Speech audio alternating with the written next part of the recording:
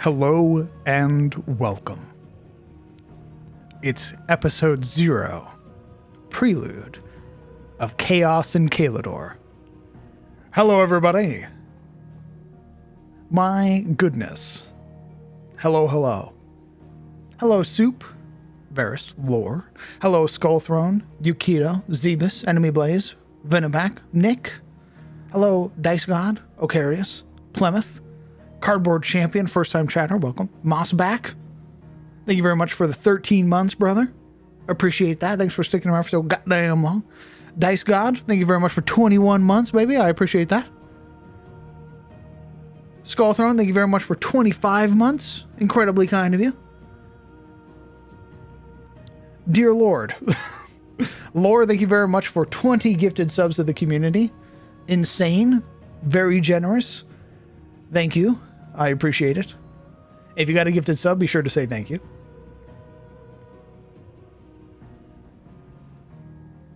Hello, everybody.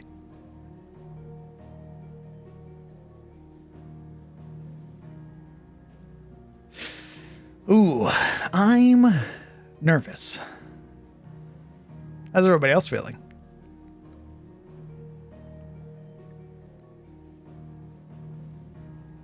Let me go through these. I got a couple more. Make sure I get everybody. Vorpal Potato, first time chatter, welcome. Crimson Anubis, thank you very much for 35 months. My God. Dear Lord, thanks for sticking around since the literal dawn of time. I appreciate that. And Pres Wilson, thank you very much for 10 months. Very generous. Thanks for sticking around. I appreciate you. I can't wait. Excited? Nice. Ooh, this has been some time, a little bit of effort.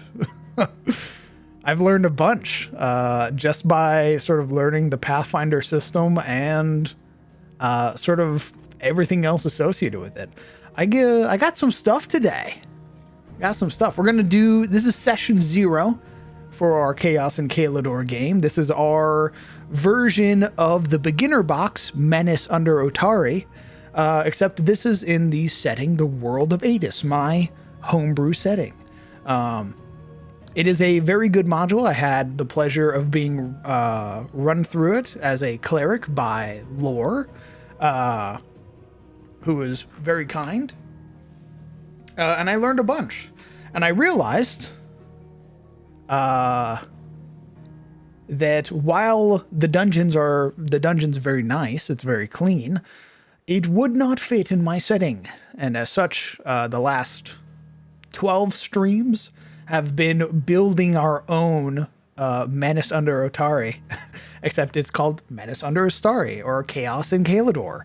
So this is for everybody who is perhaps tuning in for the first time or haven't caught up with the other streams. This is a Pathfinder 2nd edition game that takes place in the county of Caledor in the Fanghold of Katarina. It is one of the western Fangholds in the continent of Tyros. Astartes? That's right.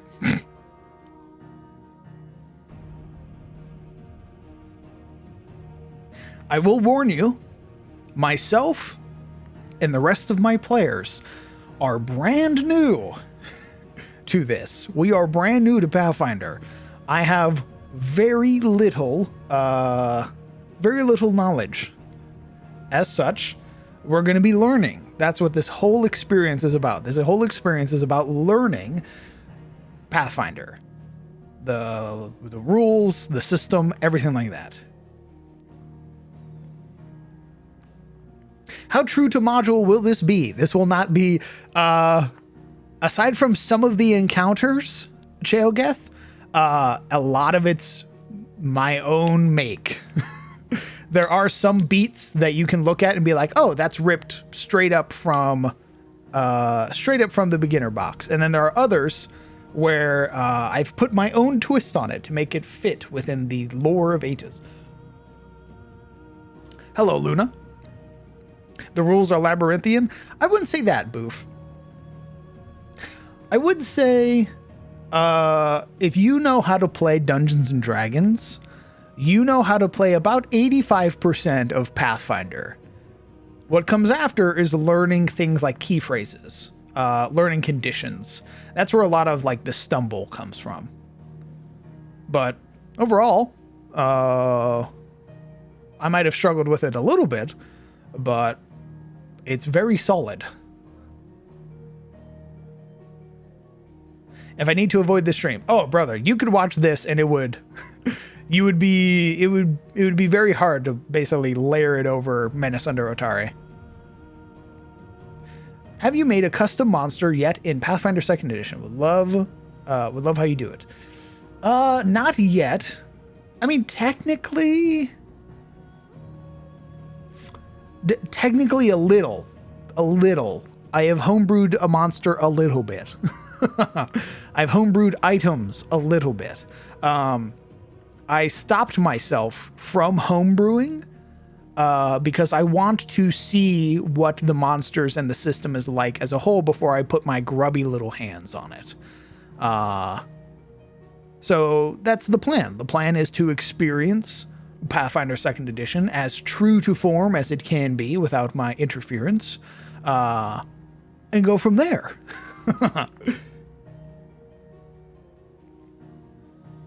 Oh, hello, Brett.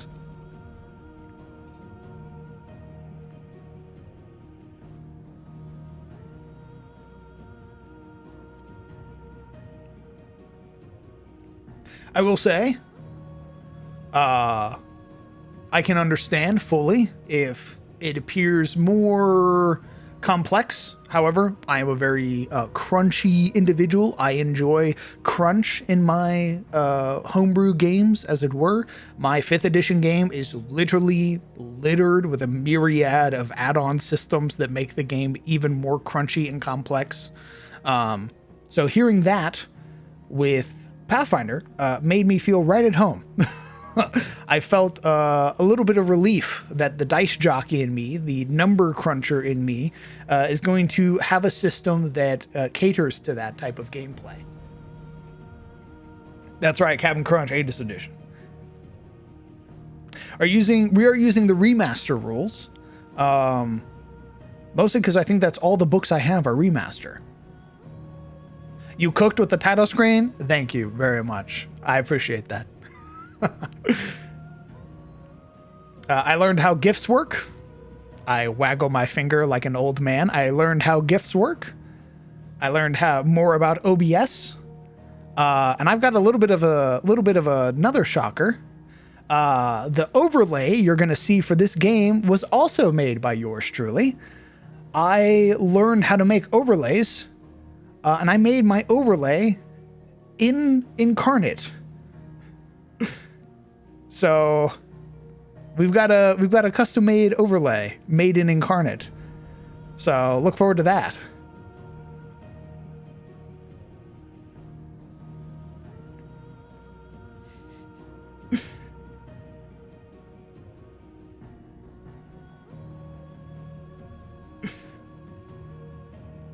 Oh, Church, that's very kind of you, brother. I appreciate that a lot. I know 2 things. Stella, thank you very much for 21 months. Hello, Fox.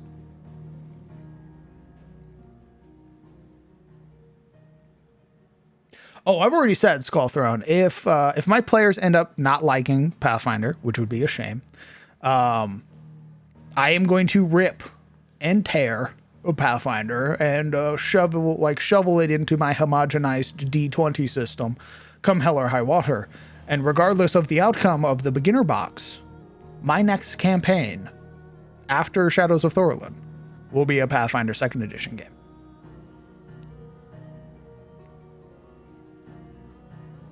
Wolfmaster, thank you very much for 5 gifted subs to the community. Incredibly kind of you, brother. If you got a gifted sub, be sure to say thank you.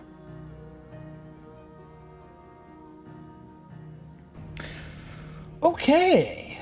We should be able to transition over now.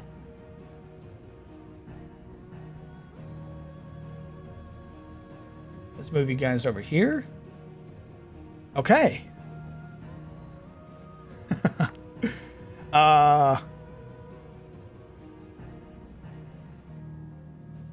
Let's do it.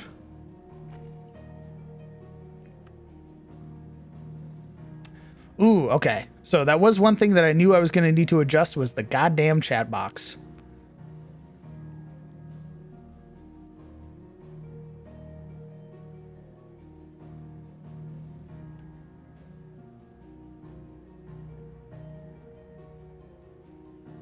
Yeah, I'll have to adjust that, as it were. Some of your guys' text is getting a little lopped off. But yes, this overlay is made by yours truly. I made this in Incarnate, and I learned how to edit it in GIMP. So I will say that you'll notice the players down here, they have a little sort of compass in their background. When we figure out what they're playing, that background is going to show a picture of their class for quick reference. So you'll be able to look at a character and go, that's a swashbuckler. That is a monk. That is a barbarian.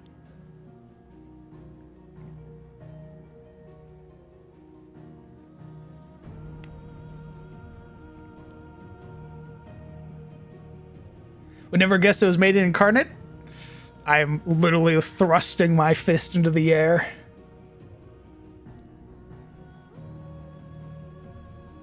Yeah, I made all of this, and it was a blast. I had a ton of fun learning the sort of intricacies of like layouts and like overlays and what needed to work. How like shading would properly look, how colors and everything would match and fix together. We've also got our chat box on the side. So you'll notice there's a gray box there. Whenever the players roll or do anything in game, that will show up. You'll be able to see what the players are doing.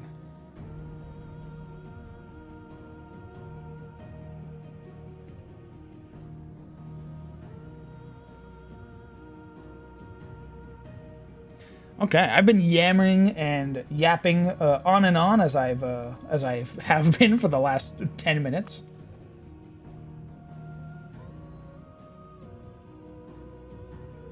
Let's go ahead and let's go get introduced to our players. Figure out a little bit about them, who they are. They're very familiar, I'm certain. If you have watched any of my Attes content before, you recognize those names immediately. Let's tell them we're unmuting, and then we're gonna get into character to character creation. We'll go from there. I need to pull up some stuff on my own side because we're gonna be going over the game.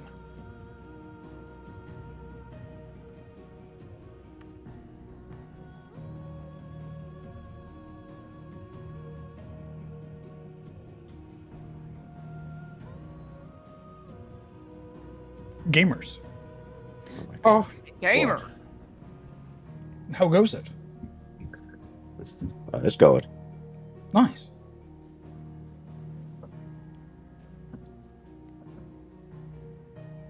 How's everybody doing this lovely Sunday? I am a dark, faceless void. Oh my god. Yeah, same. Good shit. You know, it'd I'm be really horrified. funny if like the little talking faces changed every time.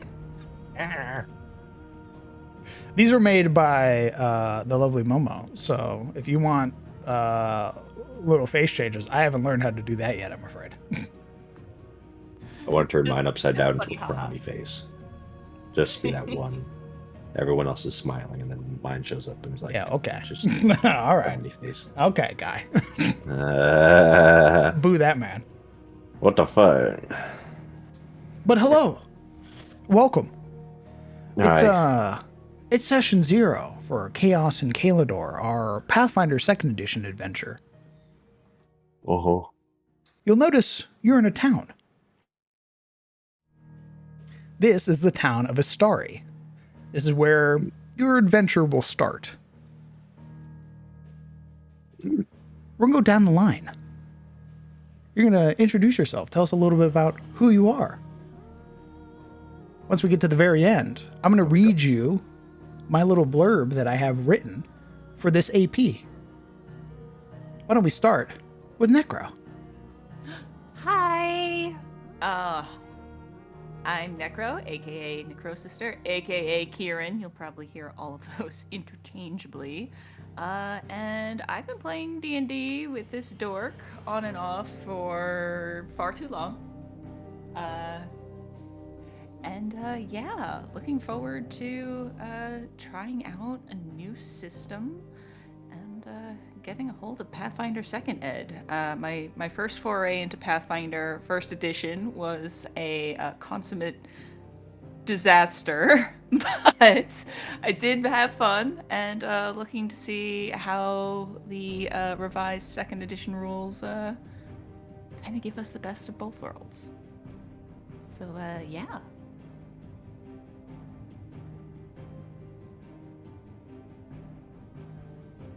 I don't see the line to know who's down the line. It's Sizzle's turn. right. Hi, I'm Sizzle Bacon. In SOT, I played Oliver. Today, I am playing a faceless void man until the character's created. I streamed once a blue moon. It's been a while, but I am technically a streamer. Smile. Yeah, I perpetually hang out in Crown's streams, so you've probably seen me before. Today we'll be playing probably. Well, I guess we'll find out what we'll be playing, and be trying out Pathfinder for the first time on stream. Smile.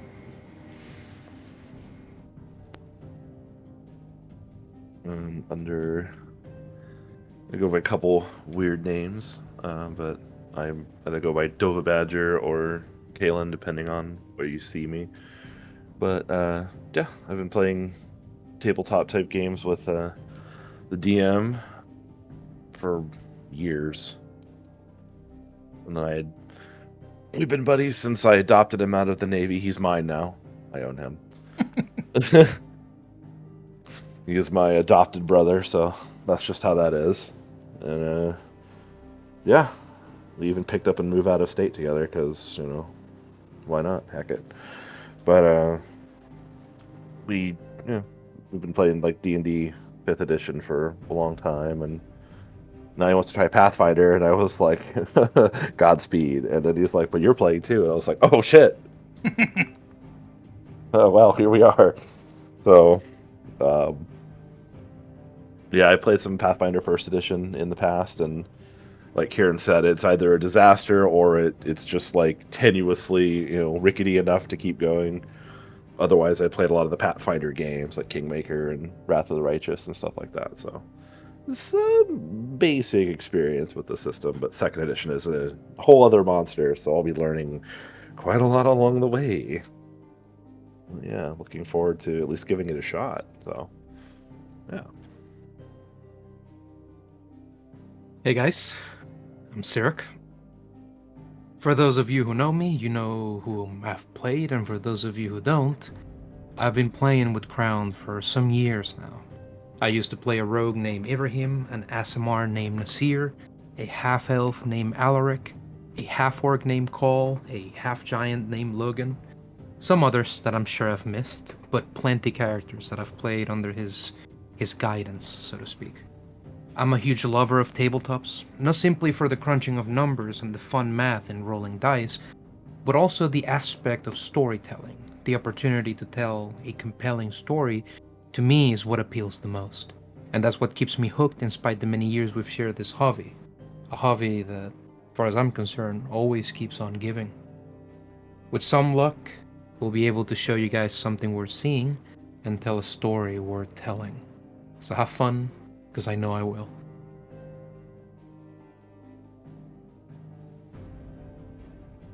Hi, I'm I'm Momo. I love roleplay. And I love D&D. I've been doing this a long time, and I'm excited to do it all again. Isn't that like the best part about Insanity? Oh, We can get that girl a Red Bull. Oh, very good. Mmm. It's all that cold weather. It's sapping all the body heat out of the house. so anyway, Momo's doing recap, right? That's right. You're going to recap for the game that hasn't happened yet. Hell yeah!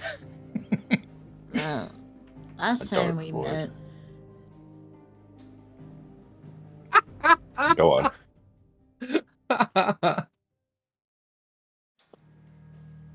Let's go ahead. Let's change to this one. Okay.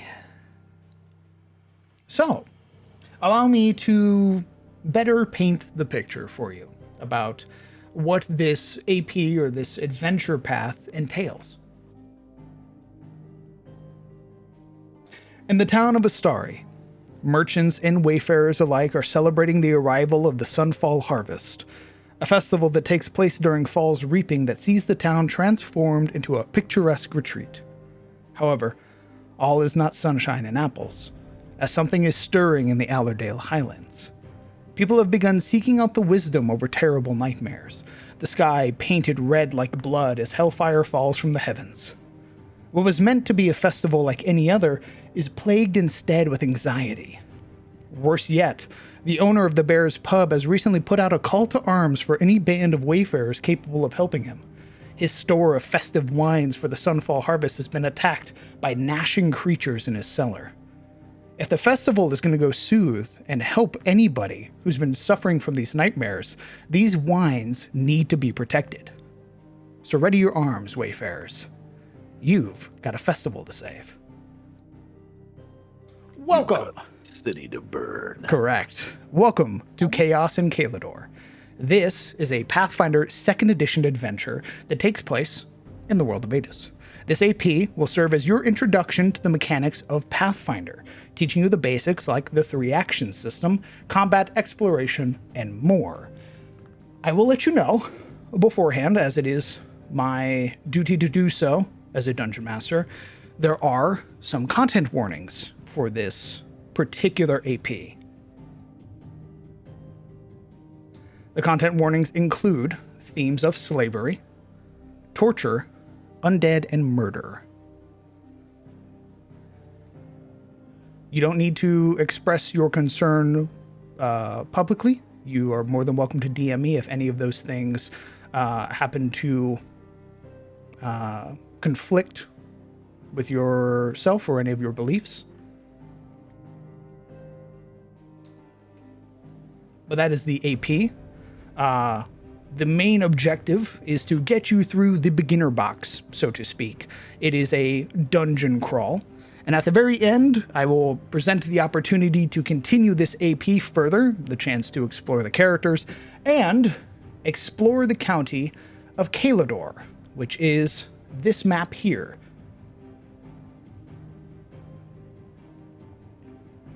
My vision twists.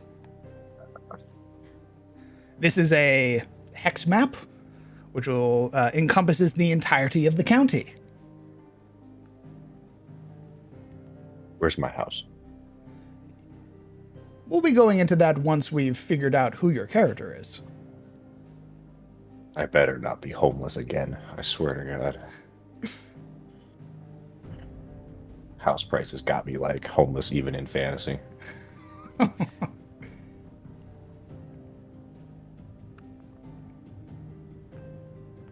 Okay.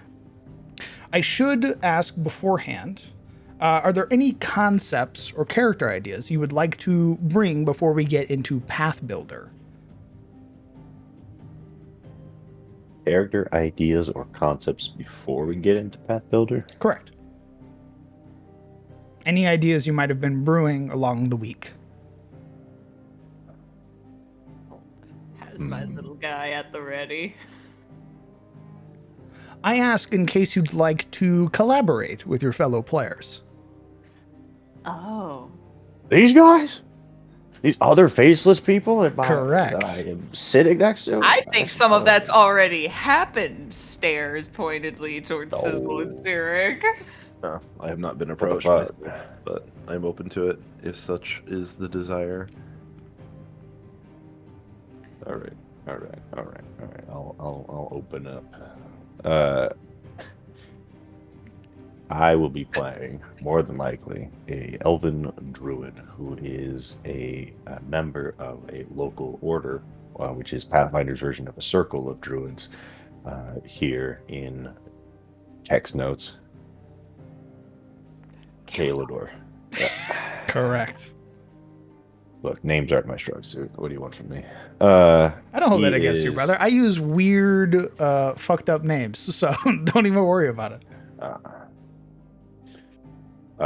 He is I don't want to say ambassador, because that would suggest he is way more important than he actually is, but he is essentially like an environmentalist consultant for this local town.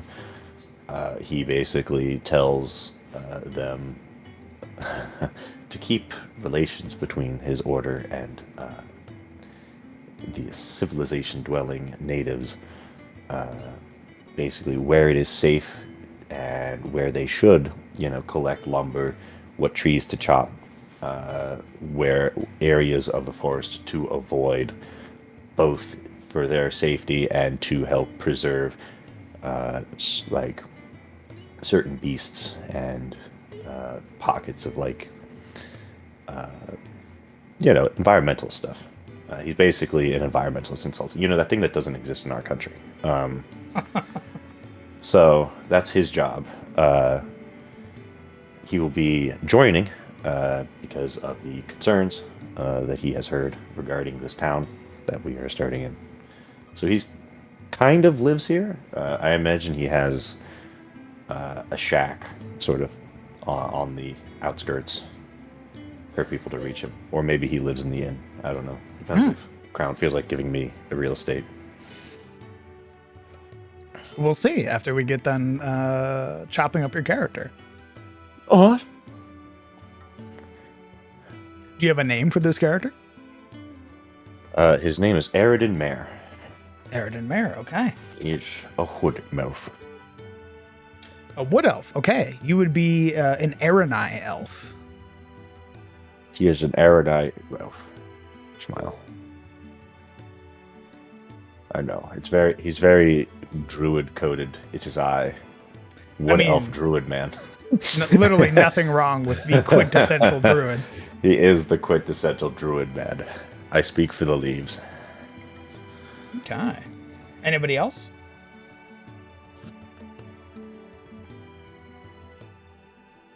I have only kind of a rough concept, but I mean, Let's hear it. The base. We like it rough here. Yeah. Well, good luck. Good luck with that, because I'm going in dry. Huh? Yeah. So I told the DM a long time ago, because he was getting a little upsetty in the spaghetti that no one was playing dwarves in his campaign, because like, oh, I made dwarves really cool and no one ever wants to play it. So I said, next time we run a game, I'll play a dwarf. So I'm making a dwarf. Making a dwarf. A man of his word. Yes. And monk happens to be my favorite fantasy archetype of all time. I haven't played one in 5e because I feel like monk in 5e is kind of stimky, so. But Pathfinder monk looks pretty dope, so we're gonna be a punchy dwarf. And I don't have a name yet, so don't ask. I have ideas, but I'm getting there. Sure. But basically, dwarves tend to be a little longer in the lifespan, so this is kind of a life change for him. As of many years ago, like as a young man, he did the mining and smithing thing, and then when the call to arms comes, he's like, yeah, let's go out there, and then something made him change his mind. We'll get into that another time. So he's gone down the more ascetic path at this point. Do you know what type of dwarf you'd like to be? Well, I believe we were going with the mountain dwarf option that you told me. Correct. I can't remember the name now because Those would be known as Thormir dwarves. Thormir dwarves. Yes, they're the red-headed, right? Crazy guys, or no, that's the surface dwarf, right? Those are the Hilmir. Those are the hill dwarves. They're Certainly. the Thormir are more generally known as the giant haters.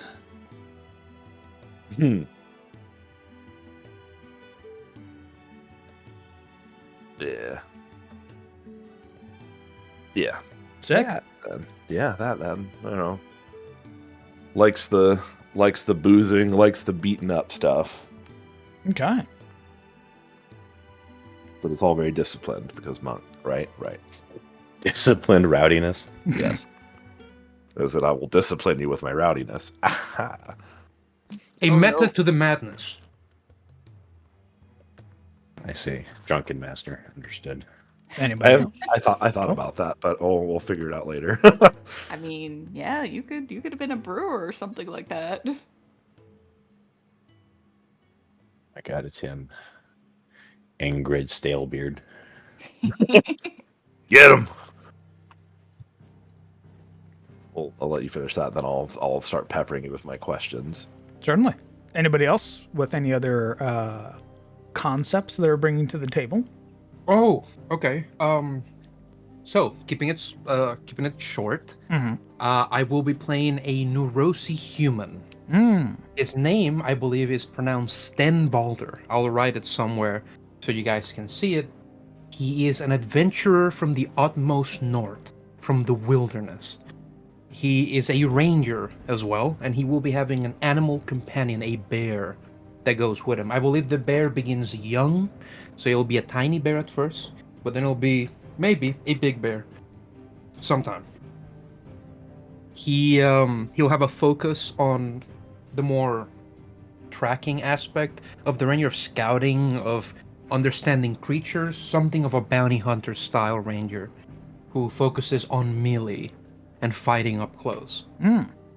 I will also be feeding him with a lot of tool-like weapons that let you do things at a distance, like whips and bolas, trying to interact with the system that way and also enhance like the aesthetic that I'm going for. So yeah, that's him. Okay. Hopefully he lives a long time. Fingers crossed. There's the hope. Well, I guess for my concept, my character is going to be an out-of-towner, so they are not local to Caledor. They're actually in town for the festival. So the fact that this is all kind of going to shit really disappoints him. Mechanically speaking, they are going to be, and I'm absolutely going to botch this name, the Iuvaran, which is essentially the half-elves Correct. of the world. An Iuvaran swashbuckler, because if there's anything worth doing, whether that's carousing or fighting, it's worth doing with style. And he learned a little bit of style from at least one side of his parentage.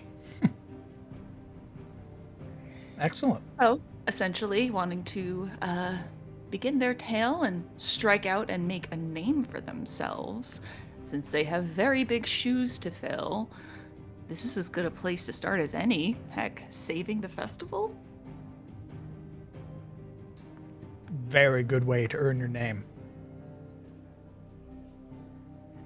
I can't keep coasting on that nepo babyism. Oh, not the rich kid swashbuckler. Oh, God. No. Gremlining closer to your location. Boy. Motherfucker gonna be an influencer. Maybe. Right. Smile. God, in the modern era, they would be. They absolutely would be. Holy shit. Guys, we gotta do this dungeon. Think of the content. Okay. Any other concepts before we have you guys open up Path Builder? Any connections to any other players or anything like that? Connections? Character relations, knowing each other either in passing or as friends? I'm gonna be playing a kobold, so you guys can know me however you want. Yeah, you Mm. dug into my pantry one day. Nice. Sure. Yes, sure. Okay. I run a cobalt conservation program. Well, we do have something, Sizzle and I Conservation. believe. We do. I was approached by a strange man who said, "Hey, what if I married your sister?" And I went, "Okay." No marriage yet. That was a very clear distinction. I must have missed that in the memo. My bad. Sorry. They were What if together. I... Indeed. So, my character, we have discussed, and turns out my character has a twin sister. I believe we agreed on. Oh, do you decide on that? Okay, there you go. I like twin sister better. I Nice. think that's works. Because otherwise, I gotta like juggle age. That found the funny human man over there. Okay. So what it is that my character spends some time around the grove helping them, sort of guarding the surrounding area, tracking monsters and keeping track of animals. And somewhere along the way, he found companionship with Sizzle's character's sister. They were together for a while, but then she perished. Don't know why. But brother-in-law and my character still remain together, and they sort of adventured together out of a sense of, I guess, commitment to the other that has yet to ebb. That's about it. I thought she rescued your ass. Huh? I thought she rescued you at some point. She did. Okay. Gotcha. Yeah, but to keep it, short and sweet, that's where things Understood. stand. Nodders.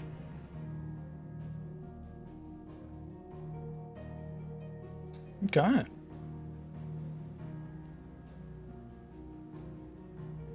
Well, I'm Oh. an out-of-towner, so unfortunately, I will probably just be meeting you all for the first time.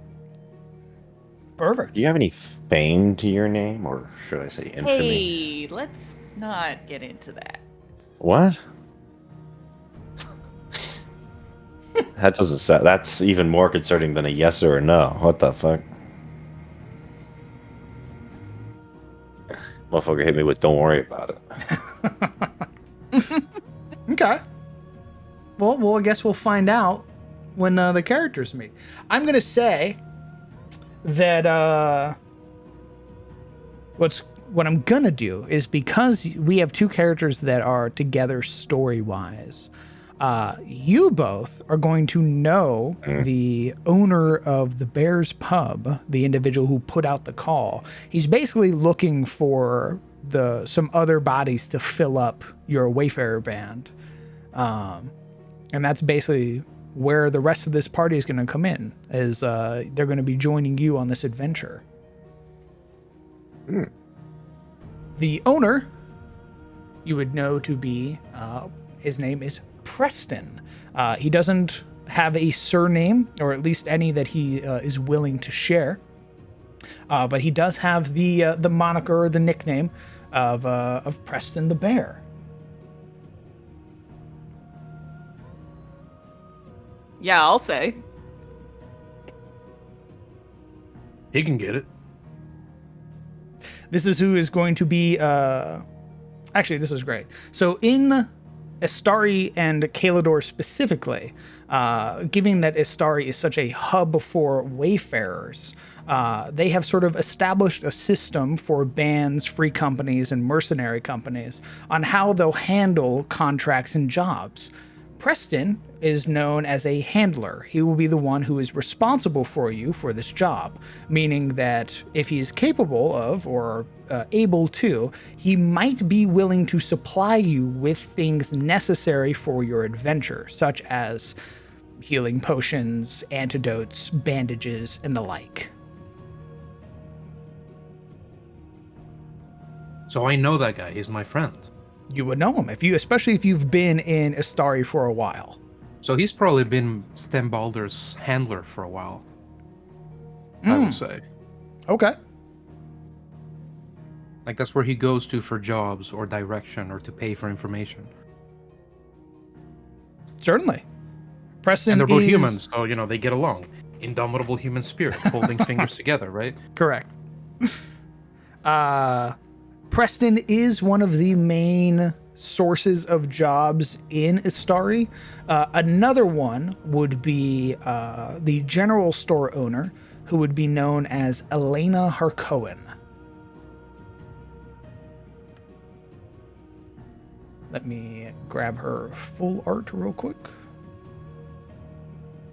She is responsible for the general store, as well as sort of helping beginner wayfarers, so to speak.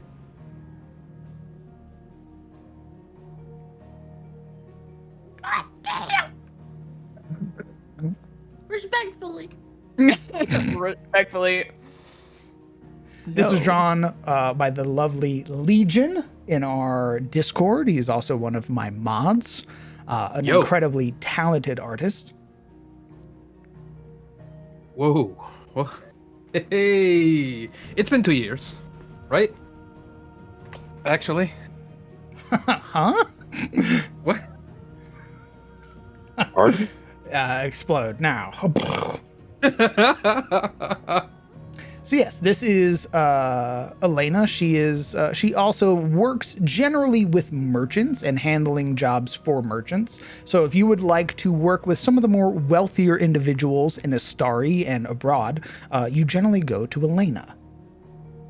Wait, what's her job? She's like the contractor? She's the general store owner, but she's also one of the main handlers for Astari, meaning she's the one that you'll go to if you want contracted work.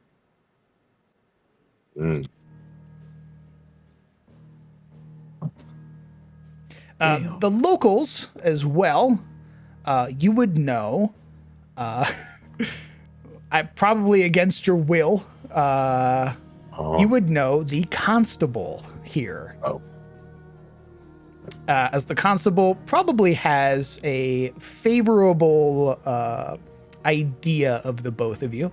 To outsiders, he's a little bit more wary. He's very hesitant around around new wayfarers, often seeing them as a source of trouble.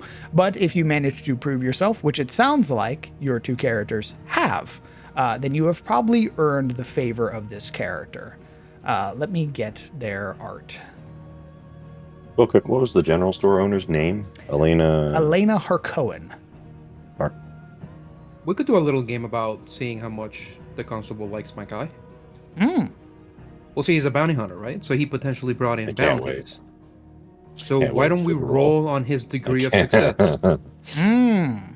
Yeah, that way you can measure how much like or respect he has. Here we go. Interesting. Yeah.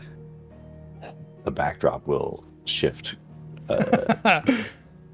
I mean, I win either way. Like, if I roll high, he's a great bounty hunter. If I roll low, he's shit, and that's funny. You know? Okay. Give me a second. I have misplaced this character's art, which is annoying. And will we be able to see the character art in our compendium after we are completed? One more time? Will we be able to see the character art again in, like, the archives in Foundry? Ooh, I mean, I could do that. I was mainly going to be posting them in the Discord under Oh. references. Well, that also works too. Perfect. Well, this will have to do for now until I can find his full body. That is a bit of a pain. This is Chief Barrett Ward. Oh He my looks god, I remember him. He looks 1,000% I done. also remember him. Oh my He's god, he's not the biggest fan of Wayfarers, as it were. he Is it he Ward lives with an rent free. E? Oh, He's just rent free. Dude, Rent yeah, free in your head. because he fought Does. with sword and dagger, and I thought that shit was really cool. Oh, he lives rent free in my head because he fucking hated us. I really like his fighting style. I thought it was really awesome. Let's see. Degrees of success, huh? How good of a bounty hunter are you, Stenvalder? How many bodies? How many bodies? Because I can let you know right now, Constable Ward is a man of the law. He believes in law and order, and he believes that everybody should face the judge basically in one way, shape, or form. And if you deny him that, if you bring him back bodies cold, he's not going to like you. I don't think. Oh, hold on. I should ask. In Caledor as a whole, in Katarina as a whole, like, how chaotic is it that, like, would bandits go all the way and try to fight to the death, or would they give him chances to take them in alive, to capture them? Well, I'll let you know. Unlike most Fangholds, Katarina on average deals with more humanoids and more sentient individuals than, say, the Ettenmore. Your biggest threat as a bounty hunter of any sort are going to be a species known as the Herngar, which are an ancestry of dwarves that live in the world below. Okay. They generally know when they're beat. However, not all of them. You've probably dealt with several different factions or corporations of Herngar that have had wildly different responses to you trying to take them in alive.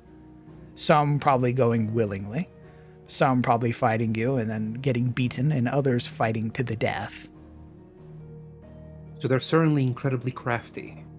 Very much And so. like dwarves, industrious in their craftiness, so they're scary, they're spooky. What about humans? Just outright human banditry? Not as much. Okay, so he mostly hunted down just underdwarves.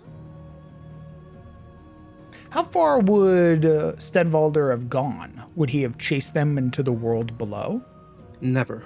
Understood. Then, how about this? Because it looks like you've already cooked something up.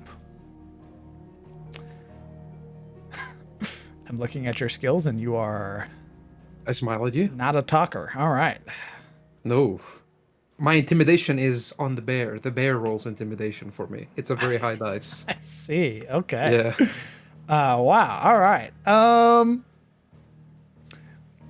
You know what? I'm going to say roll me a D100. And I'm going to say on a 1 through 30, he hates you. On a 31 through, we'll say 70, he's indifferent towards you. You're just another bounty hunter. 70 and Okay. above, he looks favorably upon you. Y'all ready to get hated on? You're ready to get hated on. He loves me. 58, okay. He has no strong opinions about you. You do your job, and for that, he's thankful, but it's just that. You do your job. Nice. Yes. So Okay. a reliable bounty hunter man. Indeed. Knows what to expect from him. Never had much conversation until I imagined the game.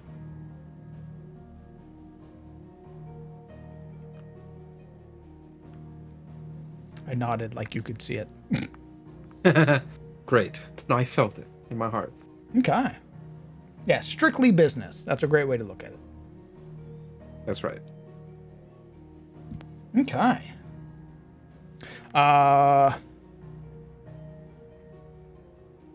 Anything else? Any other little details?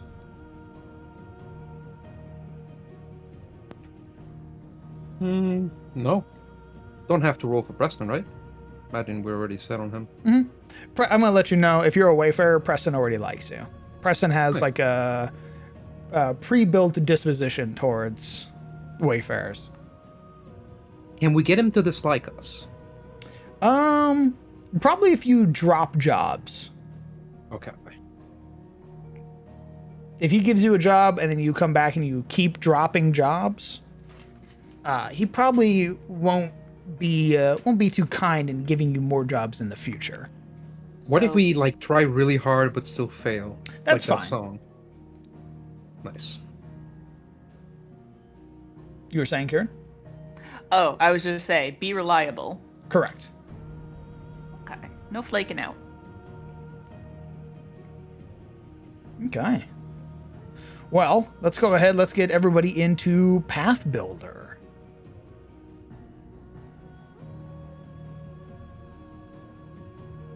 Path Builder is a lovely little third-party website. What's great is that at the end of making your character, you will be able to send me a code in which that code I can upload directly into Foundry, and it'll import everything from your character. Are there any immediate questions about the Pathfinder rule set before anything else? Like, are you already looking at Path Builder and have questions, or just questions in general? I mean, I'm gonna have questions. All right. That's going to happen. I know nothing. But you know nothing, Jon Snow. I know nothing of it. I've never played Pathfinder. I've never done the Pathfinder. I know nothing. Well, what's great is that in some way, shape, or form, Momo, you technically already have. Both by playing my game and by playing DC 20, which was ran by Sizzle. Dun dun dun. It was You, a psyop. I got you. My game has been so inundated with third-party systems and crunchy numbers that you basically have been playing baby's first Pathfinder for the entirety of Shadows of Thorlin.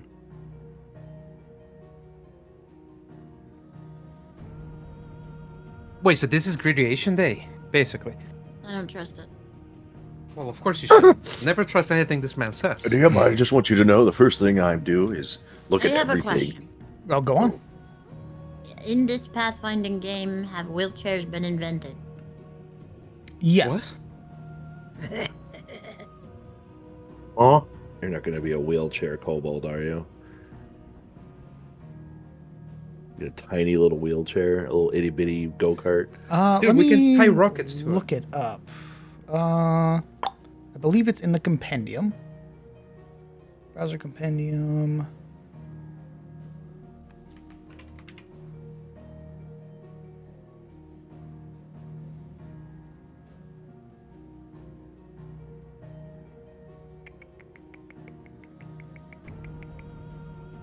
Yeah, you should be able to find it in the items.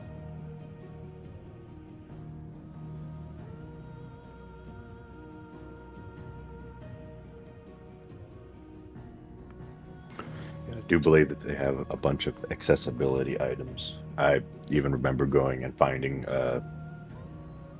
it's like for people who are who like can't talk for whatever reason. Mm. You can like there's like these cards you pull out that sort of like make words in the air.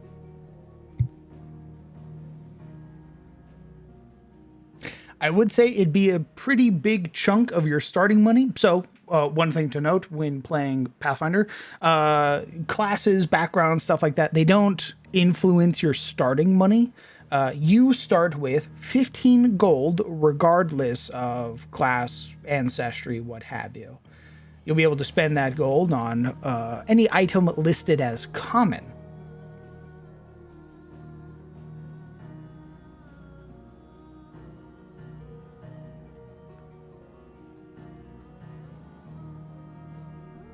Okay. So for you, should be listed as all.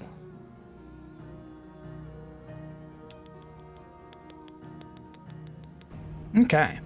Momo, do you have Path Builder open? Okay. If you look at where Ancestry is, if you go to if you click that, it'll bring up a window. You'll want to go. Wait. Oh, Wait. going too fast. Okay. I'm at the beginning where it says new character. Make a new character. Okay.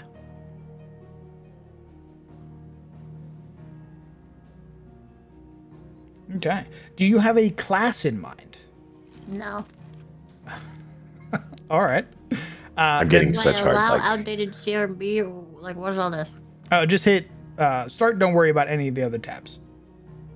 I'm getting such hard like tech support vibes, where it's like, okay, so what I want you to do on the computer, and they wait, it's black. I'm like, okay, well, turn it on first. You should see a screen that has you set as a human barkeep fighter in the top left. Okay. You're gonna go to Ancestry, that top box. You're gonna click it. It'll bring up another window. You're then gonna go to the tab that says All Ancestries and scroll until you see one called Kobold. Okay. You then hit accept, or you could read through the ancestry, see if there's anything that catches your eye.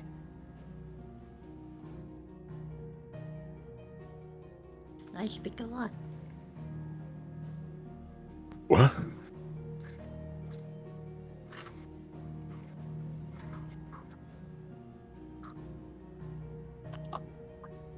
I can see in the dark. Do I get a claw attack? Can I bite? I believe those are based off of your feats. So, once you've selected Kobold, which gives you 6 hit points to start, you are a small race with 25 feet. You get a boost to dexterity, charisma, and a free attribute of your choice, but you take a penalty to your constitution. You are not hearty, as it were. At least starting out. There is an ancestry feat for kobolds that allows you to start with, I believe, 10 hit points. That's crazy. They get That'd be a charisma. chunky fucking kobold. Holy Christmas. I believe they're dragon Hey, kobolds are the we ones. eat good, okay? So once you've selected kobold, go ahead and hit accept. Then we're going to do your background. Now background, you'll stay within the general tab. And then I want you to look for anything that says common. It'll be a little gray or light blue icon. Anything that's a deep blue or an orange, please refrain from using. Dude, I can't wait to see the cake on that kobold.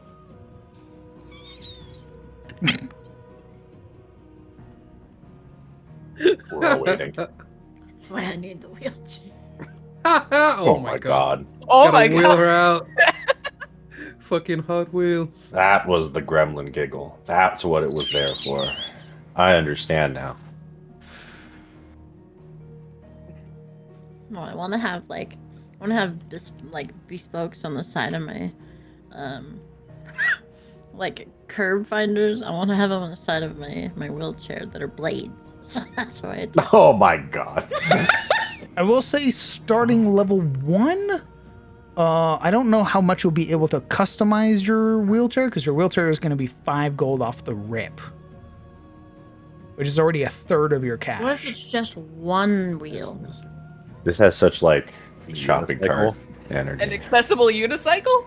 I don't know how that would work. I use my left leg as the left wheel, and then the right wheel is a wheel. Wild. How the fuck are you gonna climb with that?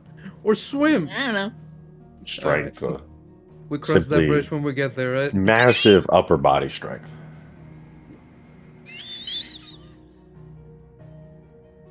Holy shit. Her ass is like a stone that weighs her down. She's What's top heavy. everybody Dude. else's background? Why is this all about me? Huh? Because you said you've never done it before.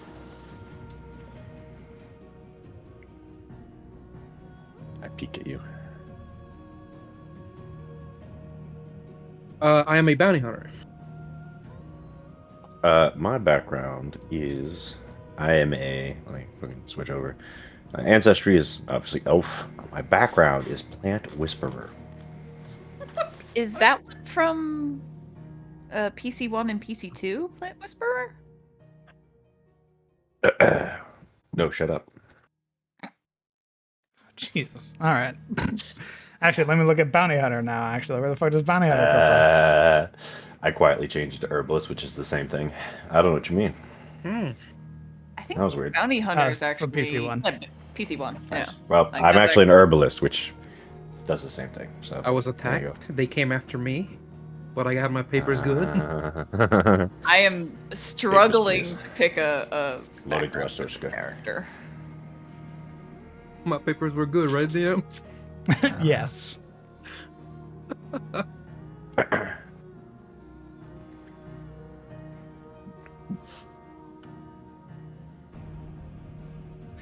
You could go entertainer. Could.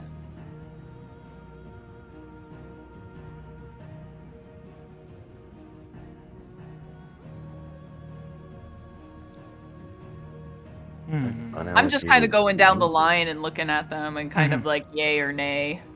There's also some others that you could pick. I don't know if you want me to say it or not. Go ahead and tell me. There's noble heraldry and noble genealogy. Genealogy would be the one that you would pick. Oh, genealogy. Okay. Yeah, heraldry is like for knights. Oh, Gucci. I didn't know if that family's position would technically count as. It would. Okay, it would. All right. Correct. Okay. Yeah, where do I add languages? Languages will add when we get to your character sheet in Foundry. Very well. Anyway, I am once again an herbalist because I forgot. Any questions from the monk? Mostly, I had asked earlier. I think, like your heritage is just sort of like whatever your class, your race feat or whatever race ability you want to. So you have your ancestry, which is like your sort of think of your ancestry as like your tree, and then your heritage is like the type of tree you are. So you're a dwarf, and then you are. Let me grab dwarf real quick. You are a dwarf, and then your type of heritage, you are an ancient-blooded dwarf, or a strong-blooded dwarf, or a rock dwarf. And then from there, you look at your ancestry feats, and these are feats specific to dwarves.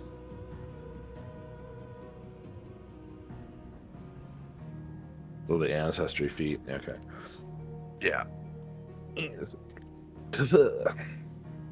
Yeah, I think I got all that picked. I think I'm just looking at the class feats, which is like, for monks is like your stances and stuff.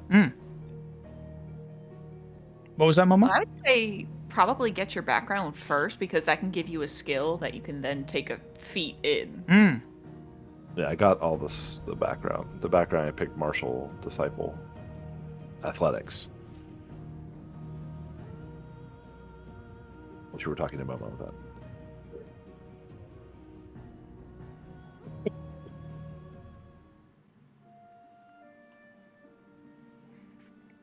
I had heard Momo speak up and then went quiet. No, don't worry about it. Okay. It's dumb. Sure. All right. I found my tiny leshy familiar. Oh God. Oh, What the fuck is I love- that? It's my little tiny leshy I'm familiar. What do you fireballing want? that first opportunity I What? get. It's tiny. It's a First little guy. opportunity. Oh my god, it's cute though. Look at it. Cute this. Oh, Oh my god. Why are you? it is cute. It is a snake. It's a little snake guy. It's my familiar. So as a leaf druid, I get a. All right, go fuck yourself. Huh? I fucking cover my snake druid's ear so he doesn't hear you shit talk it.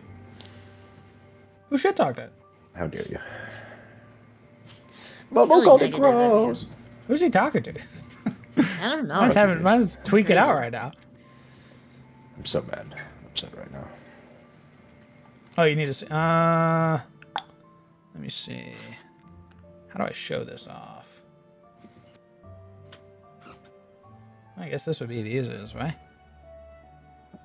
Oh my god, this Giga link. I'll save it for later.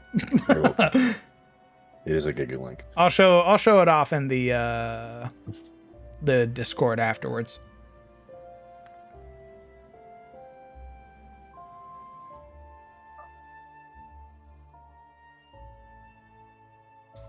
Okay. Are there any backgrounds that caught your eye, Momo? I'm still looking. There's a lot. Okay. There are a lot. It is like you open that and then it's like and you're My like, nose oh. is bleeding, so I'm Oh. dealing with that. F. I'm dying. Please stop Why you dying. die? Is there a background for anemia? For anemia? Anemia. I think that's a heritage feat. Well, I think the closest I can get to is amnesiac. So, Ooh, Not quite the same thing. I forgot. I have anemia. Dies. why won't my bleeding stop? That would be a fucked feature for a Wayfarer. Oh my god, dude! honestly. I hit you with persistent bleed damage, and you take fucking double. Oh. Durations are double the duration of all bleeding. They also deal double. For you, I gesture vaguely at your Wayfarer. It lasts 5 minutes. Yeah. The DC to stabilize it, 20 Die. instead of 15. I have a question about stats. What's up, Hansel? It, so I notice when it says it's stats, it's just like a plus. Correct. It doesn't actually tell you what your ability score is. We do not do ability scores, as it were. No 16s, 14s, 18s, anything like that. You simply Get use that out your plus or minus. So it's like when you make a roll for like, oh, I don't know, strength, we'll just say strength. It's just the flat roll plus that. Correct. Or is there more to it? So you would, let's say we're taking a calculation. It'll use your level plus your proficiency in it, which is like trained, expert, master, legendary, plus your strength modifier, so a +3. So let's say you're trained in something. You're currently level 1. You have a trained proficiency, which is a +2, and then your strength, which is a +3, let's say. And your level 1, that is +6.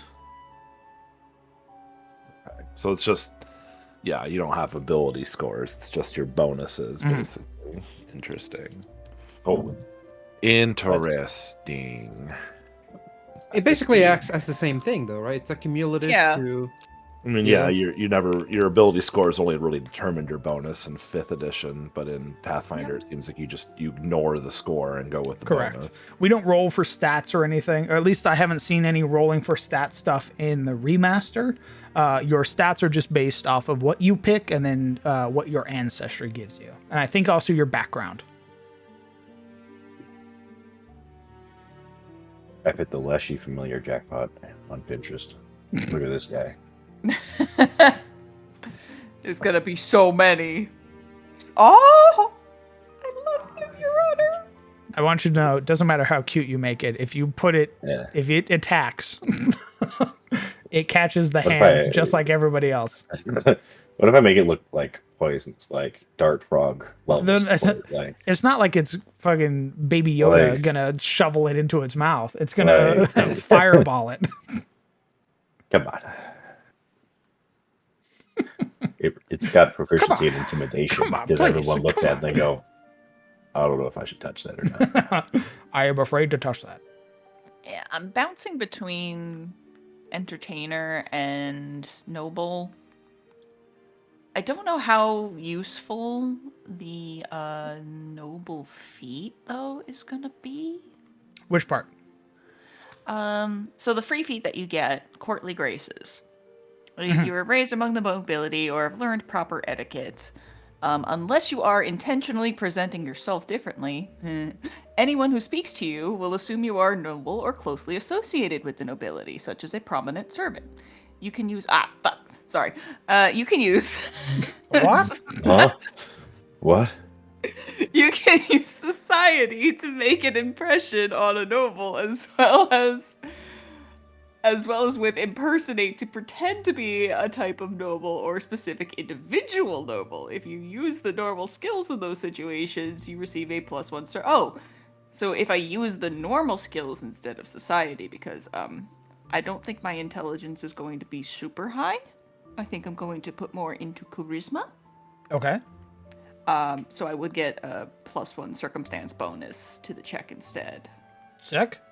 So it's like you can either use your brain smarts and be like, yes, yes, pip pip, cheerio, or you can just be like, I taught good, so here we go, finger guns. Well, it might not serve you too well in the beginner box, but if the adventure continues beyond the beginner box, you will have access to the rest of Caledor. So That's the thing, planning ahead. Yeah, +1 Riz lore. I wouldn't say it's planning ahead. Think of it just like you would SOT. Would you plan on Izzy talking a lot, or would you plan on her being a blaster? I mean, she does kind of fill some of each roles, but depends on the situation. I was about to say both, Your Honor. That That lady runs her jet. She talk good. She can talk very good. Entertainer would just be more of a, I think fascinating performance would be potentially more useful. I mean, I'm probably going to have perform anyway, so. Fascinating performance. Let's see. Entertainer. Oh, I've got to go through the list. Entertainer, accept. Fascinating performance. When you perform, compare your results to the will DC of one observer. If you succeed, the target is fascinated by you for 1 round. If the observer is in a situation that demands immediate attention, such as combat, you must critically succeed to fascinate it. And the perform action gains the incapacitation trait. You must choose which creature you're trying to fascinate before you roll your check. The target is then temporarily immune for 1 hour. If you're an expert in performance, you can fascinate up to 4 observers. If you're a master, you can fascinate up to 10 observers. And if you're legendary, anyone who can fucking see you. Correct. So fascinated as a status effect or a condition, you're compelled to focus your attention on something, distracting you from whatever else is going on around you. You take a -2 status penalty to perception and skill checks, and you can't use concentrate actions unless they, or their intended consequences, are related to the subject of your fascination, as determined by the Game Master. For instance, you might be able to seek and recall knowledge about the subject, but you likely couldn't cast a spell targeting a different creature. This condition ends if a creature uses a hostile action against you or any of your allies. So if you wanted to draw the attention of a monster, sort of begin a parlay, you would use this. Ooh. That way they are sort of drawn to you. However, the moment you swing your sword at them... Or my allies do. Then initiative. Correct. We would never. We're well behaved. We're well behaved. Come on. I'm a nice guy. I have a feeling you guys will not like or respect me. That's fine. Why would you say that? Oh, damn. Yeah, why? Again, points to the aforementioned noble Nepo baby. Incapacitation. Let's see. Who knows, though? Incapacitation as a trait. What'd that do? What'd that do? I don't know. What'd that do? What in the? Incapacitation. An ability with this trait can take a character completely out of the fight or even kill them. And it's harder to use on a more powerful character. If a spell has the incapacitation trait, any creature of more than twice the spell's rank treats the result of their check to prevent being incapacitated by the spell as 1 degree of success better, or a result of any check the spellcaster made to incapacitate them as 1 degree of success worse. If any other effects has the incapacitation trait, a creature of higher level than the item, creature, or hazard generating the effect gains the same benefits. Okay. So it could be like distraction, distraction. Correct. And creature more than twice the spell's rank. Okay. So you wouldn't be able to use it on, if I'm reading this, creature more than twice the spell's rank. So if you were to use this as a level 1, I think you wouldn't be able to affect level 2 characters, level 2 monsters. I suppose not. But as you go up, it sounds like you'll be able to use it on more creatures. Yes. Initially, it's only going to be 1 creature. And then once I get to expert in performance, it's going to be 4 observers. So, hey, look at me, look at me, look at me.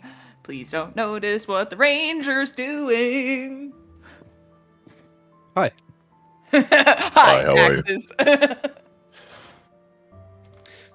So I should mention as well, in case it's already been shown a couple of times in some of the abilities. Degrees of success. So, critical successes work differently in Pathfinder 2nd Edition.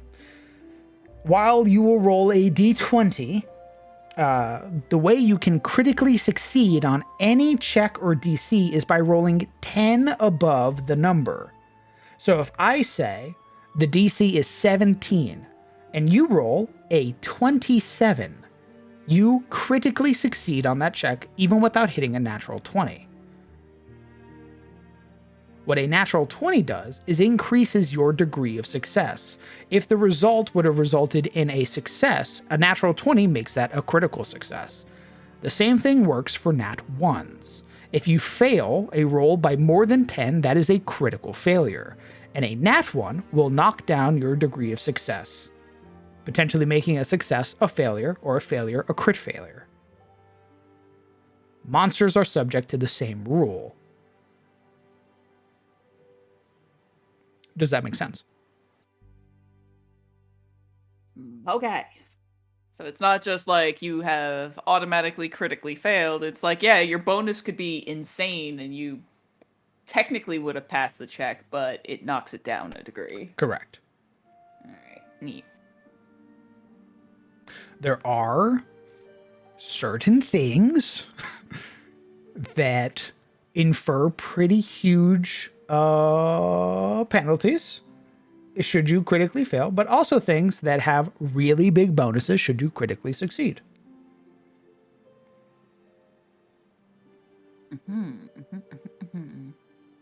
As it's been said to me many, many times, every +1 matters.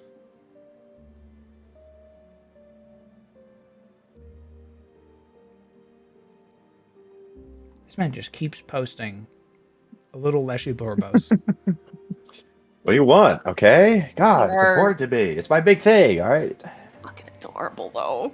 I love it. Jesus, I like the snake one. I like the last one because I already have the visual of this thing like wrapped around his shoulder, like it's like part of his pauldron, and then it moves and it freaks everyone out. But smile, and then it flies at someone and spits in their face. Yeah, I'm still bouncing between the two. I think mechanically speaking, going entertainer with fascinating performance might be more useful. But I don't know if the noble one would be more like yeah, that is literally the life you've technically lived. Well, if nothing else, you will probably be able to take those feats later on as well. So if you don't pick one, you could potentially take the other later on. You will be gaining many, many feats. Goes down path builder. Yeah. Many, many, many feats. Just clasp you by the cheek. Many, many feats. And there are feats that have prerequisites. So if you're going for a specific build, you'll need the correlating feat. An example was looking up a particular type of druid builds, needing feats or prerequisite feats to be able to turn into, like, Godzilla, for example, at level 20. Yeah. It's a bit of a commitment. Correct. You're like, this is my gimmick, this is what I'm going for, and then you build to it.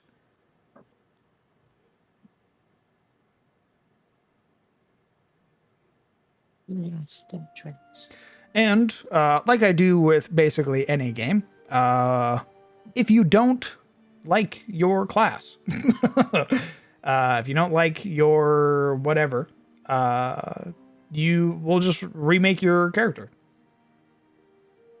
Okay. We'll just kill that guy.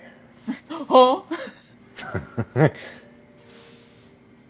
It's all made up. There's an infinite number of characters we can make. We just have to kill yours. More so like your character was a swashbuckler, but you don't want to play swashbuckler anymore. You think it'd be more fun to play a bard. Well, your character was always a bard. Ah, we retcon it. Correct. I would prefer to keep it in the realm of realism, so to speak, or retraining. So, to my knowledge, there are rules. Yeah, so don't become a fighter wizard, basically. Yeah. I mean, no, well, hold on. There are rules for retraining. Okay. So you take downtime to be able to train into a new class. So you could potentially go from you would like those changes to come like between pauses and I would prefer lulls it in the game. However, if you're like, I'm really not having fun with this and I'd like to change it now, then something can be done. Ultimately, your enjoyment outweighs suspension of disbelief.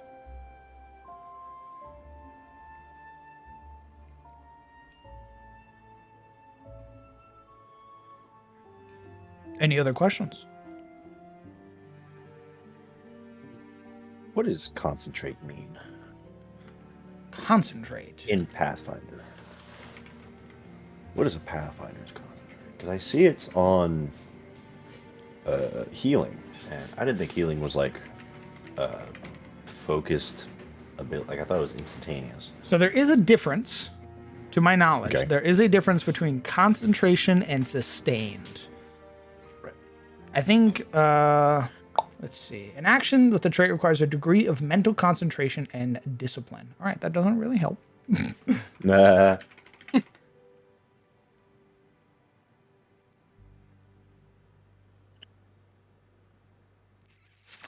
Oh, I could have both.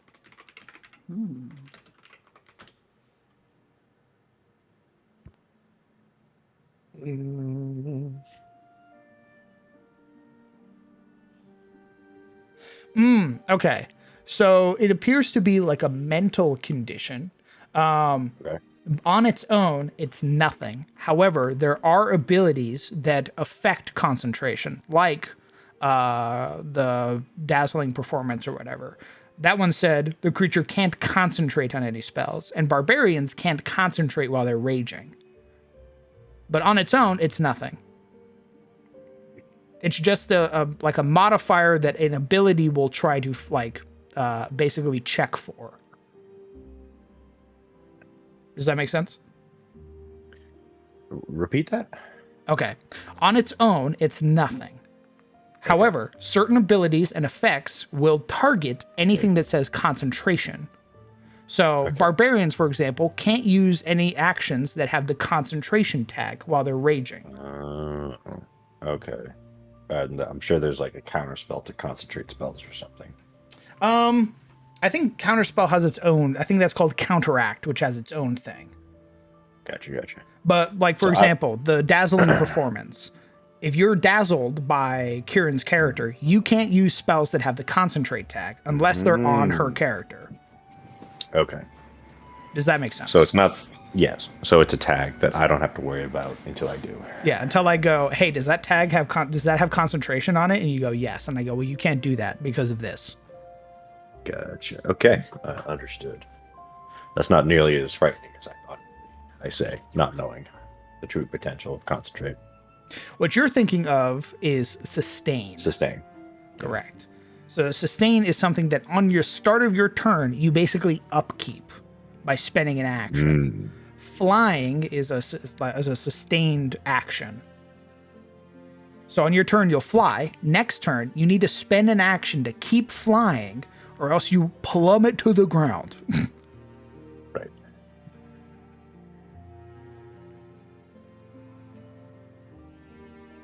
Any other questions?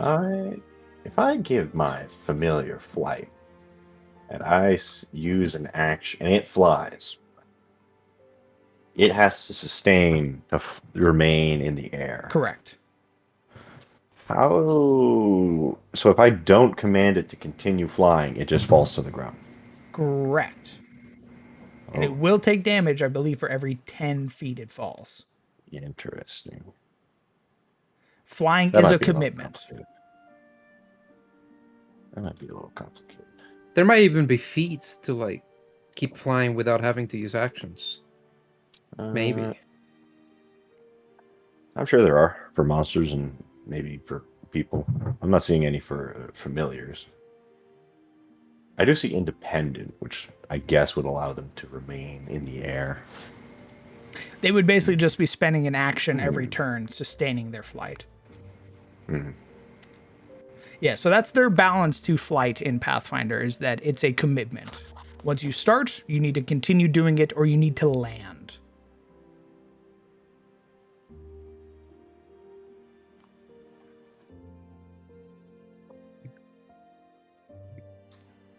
Anybody else?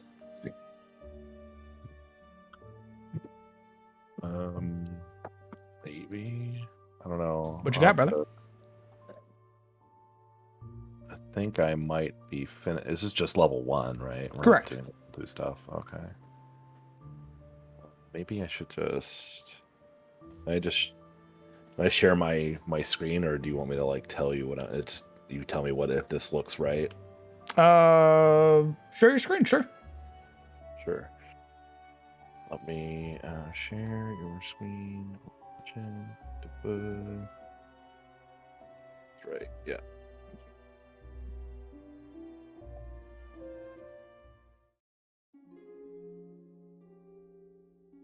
It's basically what I have, and you can tell me if it looks Okay. right. Let me go to my own path builder real quick. So we've got Dwarf, Martial, what is that? Martial Disciple? Martial Disciple. It's, Acrobatics. Yeah, I'm trying to decide between that or athletics. Elite military. Okay.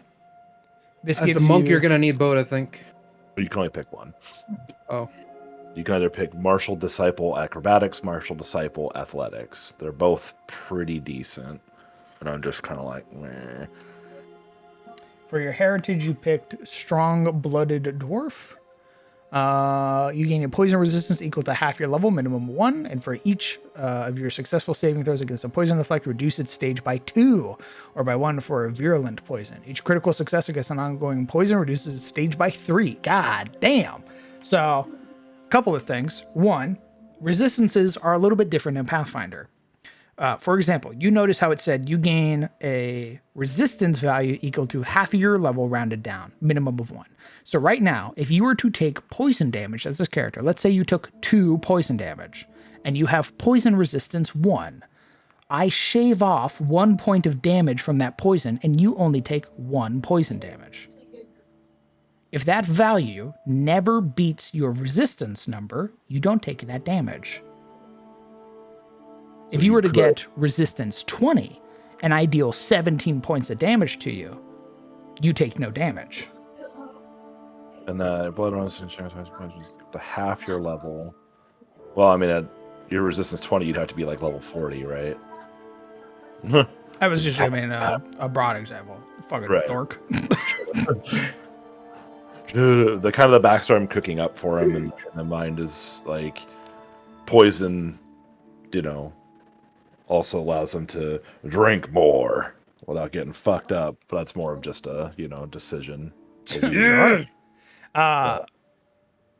The other thing to note for your other condition is being able to reduce poison by stages. That's huge. So Reduce the time that you're affected by it. it's more so every poison and disease in Pathfinder has stages. Usually it goes from like stage 1, you make a check. Let's say I afflict you with a giant constrictor snake poison. It has 5 stages. You are bitten, you contract the poison because you failed a fortitude save. At the end of your turn, I have you roll it again. You fail, your stage goes up by another 1. You crit fail, your stage goes up by 2. Now you're stage 3. You do this every turn, basically. Sometimes poisons have a set limit for how long they last for. Sometimes they have a set duration or however many stages they can go up to. At the end of your turn, if you crit succeed, you knock that stage down by 3, potentially reducing a poison's effect entirely. So does that get rid of the poison? Yes. Oh, okay. If you get down to stage 0, again, you get rid of the poison. Okay. Cool. Well, that's good, I think. You picked a stonemason's eye. I don't know. You understand the intricacies of stonework. You become trained in crafting. If you're already trained in crafting, you instead gain a specialty crafting skill feat for stonemasonry. You gain a +2 circumstance bonus to perception checks to notice unusual stonework. This bonus applies to checks to discover mechanical traps made of stone or hidden within stone. Okay, so if you are seeking for like traps and stuff like that, or hidden doors, I go, hey, go ahead and roll me. Like I'm saying, I describe a wall, a mural. And you go, I describe it how some of the indents are strange. And you go, DM, I would like to roll a perception check against this wall. And I go, okay. You gain your +2 circumstance bonus for this roll because you're looking at an unusual wall. And then you make your perception check with this +2. Interesting. So I was either thinking of that one or like dwarven dowdiness. Reduce your frightened condition by 2 instead of by 1 at the end of your turn. Dwarven what? It's under ancestry feats. Dwarven. You're naturally dowdiness. calm and collected in the face of imminent danger. At the end of your turn, reduce your frightened condition by 2 instead of 1. That's also huge. Maybe I'll go with that. I'll read you frightened. Frightened's pretty common in Pathfinder, isn't it? Frightened's common and everything, baby. You're gripped by fear and struggle to control your nerves. The frightened condition always includes a value. You take a status penalty equal to this value to all your checks and DCs. That means everything. You have a frightened value of 5. That's a -5 to everything.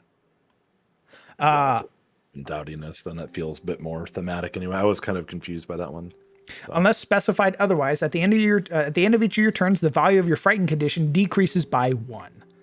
So unless a monster has a particular ability or effect that says you are permanently frightened or frightened for 5 minutes or what have you, you will always drop it by 1 at the end of your turn. But for you, if you pick dowdiness, you would drop it by 2. Even better. Okay. And then Mountain stance was the stance that you took. I'm thinking of it, yeah. Either that or maybe wolf.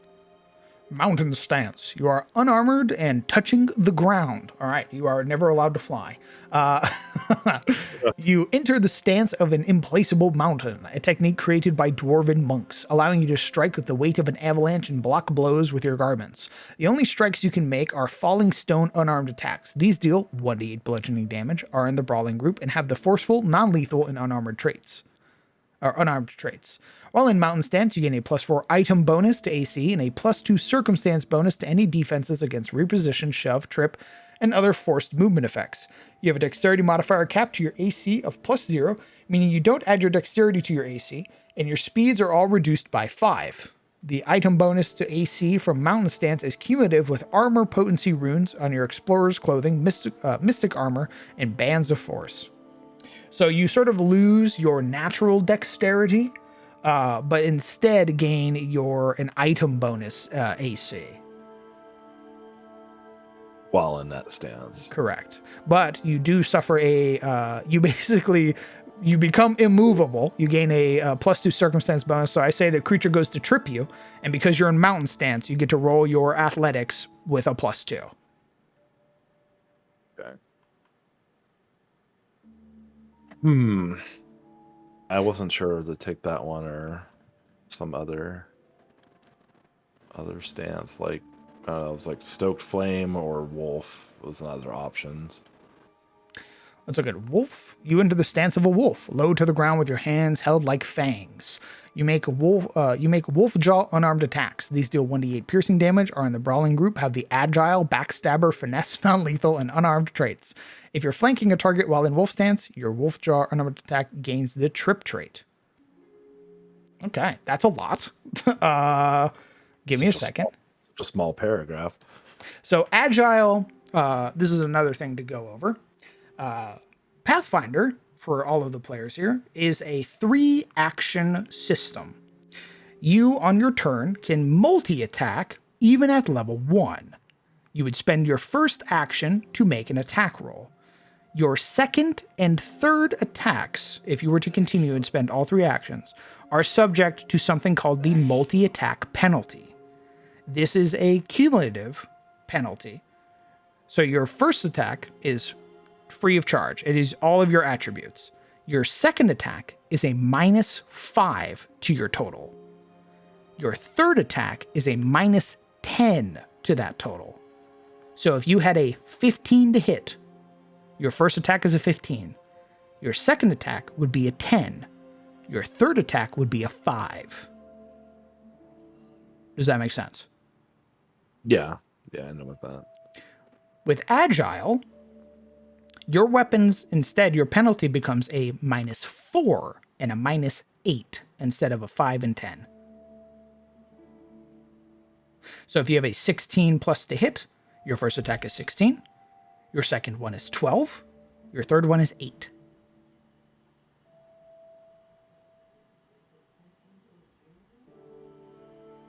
Okay. I have no idea what backstabber is, so we're going to look that up together. I think gives you a +2 to hit when you flank, I think. When you hit an No. off-guard creature, this weapon deals 1 precision damage in addition to its normal damage. This precision damage increases to 2 if the weapon is a +3 weapon. Oh, so you get to add some extra damage to this strike, a little bit more oomph to your punch. Finesse is probably something to do with dexterity, I'm assuming. Finesse. Oh, so here's the other thing.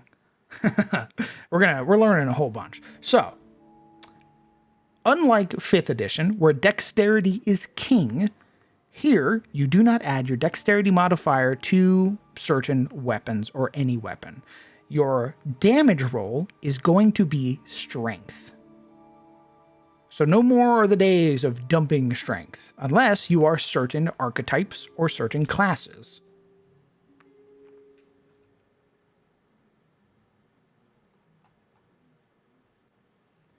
You can use your dexterity modifier instead of your strength on attack rolls using this melee weapon. You still calculate damage using strength. So instead of using your strength to wolf jaw, you can use your dex to hit. But you still need to use strength to calculate your damage.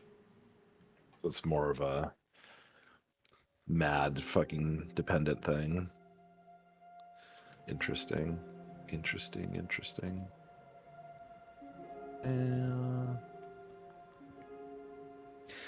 Non-lethal. Non-lethal's a bit of a funny one. Attacks with this weapon are non-lethal and are used to knock creatures unconscious instead of kill them. You can use non-lethal weapons to make a lethal weapon attack with a -2 circumstance penalty. So it works both ways. If you are non-lethal, you always knock them out. You never kill them. If you want to kill them, you need to make your roll with a -2 circumstance penalty. You're going in for the kill. Well, I think that's why they give you Powerful Fist as a level 1 ability. This is your fists are deadly weapons. The damage die for your fist increases to 1d6 instead of 1d4. You don't take the normal -2 circumstance penalty when making a lethal attack with your fist. Oh, there you go. Attack. So that negates that particular non-lethal thing. The same works for lethal weapons as well. They don't have the non-lethal tag. If you want to make a non-lethal attack, like let's say Rylan, for example, with his bastard sword, wants to take the guy in. You're like, I'm going to make this a non-lethal attack. I say, okay, you have a -2 circumstance penalty to this sword, to this attack roll. You're doing something funky with it that it's not meant to do. Correct. Fair enough. Okay, well, it's like trying to think of what to do with it. Like what to take, I guess. I mean, Mountain Stance seems good, but I don't know how that looks mechanically. Like, what does my armor class become, kind of thing.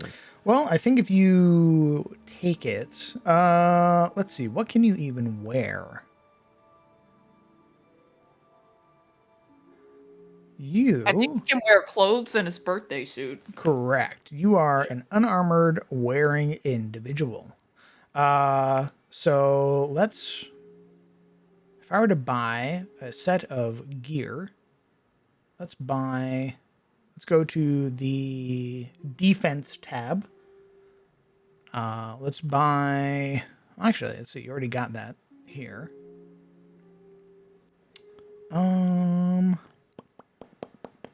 So it looks like,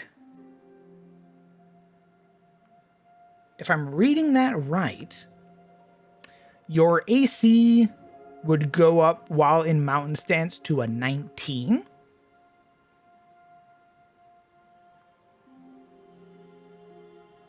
Oh no, let's see. You already have a 17 AC. Okay.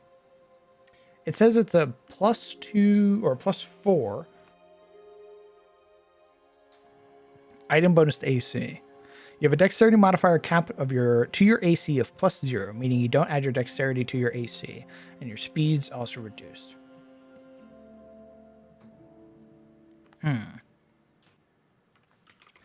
Armor class. Okay, armor class is 10 plus your dexterity modifier up to your armor's dex cap, plus proficiency bonus, plus items bonus to AC, plus other bonuses, plus penalties. Okay, so 10, dex cap of 0, meaning you don't add your dex. Your proficiency bonus, you are trained in unarmored. You're an expert in unarmored, so +4. So 10 plus 4 plus item bonus. Okay. So you would, without, if I'm reading this right, once you activate this bonus, actually, how the fuck is your AC 17? Because +2 dex plus on expert and unarmored to start. 15. So 10. So 15. Yeah. So you would lose the dex cap. So from what it sounds like it would be 18. It sounds like your AC goes up. Yeah, it sounds like it's 10 plus 4 for the expert and unarmored. And plus your level. Oh, I don't know what's the level bonus. Your level's 1. So 1. Okay. Well, if we're using Mountain Stance, it's a +4 to it gives you a 4 item bonus, right? So that sounds like that would bump your AC up to 19 then. and then 1, yeah, so 19 if one's in it. So you become very tanky, or Indeed. at least hard to hit. And apparently you can do stupid things like add a fucking shield. So the way shields work, here's you have another to thing. you have to use an action to raise it, right? Correct. So having a shield on your person does not infer the bonus to your AC. You need to spend an action, one of your 3, to raise your shield, and then that will give you the AC bonus of that shield until the start of your next turn. Quick question. Yes. Reactions. Reactions. How the fuck do those work? What would you like to know? Do you need to essentially not use all of your actions on your No. turn in order to have a reaction? Okay. Everybody has a reaction. Everybody gets a reaction, and to my knowledge, multi-attack penalty does not count in your reaction. Whoa. Okay. Understood. Thank you. However, as I talked about previously at the start, opportunity attacks are very different. Characters like fighters have a feat called Reactive Strike, which allows them to make opportunity attacks against creatures who use the Manipulate action, which, by the way, is every fucking action in the world. You guys don't have that. Meaning a creature can walk up to you, pop you in the face, and then walk away. However, most creatures are the same exact way, meaning you can walk up to them, hit them, and then walk away scot-free.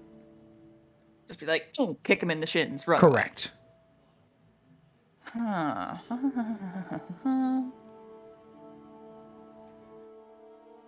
Because I'm thinking, I'm trying to like calculate builds and shit as I'm looking at Path Builder, and I figured out a way I could also get whatchamacallit, Fascinating Performance if I go with certain swashbuckler style.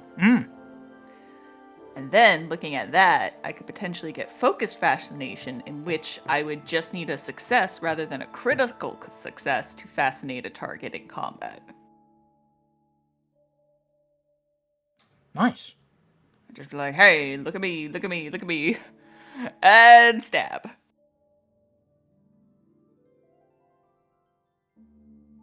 And then looking at like Ancestry feat, I was trying to figure out one that would fit.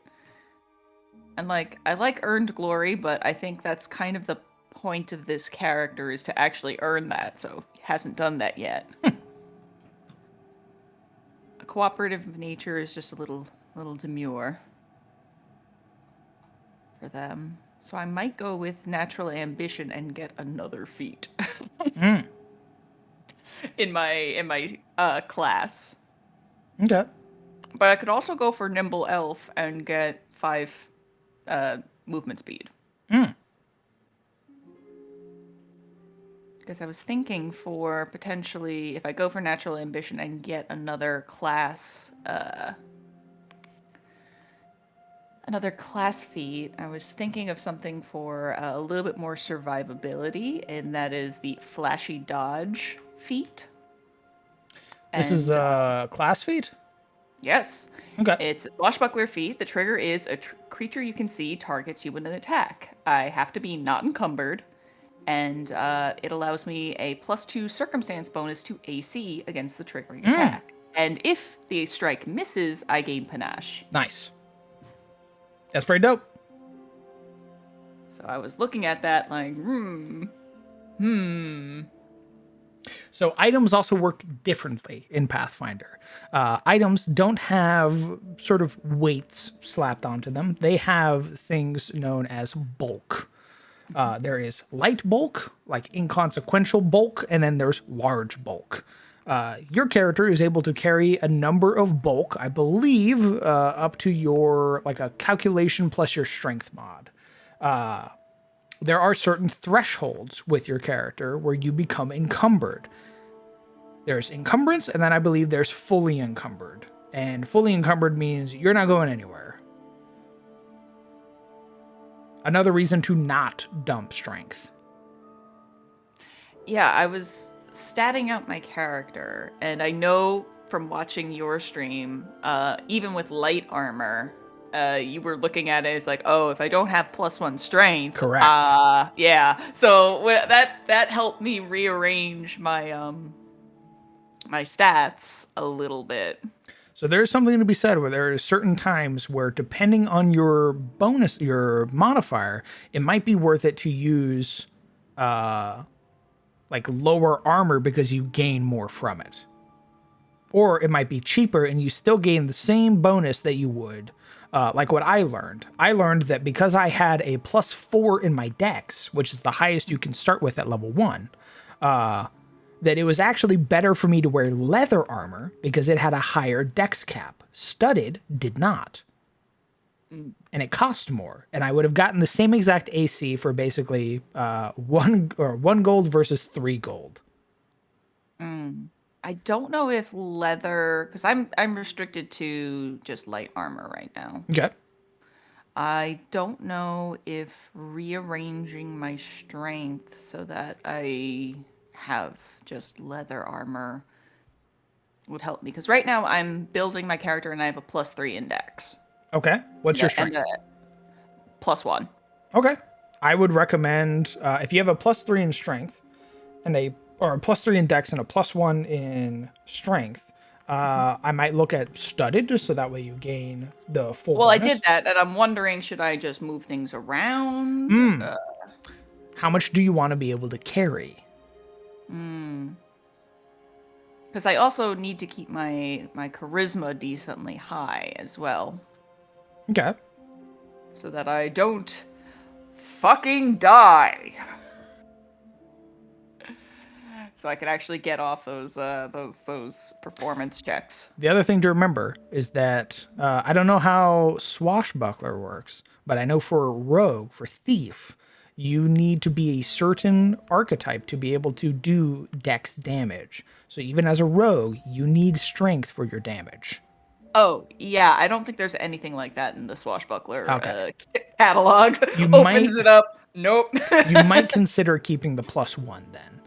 And in which case I would have +1 strength, +3 dex, +2 con, 0s to int and whiz, and then +3 charisma. Okay. Baby gonna talk good, but doesn't know much of the world. Sure. That's my in-character reasoning. All right. Looks over at the chat like, eh? Yeah, finishers are where the damage is. Yeah, I saw that you can kind of not worry about how big your dice are for swashbuckler because you really just want to hit the finisher.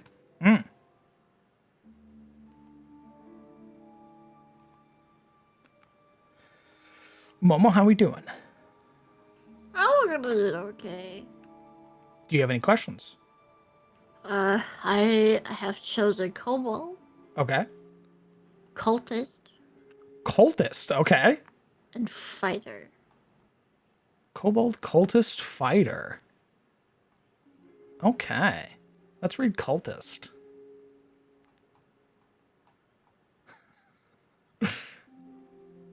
You were, or still are, a member of a cult whose rites may involve sacred dances to ensure a strong harvest or dire rituals that call upon dark powers.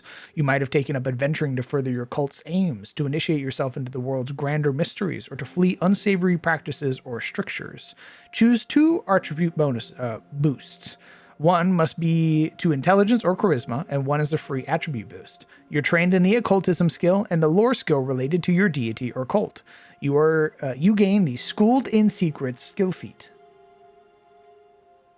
So the way that lore feats work, or lore skills, is that you go, hey DM, I want to have a skill where I know about, let's say,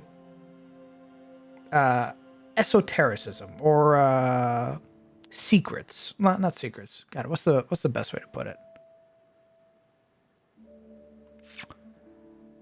I had built a character that better explained that.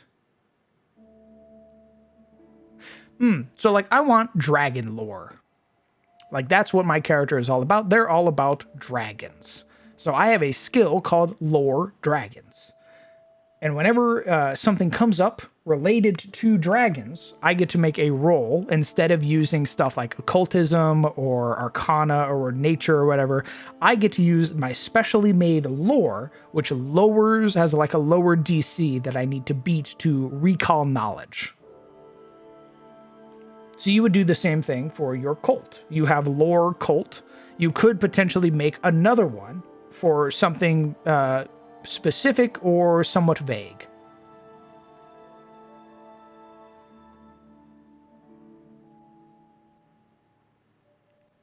Have you selected what type of heritage you're going to be for your kobold? I am stuck between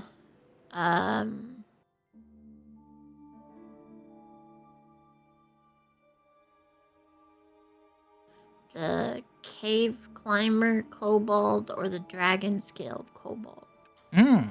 You live in a vertically oriented home, and you're a cosmic climber. You gain the combat climber skill feat, even if you don't meet the prerequisites. You can use your clawed feet or tail to climb, leaving your hands free. Additionally, if you succeed at an athletics check to climb, you critically succeed instead. Okay, what does combat climber do? I bet that removes the penalty for climbing. Maybe let you strike while you're climbing or something.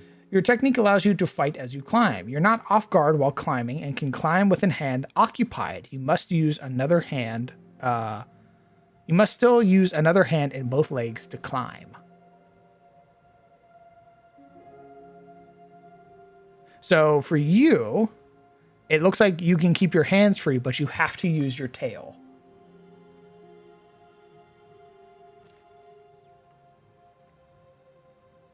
And if I give you an athletics check to climb and you succeed on the roll, you critically succeed instead. Yes. Okay. And then run up big monsters and attack them while I'm running up them.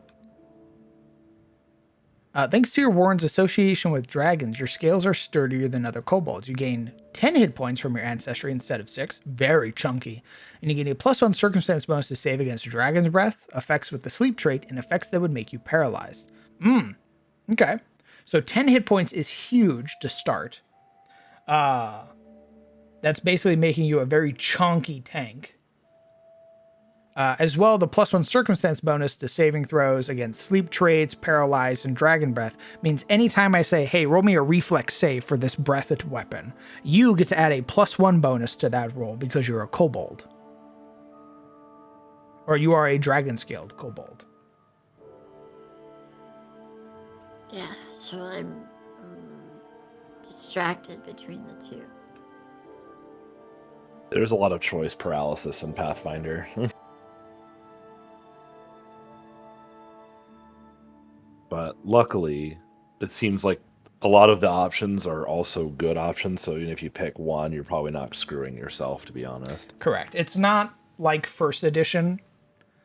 They are far more generous this time around, where you can play and pick and choose whatever you think it fits your character instead of going for optimal. I have expressed it before, but with this game, do not worry about DPR. You will die if you worry about DPR. What you need, damage per round. Oh, I never worry about that. You should worry instead about teamwork. Pathfinder, it puts a very big emphasis on teamwork and rewards it way more than selfish play. If you play a character that focuses very selfishly, more than likely it'll be to your detriment.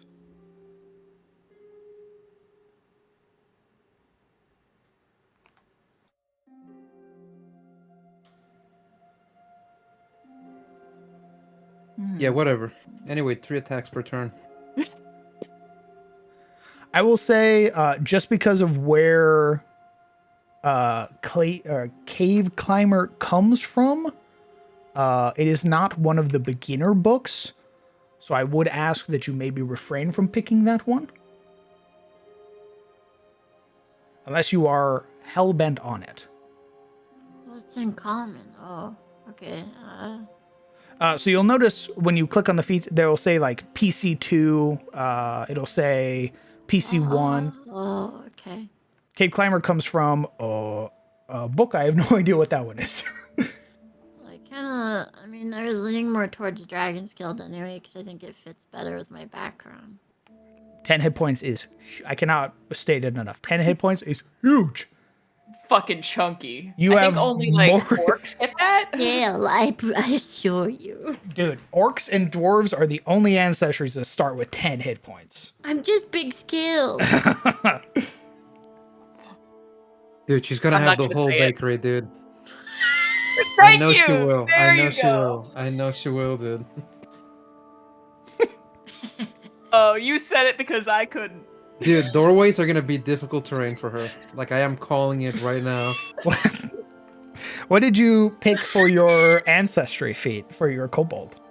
So, I was really liking Koi Secrets, but then I realized it was orange. So, I also like Cringe because it's just so it's so kobold and it's so great. Critically succeeds on a strike against you that would deal damage to you. With pitiful posturing, you cause your foe to pull back a deadly attack.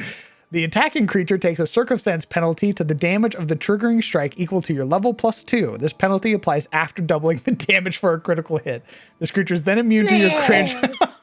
So, if I'm reading that right, let's say the bad guy critically hits the kobold, and crits in Pathfinder, you double the damage. You don't double the dice. So if I roll 7 and I crit, it's now a 14. Oh. And that's the same thing for players. You would cringe in response, "Oh, please don't hurt me. And I shave off your level +2. So instead of it being a 14, it's now an 11 for right now. Oh, please don't hit me. I'm begging you. By the way, you are going to get crit. You will be using this all the time. Crits will be coming for you. Believe it. And as you level up, this gets better. You will eventually become more or less a master at causing your enemies to shirk some of the damage. I also like Scamper. Scamper is a very common one that you will see a lot of kobold NPCs have. You stride up to your speed with a +5 foot status bonus to your speed, and you gain a +2 circumstance bonus to AC against reaction triggered by your movement. You must end this movement in a space that's not adjacent to an enemy. So you're in the middle of it, you're in the thick of it, and you spend an action to fucking run. You gain a +5 to your movement speed and a +2 bonus in case the creature has reactive strike. And then you scurry away towards somewhere that's not near an enemy. So it's a really good bonus to your movement. The only requirement is that you need to be at least adjacent to a creature.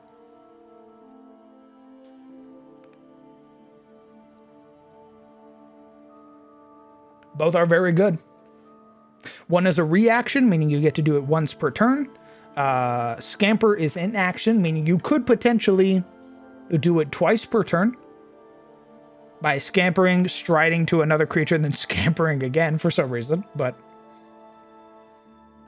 oh my gosh, I'm so happy I got away. Oh my god. there's more of you. Yeah, I feel like it's like disengage +1. It very much is. So I don't know which one I want. I want to stay in the thick of it and be like, please no, or please no, and run. I don't know which one. Do you plan on being more of a melee fighter or more of a ranged fighter? Melee. Melee. Okay. I would say for you, so that way you could also... well, both are really good, actually. Being able to shirk some damage from a critical hit, which could potentially save your life. Very good. Very nice. Scamper is going to give you a lot of mobility. You're going to be able to move around a lot more on the battlefield. So do you want to be a better tank or be more mobile? Probably tank. Okay. I would pick Cringe then. Yes. Perfect. I am I am cringe, but I am and free. that's based. I'm cringe, but I am free. It's the "don't hurt me" and then catches the sword, still I've cowering never in fear. seen. Please don't hit me. I've Call never an seen this ambulance. style Not for of tanking me. before. I'm begging you, please don't hurt me. Fucking swings great sword, slams creature for 40 points of damage. I'm begging you, please. When your AC is Confused begging. at me. Did you settle on a class feat? Well, before I picked cringe, I liked sudden charge because I thought it would fit really well with the like runaway thing. Mm. But now I don't know. You make with a quick sprint, you dash up to your foe and swing. Stride twice. If you end your movement within melee of at least one enemy, you can make a melee strike against that enemy. You can use sudden charge while burrowing, climbing, flying, or swimming instead of striding if you have the core. So this is big. This is basically giving you 3 actions for the cost of 2, which is huge. So it says you get to stride twice, and then if you end your turn, or if you end your movement near a creature, you get to make a strike against them. So you would be able to effectively move double your movement speed to get to a creature, and if you end next to a creature for free, you get to make a melee strike against them. Which is pretty fucking big. Yeah. Is there anything that you know of that like is kind of dumb luck? Or, like, Dumb those luck. type of feats. I don't think you'll be able to. Oh, maybe. I know halflings get something like that, but I don't mean like luck. I just mean like roll a die. If you succeed, something cool happens. I'm not too familiar with anything like that. At least not yet.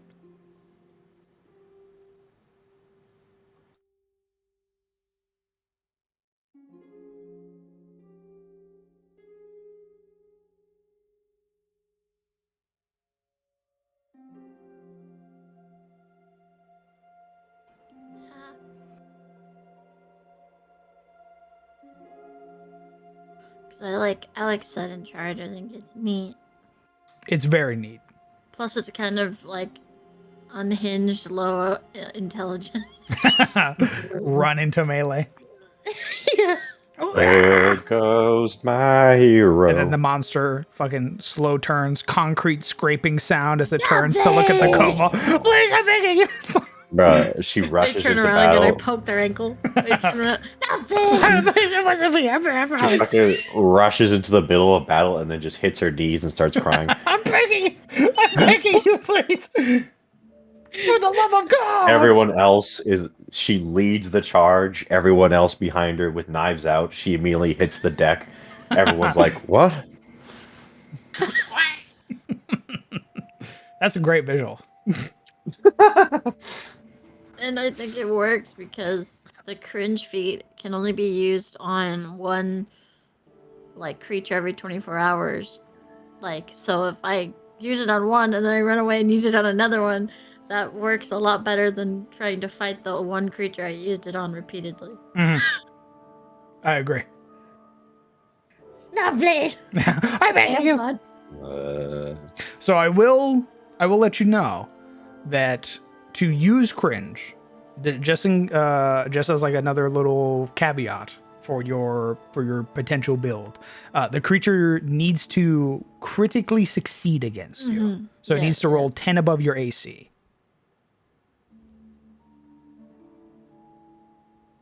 If it hits you normal, you can cringe, but you can't shirk the damage.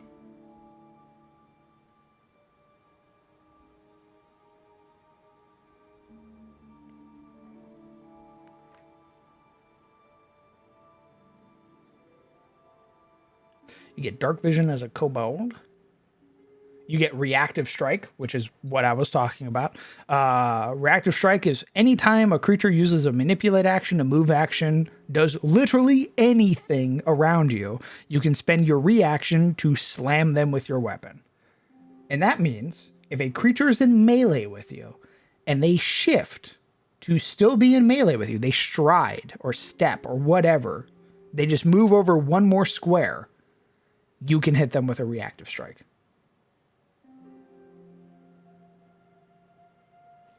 Another thing, because I don't know if I've mentioned it or not, movement is not free. Movement is part of your 3-action system. You need to spend an action to stride. It is not a break-up mechanic. You need to use it or you lose it. If you have a stride of 25 and you only move 10 and stop to do something else, you don't have 15 remaining. You're done moving. You would need to spend another action to stride. Does that make sense? So yeah, you can't break up your movement. You just have to move. Correct. Well, yeah, you start your turn, you say I'm taking the stride action. So one action goes to stride. You have 25 feet or 20 or however much, and then you have to burn that full 20 to 25, whatever, and then that action's over. Is that right, basically? Anytime you stop moving, your movement's over. So if you... That action is complete. Correct. If you say, I'm striding, I'm going to stride. You move 15 feet, you get within melee of a guy, and you go, I spend an action to attack. I go, okay, you attack. You don't then get to go, all right, I'm going to use the rest of my movement to move. You don't. You would have to spend another action to stride, which would mean you would then have 25 feet to move.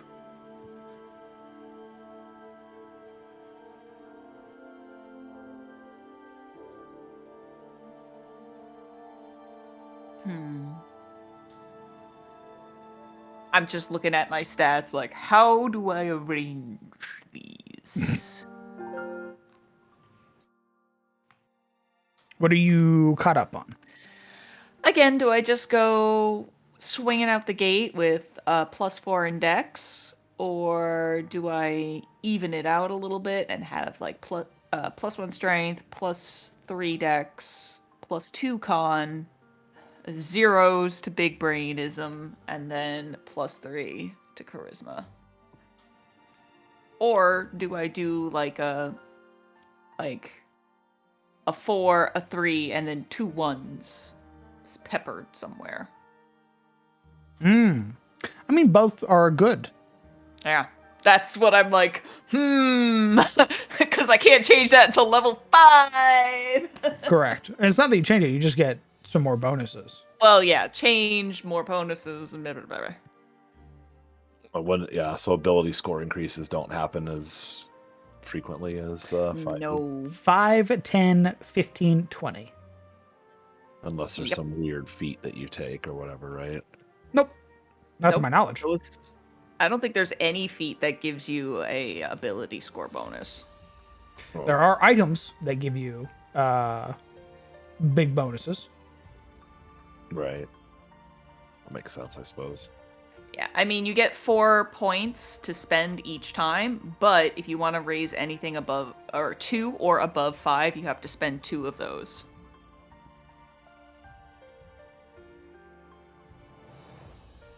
So if you want to take your +4 dex to a +5 dex, you would have to spend 2 ability score increases to do so. Neat. Are we doing equipment on this as well? Or, okay. Everybody has 15 gold to start. Please stick to common items. Your level, preferably level 1 to 0. You can't buy anything higher level than you. Mm-hmm. And stick to the player core stuff, please. If it's uncommon or whatever, I would ask that you refrain.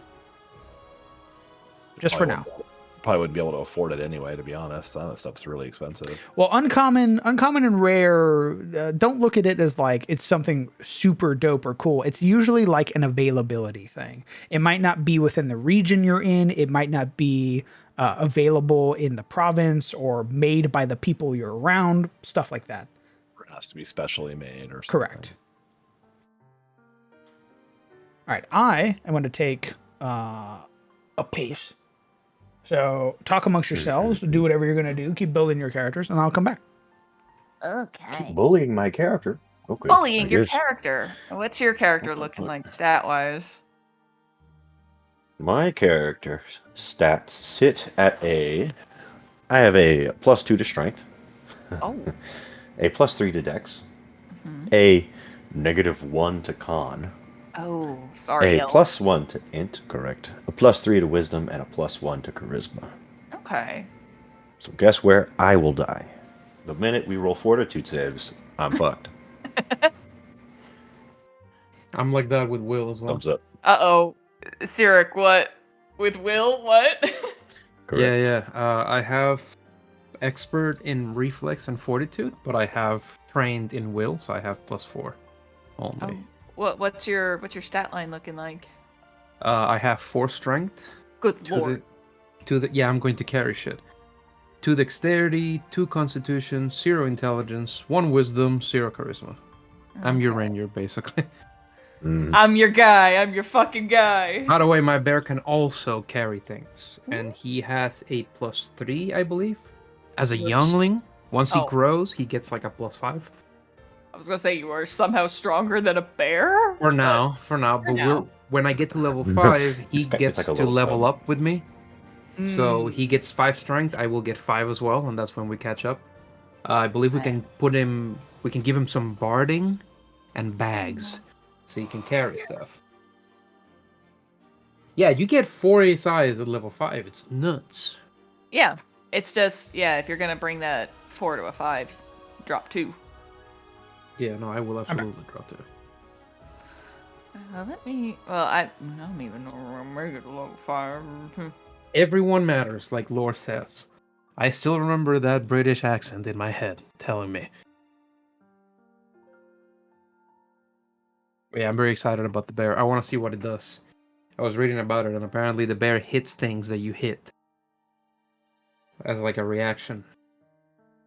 So if bear and ranger are together and I hit something, the bear goes, "Eh, I hit you too." It's really cute. Does it have a level? Huh? Does your bear have a level? Yeah, he matches my level.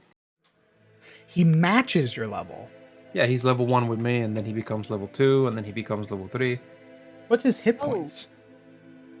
Let's find out right now. He actually gets a character sheet. Because that might adjust encounter EXP. I have a question, and this may be It will. either for you or Lore, because looking at Path Builder, I was derping around with boosting abilities. It looks like you can't put 2 points into an ability at once. You have to do it one at a time. Is that correct? What do you mean? So say I have a dex of 4, and I make it to level 5. Woohoo!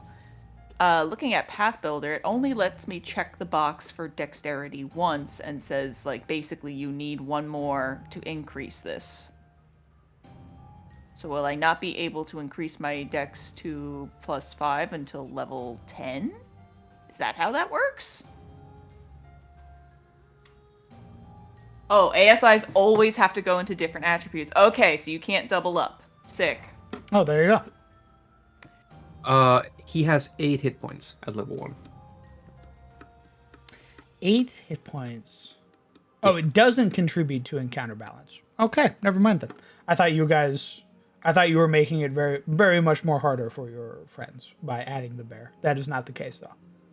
That would be fucked up if you were to tell a ranger, just gonna be harder if you happen to use. Well, it wouldn't be. your I wouldn't say animal it's companion harder, trait. but you would be fighting more. You would give me more experience to work with for the encounter calculator. Okay. That is not the case, though, because it sounds like it only has 8 hit points, which means it probably dies in 1 hit. I don't like that. Don't say it like that. Come on, man. Chill. I think the way it works is that if your companion dies, it takes you. You can spend a week of downtime to get them back. Nice. But I think they also entered the dying condition like you guys do. I sure hope so. So they drop to 0 hit points. They go unconscious. On their turn, I say, roll me a recovery check. Ooh, I was wrong. 8 hit points is its base hit points. based on its ancestry. It has a plus number of hit points equal to 6 plus its constitution modifier for each level you have. That sounds like a whole new creature. That's what it says here. Plus a number of hit points equal to 6 plus its con modifier. I believe the con modifier is a 2. So it would have 16 HP. I think it's a 2. Yes, it is a 2. So it would have 16 HP at level 1. Mm. And then when I level up, it gets 8 again. So 24 at level 2. And if we don't like our current stat distribution, we can retrain that later. You already don't like it? I just always second and third guessed myself. Yeah, I'll allow you to retrain it later.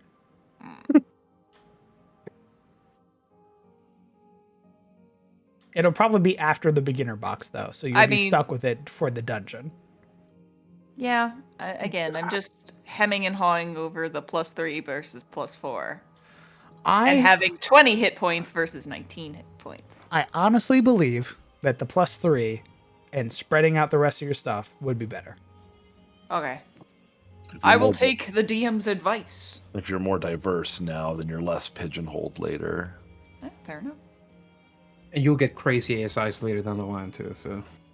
Plus, you have to consider that like Pathfinder is generally very liberal with its doling out magical items like armor and stuff, rings, bracers. So if you're worried about like AC, then you're probably going to end up with a ring before you know it that increases your AC. Yeah. Dude, magic items in Pathfinder, fuck. No. They are. It's probably my favorite system for making magic items that I've seen in a TTRPG. You know, Lore didn't even give us one. He did. He What gave did us he a give? +1 potency sword, or a +1 sword. Mm-hmm. That we didn't even use. I Until the think end, it went I to guess. you. Yeah, at the end there. Yeah, we used and it you're the against reason it didn't get Dragon. used. And it failed us. It failed It us. fa- You it failed us. realize that, right?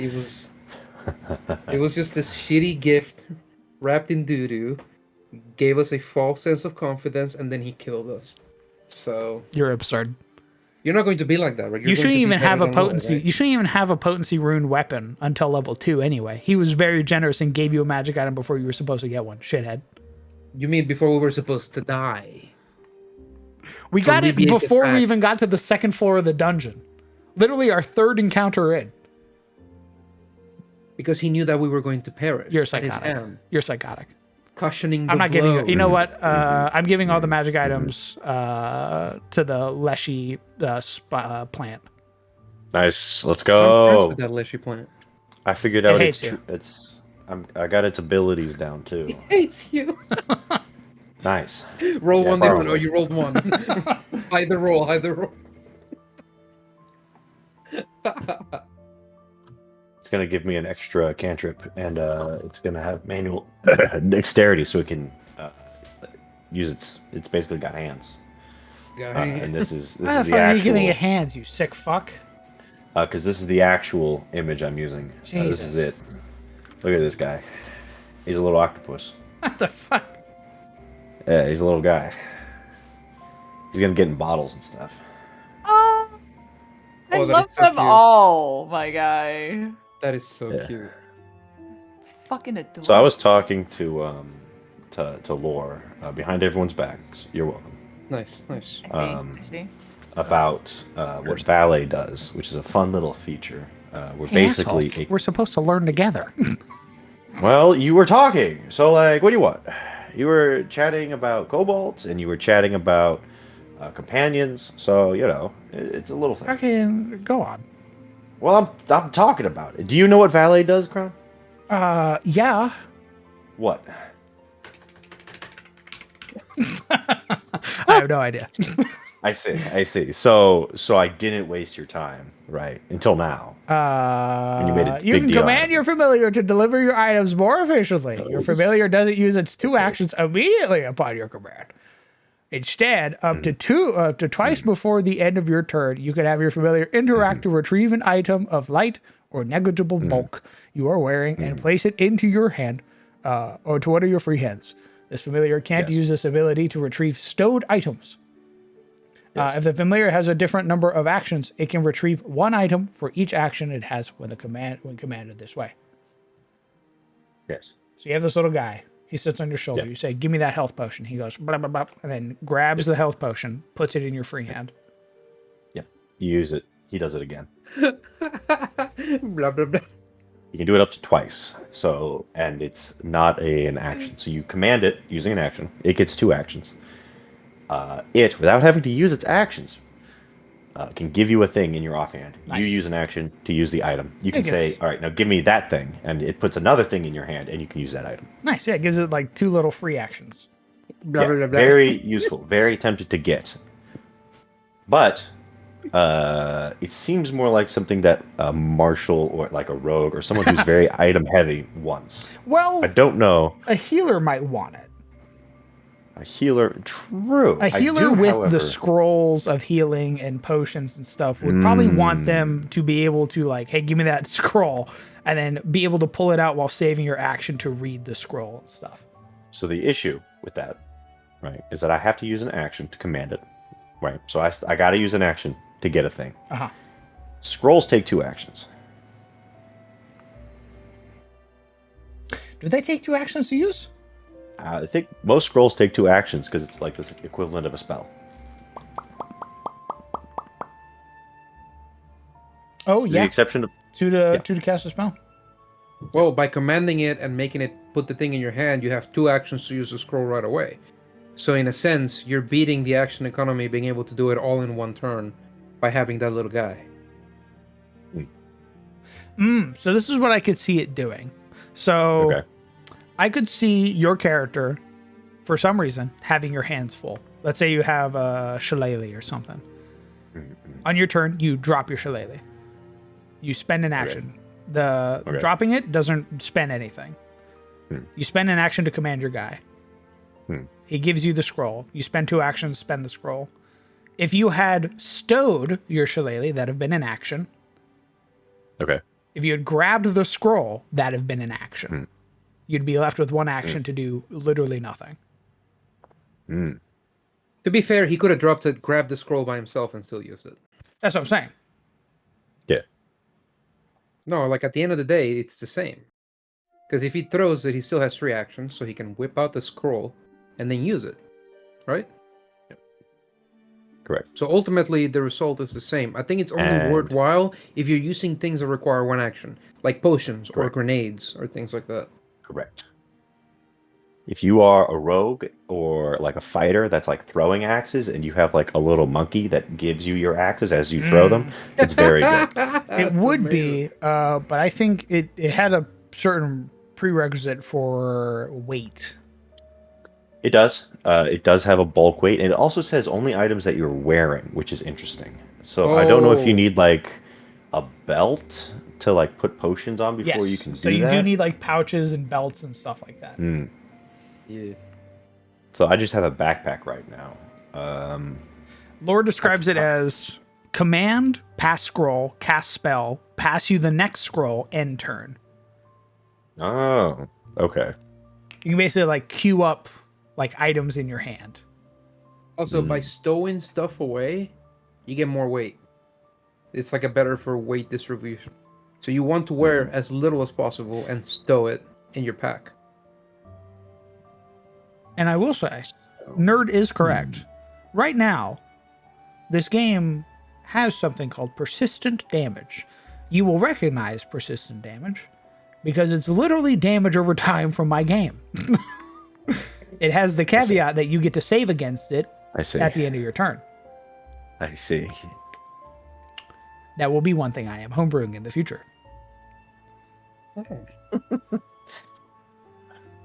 Namely items so you guys can counteract that stuff. All right. And to make it more lethal. Okay, I want you to have the little weird bush that gives you shit. Can you like have it? Yeah, I mean, I can have it. So the idea, it gets 2 features. I can make one valet, which is fine. It can give me scrolls and potions and stuff, even though I use mud to heal you. You're welcome. It gets one other feature, and the go-to, honestly, the easiest one is the one that just gives me an extra cantrip. Oh. Well, you can change out your cantrips at the start of your day. You're a prepared spellcaster, right? Yeah. Actually, So let you me do double check Vancian that. style stuff, which means you can change out your cantrips every day. Let's see. Yes. So it has master abilities and follower ability, or familiar abilities. Familiar abilities buff it. Master abilities buff me. One of the master abilities is cantrip connection, where you can prepare an additional cantrip, or if you have a repertoire, designate a cantrip to add to your repertoire every time you select this ability. You can retrain it, but can't otherwise change it. You must be able to prepare cantrips and add them to your repertoire to select this. So I can just straight up get an extra cantrip because I have a little blorbo. Nice. I mean, nothing wrong with an extra cantrip. Do you feel like you're True. going to be using all of your cantrips, though? Do you feel like you need an extra cantrip? Good question. So more cantrips gives me more things, more tools for the toolbox, so to speak, is the way how I see it. One of the things I was looking at was, so other than like healing plaster and root reading and stabilize, tangle vine and timber are really my 2 big attacks, let's say.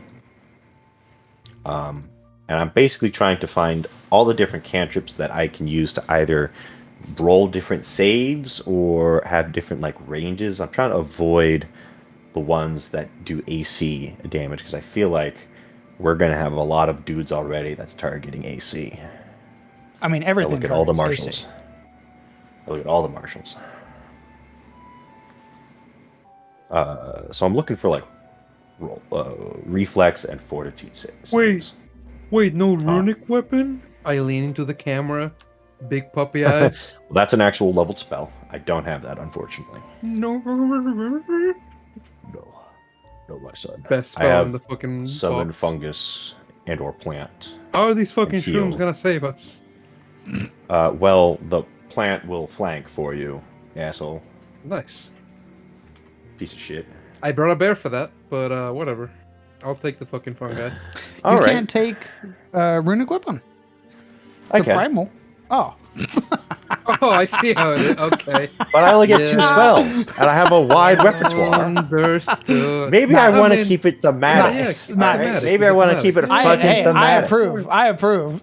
Pieces of shit. I also approve. God. Why are you feeling so attacked? Jesus. Relax. Sizzle watched the swashbuckler do 48 points of damage and went, I'm never doing that again. I never had runic weapon. That was you. Oh, What'd you pick for your spells? Wait, what's up? oh no, go ahead. Do your thing. Well, the first one is heal, smile. Nice. The other one is summon plant or fungus. What's your font magic? My what magic? Your focus point?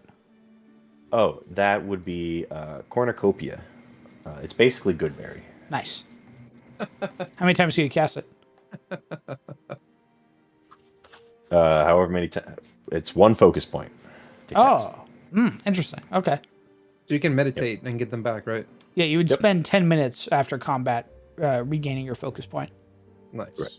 It just makes 1 Goodberry, to be fair. It basically makes a bowl of fruit that gives you 1d6 plus 4 HP. Nice. How many does it when make? someone 1.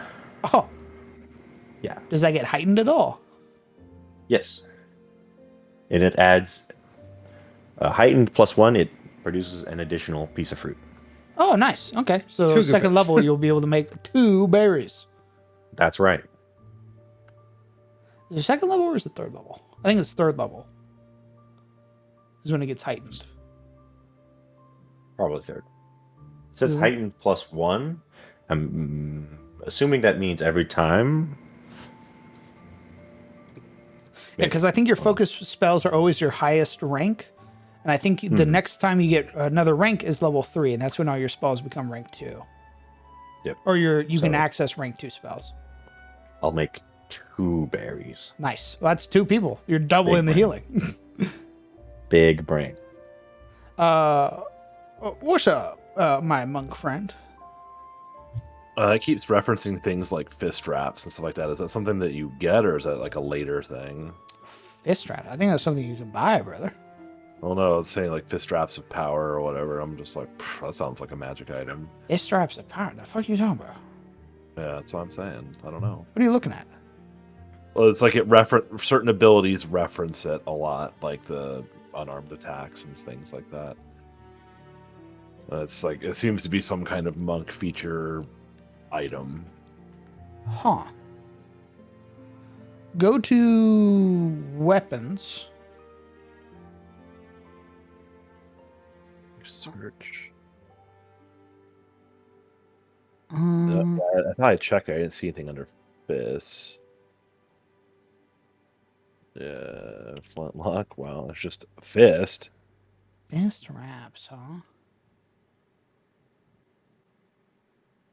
Where's it saying fist wraps? Let me go back. Maybe to, I can break it down from there. see if this is it. Mouse has come from force clothing, mystic armor, and bands of force. Maybe that's what that is. That all sounds like magic items. That sounds like stuff you'd get later on. Okay. Let me look up bands of force. DM, where is the monster core for Pathfinder? Why? Because if I summon a plant or fungus, guess where it's located? Very well. Here you go. There's one monster core book that is remastered. The others are for me. I see. Yes, because if I summon a plant or a fungus, I get to choose which plant or fungus. Whatever -1 creature, basically. That is plant or fungus. There you go. Put it in our chat. Bands of Force are an invested magical item. Yep. Decorated with clear gemstones, these thick metal bands spread in an inflexible layer of force upon your body. The force grants you a +1 item bonus to AC and saving throws, and a maximum dexterity modifier of +5 as armor. You can affix talismans to the band as though they were light armor. Yeah, so this is just a magic item. It costs 500 gold. Only.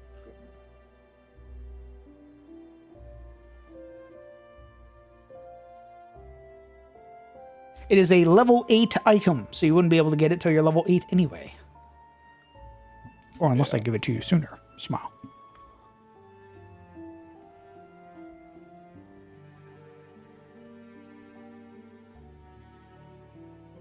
Trying to think of what to buy.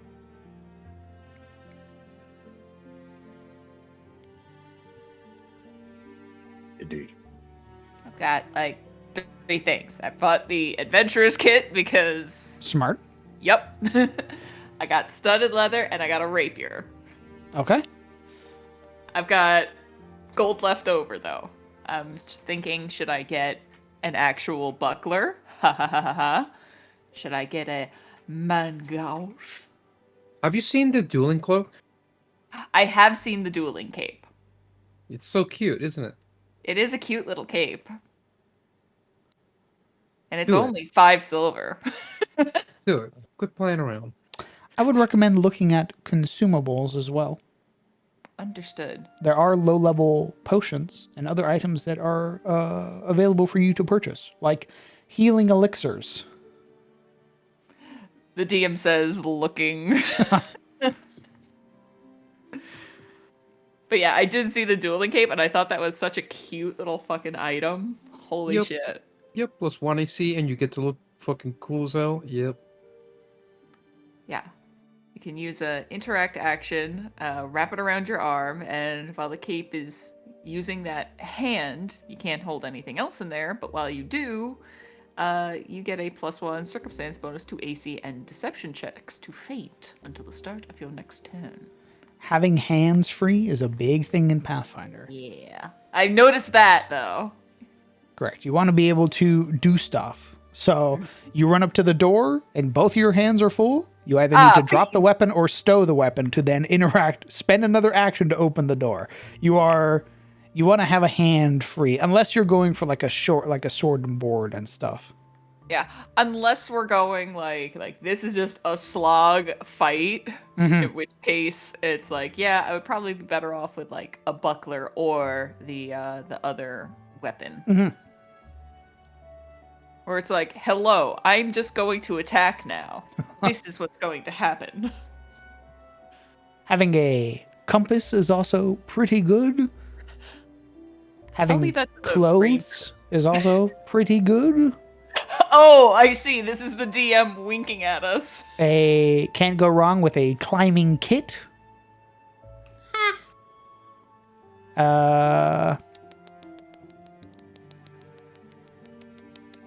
Can't go wrong with a bed roll. I think you get one as part of your adventurer's kit. Yes, you do. Can't go wrong with a second bed roll. Second bet roll. Let's see, you get a water skin? I'd be really surprised if you didn't. Oh. You do. You do. A pup tent, which is basically a solo person tent. Very good. No, it's the hand wraps of Mighty Blows that keep referencing. I guess that's a staple item. Oh, it's only 35 gold for like the +1 version. That's neat.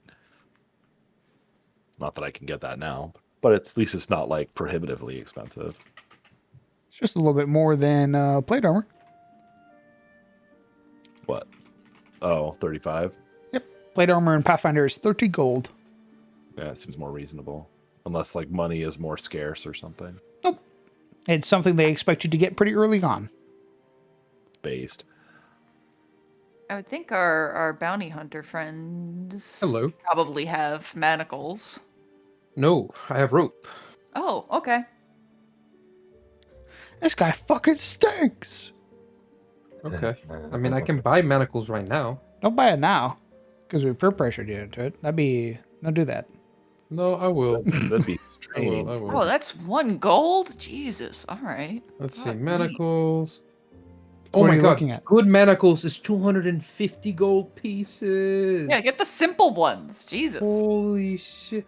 20 gold for the average manacle? Dude, Good being a lord. fucking So- lawman So here's the sucks. thing. Here's the thing. This manacles Here's is the like thing. my Hold whole on, hold fucking on. monthly payment. No. The way that there are item qualities to certain things, also material qualities. You'll probably be buying very simple items and stuff. And there's cheaper versions. The lowest you can get in quality is called shoddy quality. Yup. And that's so bad that merchants won't even buy it. You can't These buy it manacles either. are worth more than my yearly salary. The constable runs away with the good manacles.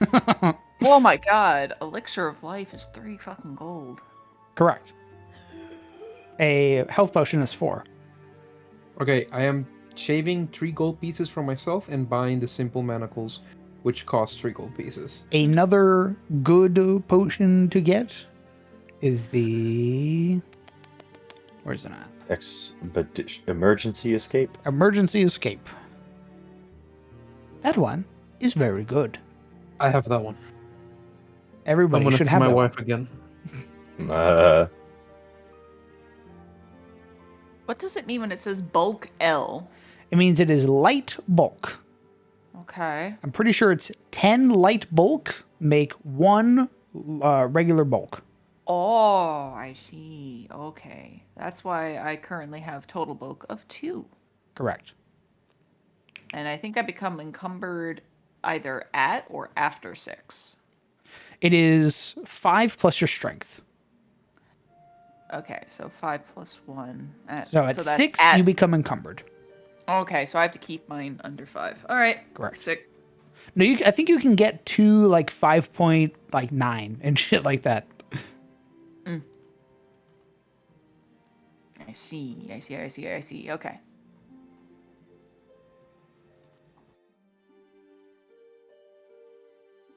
Do I get a buckler or another weapon? Or remember, buckler is going to require you to spend an action to raise raise it it. to get the AC bonus. Yep, I know. I'm just not certain. I've never played this version before. Is that the style you want to go for? I don't know. What do you envision when you don't. think of swashbuckler? Ponzi scheme. Ponzi scheme, Jesus. Again, I am originally like fighting on top of the masts, sort of like Pirates of the Caribbean-esque, but also very fencerly as well. I chose Battle Dancer as my style, however. Okay, let me read that. And that gives me the fascinating performance, which means I can kind of goad certain creatures into watching me. Oh, it would give you panache, I believe. Yes, it does give me bravado. It gives the performance Nice. trait. It gives it the bravado trait. And taking the class feat focused fascination, it allows me to only need a success rather than a critical success in combat. So the way that will DCs work is that, let's say we take your what is your will bonus right now? +5, Chief. Your DC is 15. Oh, You add 10 to any of those numbers. okay. So I would need to do a perform check versus 10 plus whatever the enemy's will save is. Nope, that's their will save. Oh, Their will DC is 15, or yours is 15. So I have to make the check. correct. versus You roll the performance versus their DC. That's what I just said. 10 plus their will. Yes. What did I say? That's what I said. Huh. What the fuck did I say? You were like, no, it's your will. It's whatever yours is. Sorry, Like, sorry. what? Sorry.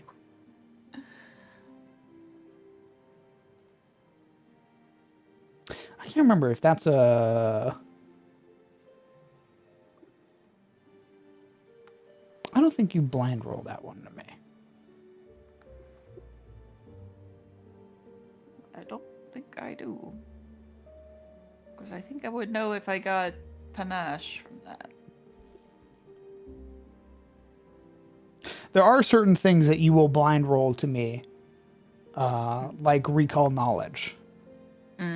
Recall knowledge you will blind roll. It's not an open roll. And depending on what you roll, might mean that I lied to you. But yeah, I honestly don't know what I'm doing. That's why I'm like, I don't know. No, it sounds like you have a pretty good grip. You're just trying to figure out an aesthetic now. Yeah. Because, like, dedication, 2-weapon warrior, or dual weapon warrior seems pretty sick. Why not go for that? Well, that would be if we're doing dedications and shit like that.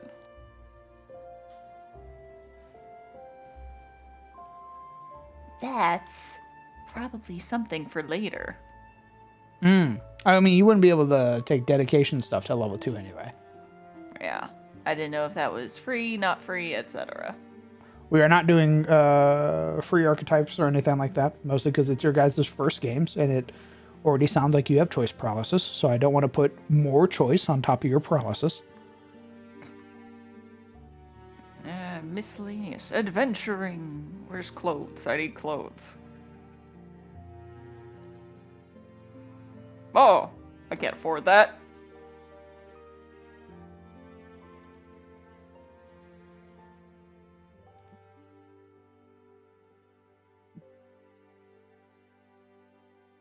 Yeah, what is the ROE book? I have no idea. Why? Okay. I'm looking at my spells and realizing that the cool ones that I picked, a lot of them, ROE. So I gotta go in and change them.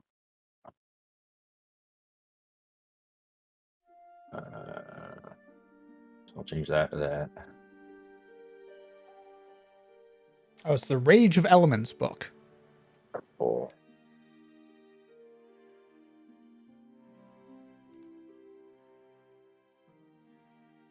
Dang it. Like the healing plaster is from SOM. Secrets of Magic. I will, in fact, need medical kit. I cry. There's apparently also quick equipment packages into the adventuring gear for class-specific things. I have been advised against those. Really? I mean, it basically carries everything that the Adventurer's kit has, but a couple of extra little weird things. Reason being is it might give you stuff that you don't want or isn't relevant to your character. Yeah, some of them look kind of weird. Okay.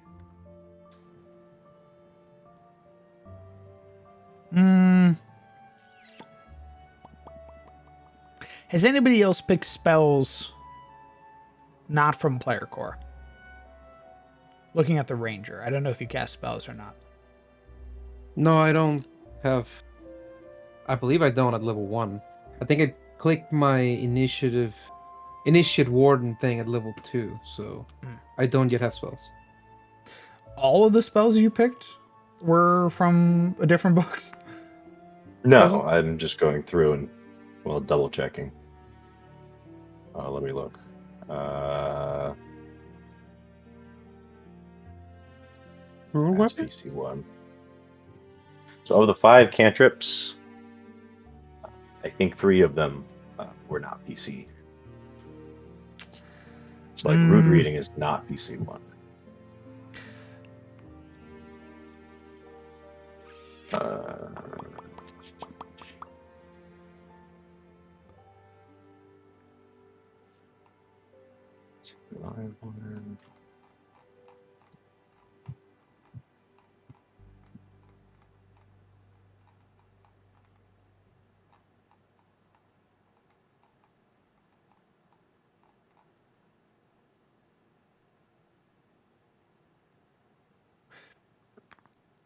I will say, for now at least,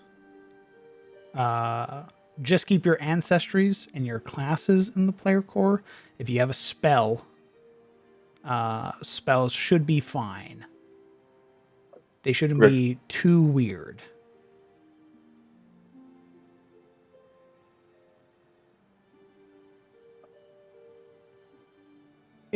Surely they couldn't get too crazy.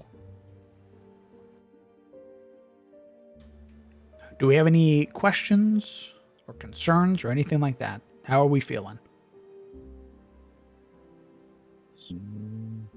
I am just looking at inventory at this point. I'm just gonna see what I have, see how it plays, and fucking send it. Okay.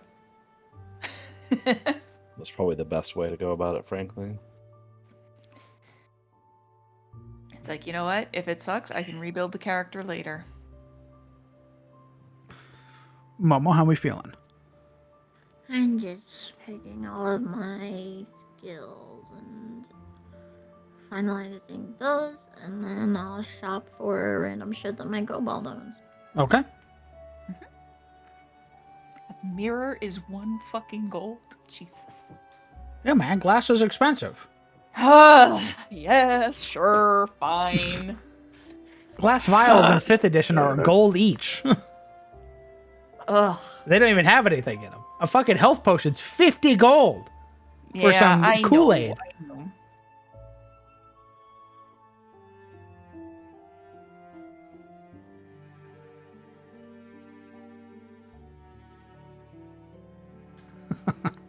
Looking at RP items. Why expensive? Oh, Yeah, exactly. Why is Looking at inflation in RP? my RP game? Fuck. totally has a deck of playing cards, however. Nice. Guys, I might switch summon plant to protect your tree, partly to make life easier, and partly because I just want a tree to grow up in the middle of the map. Dance, DM, dance! A medium tree suddenly grows in an unoccupied square within range. The tree has AC 10 and 10 hit points. Whenever an ally adjacent to the tree is hit by a strike, the tree interposes its branches and takes the damage first. Any additional damage beyond what it takes is reduced. To reduce the tree to 0 hit points is dealt to the original target. The tree isn't large enough to impede movement through its squares. If the tree is in soil and survives to the end of the spell's duration, it remains as an ordinary, non-magical tree and continues to grow and thrive. The GM might determine that the tree disappears immediately in certain inhospitable situations. I'm gonna let you know. You are dungeon crawling. Yep. Tree. I mean, it could be a fungal tree. Smile. Oh my god. Oh my god. Jesus Christ, you eco-terrorist. It's not eco-terrorism, okay? It's environmental reclamation. You're a terrorist. Aha! I see. All right, Johnny Fungal Hand. Oh, I thought of like We've got to take stupid, down terrible Era Sapling. thing. I hate that. I don't like that. Saburo I'm Era nauseous Sucker. already. Hold on, let me see what this skill. Johnny Sticky Hand. Well, I hate that worse. Does the tree have a hardness value? Nope, just an AC and hit points. It says it interposes itself. So would the creature attack the tree? Basically. Interesting. What's the AC of the whenever tree? 10. Oh. When an ally adjacent to the tree is hit by a strike, the tree interposes and takes the damage first. Read the full thing. What happens with its hit points? Any additional damage beyond what it takes to reduce the tree to 0 hit points is dealt to the original target. So if it takes 15 points, 5 gets dealt to the original. Yeah. That's pretty good, honestly. Just having like a little 10 HP absorber out there. Yeah. You could block a doorway with that. No, it will just walk through. Oh, I see. Yeah, it doesn't impede movement.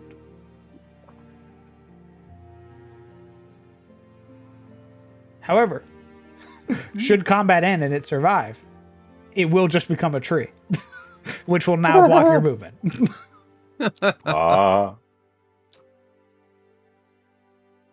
Yes.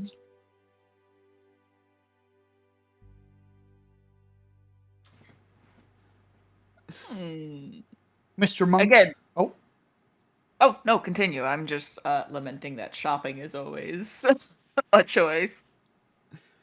Mr. Monk, how are you feeling?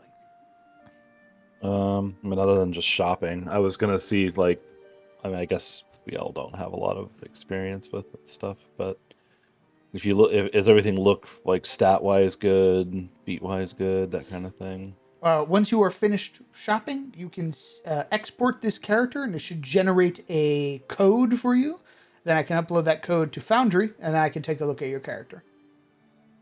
All right. The only thing I was kind of back and forthing on, I think, so far as like abilities go, was the shit, where'd it go? There it is. The martial disciple was either athletics or acrobatics, and I wasn't really seeing what you thought. Maybe acrobatics gives you like catfall. Did you read Catfall? Yeah, reduces falling damage. That's very good. Yeah, that's what I was thinking too. The other one was like let you make jumps like that you would normally have to run, but you can just stand still and do them. I don't know much about jumping in Pathfinder, but I do know about falling. And having cats fall is very good. I'm wondering if I should keep athletics as one of my train skills, or potentially put that into thievery. Thievery? Yeah, just to be a little cheeky. I think that comes with tinkering of some variety. Explain. Okay, then I'll keep athletics. Or what do we? Huh? What do you? Wait, what? What? What? I feel like I missed a part of the conversation. No, I was just looking at my skills and I was like, should I keep athletics or should I put it in thievery? And then you I'm just having mentioned fun. thievery being tied to tinkering, and I went, "What? Explain." Yeah, well, because it says stuff like about like dismantling locks and stuff like that. I think you would use thievery to disarm traps too. That is one of the abilities, yes. Although I have seen many athletics checks in my time. I think you would also need to benefit from thievery. I think you would also need thieves' tools. Yes. By the way, Mhm. your picks break. Understood. You would need to buy backup picks with thieves' tools. But you have to like recharge the thing. I'm just wondering what would be appropriate. So picky. Sorry, I'm getting a little hangry. I'm hungry. I'm I mad. am hungry. You can buy a waffle iron. Holy shit. Oh, well, yeah, you could buy a waffle iron, I guess. An ideal means of creating a meal for the party. Quick and easy, yeah. If you only like waffles. You don't like waffles for breakfast? Waffles are just pancakes with syrup traps. Okay, so an improvement, right? That's a matter of perspective. So anyway, it's a good purchase, right? Mhm. If you got expendable income, make it by waffles, I guess. How much is it? Right? I actually don't know. I just saw it and laughed. Waffle iron. It's uncommon, but it's 5 silver pieces. Oh no, it's How much uncommon. gold do we have? You're not allowed. You start with 15. You'll notice it'll have a little value when you go to your inventory. Okay. Yeah, you go to the gear section. That's where the I think all the gold is kept. Cookware is also an option. Yes. Do you have to be proficient at cookware, or what is the skill attached to I think cookware? crafting. Crafting. I don't know if I have crafting. How do you tell? You would be trained in the skill. No, untrained plus 0. Well, there's That that. means you are not trained in crafting. I ain't making shit. I have never had to cook for myself. Cooking is crafting? Cooking is crafting. Oh It my is a god. craft. DM, what does the dazzled condition do? Dazzled. Dazzled's a little bit of a fun one. I see. Let me pull it up. Your eyes are overstimulated or your vision is swimming. If your vision is your only precise sense, all creatures or objects are concealed to you. Concealed. You are difficult for one or more creatures to see due to thick fog or some other obscuring feature. You can be concealed to some creatures, but not others. While concealed, you can still be observed, but you're tougher to target. A creature that you're concealed must make a DC flat 5 when targeting you with an attack, spell, or other effect. If this check fails, you aren't affected. Area effects aren't subject to this flat check. Do you remember when we were fighting the kobold, and the kobold was in the darkness, and you needed to roll a flat D20 to be able to even begin to target them and attack them? Yeah. That's what dazzled basically applies that to. If you're dazzled, everybody is concealed to you. Oh, that could be good. So timber, basically, if you fail it's like a 15-foot line, and any creature that fails their reflex saving throw in that line, any of that creature that critically fails becomes dazzled until the end Nice. of next turn. So dazzled also has the caveat that if vision is your only precise sense, so if they have precise smell and precise vision, they won't be dazzled. But if Interesting. they're like a normal human or a humanoid or whatever, most creatures have precise vision as like their only precise. Usually they have like imprecise scent, imprecise smell, stuff like that. So pretty good, especially for that being like a crit fail thing. Crit fail He's a crit condition. fail thing. Yeah, I'm basically looking for all of the cantrips that allow me to slap conditions on people or target like elements. Basically, do things that martials can't do because I'm surrounded by martials. Correct, you are. So I don't really need. I don't think I need to do damage. I think we're good on that front.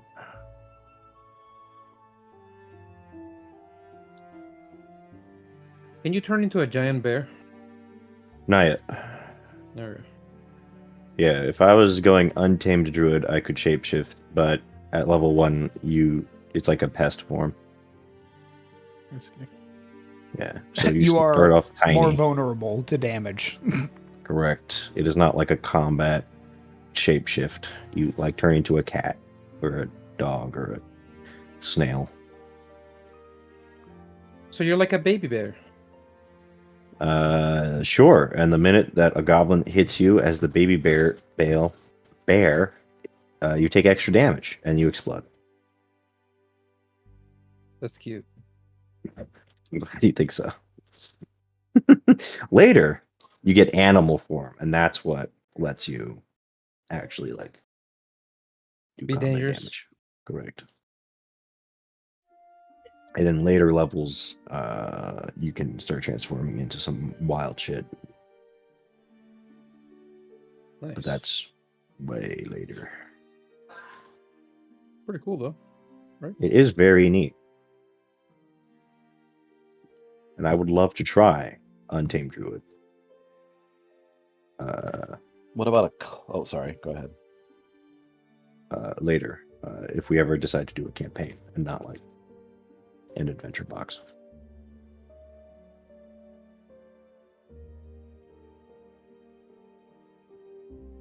What's up, Mr. Monk? Climbing kit. Useful or eh? I would say they are useful. What does it say? Satchel includes another 50 feet of rope, so that's addition to the 50 feet that you get from the adventurer's backpack.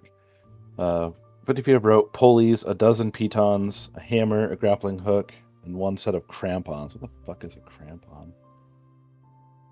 Climbing kits allow you to attach yourself to the wall you're climbing, moving half as quickly as usual, minimum 5 feet, but letting you attempt a DC 5 flat check whenever you critically fail to prevent a fall. You gain a +1 item bonus to athletics checks to climb while using an extreme climbing kit. Oh, that's an extreme climbing kit. That's a whole different thing. A single kit has only enough materials for one climber. Each climber needs their own kit. If you wear your climbing kit, you can access it as part of a climb action.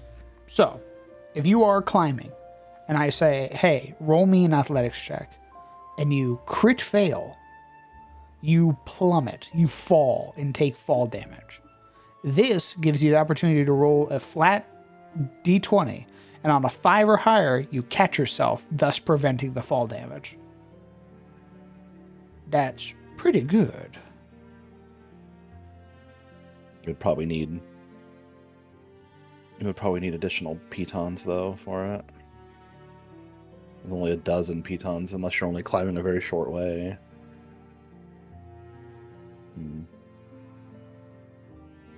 I'll buy one, why not? Like, I have nothing else to spend my money on, so monks they don't wear armor, they don't need to use weapons Look necessarily. at consumables. Where's that under? It's just gear. Big gear. Add gear. Under, oh, there we go. Anything that's level 1 or 0. There's also magic, there's alchemical. Talismans look neat, but they're definitely all higher level. Oh, there's a wolf fang.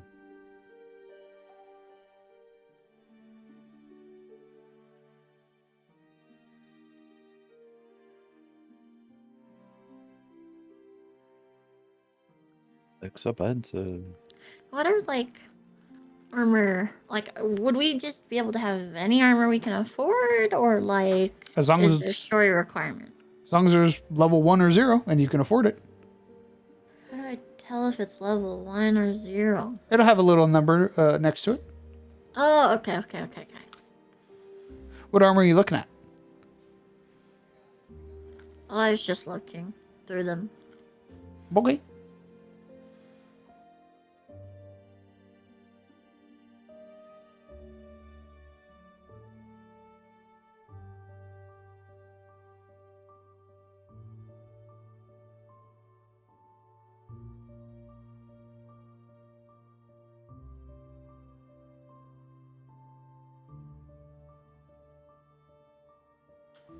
How are we feeling? Just hemming and hawing over potions. I'm gonna be a kobold with a big fuck off sword. It's happening, Momo. It's finally happening. I'm feeling All pretty these good. years. I'm honestly curious about how my fighting dynamic is even going to be. I want like her eyes to be so big that they like bulge out of the side of her head like a goldfish. Oh, you're like you got little Jesus. dog syndrome Oh. with the big eyes. Oh.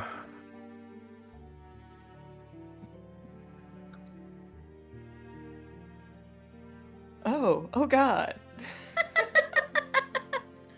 If anime was real life. I also might go the Cubone route where she's wearing like a skull on her head. Oh my god. Oh, interesting. This is my mom. Oh God. It was her final wish. But I also love the look of like kobolds who have hoods over their horns because they look like little cat ears. Hmm. So many options. That's why I'm playing Where? with ideas. Decisions, Mhm, decisions. mhm, Elixir. mhm. Chug it up. Yeah, how much a belt? Smile. How much or what? A belt. They should tell you. Where What would you belt? find that? I see no belts. Is it Misk? Probably just under clothing. I mean, No. Weapon I don't know attachments. Or is it like defense? Like armor? Might be containers. Ooh, true. Where would you find? Container. Bag of holding or backpack? Yeah, all that's I all. got. Those were the only two options I saw. I was Oh, like, Yeah. How I make sure my potions and scrolls and shit are worn and not stowed? Question mark. Let's see. Is there? I'm wondering if it might be like scroll cases and stuff. Mm. there's like Oh. waterproof containers for writing, scroll cases and stuff like that. Oh. In the remaster, bandoliers are no longer a thing. You can carry all your bulk on your person. Backpacks give you an extra 2 bulk for free. I think everything is stowed. okay, it just counts as stowed. You just have to say I grab it out of my purse versus I grab it out of. No, I think know, it's. I know. I think everything is stowed. So you have to spend an action to retrieve it. Regardless. Unless it's in your fucking hands, it's Correct. stowed. Okay. It doesn't matter where on your well, body. That I bring up valet again because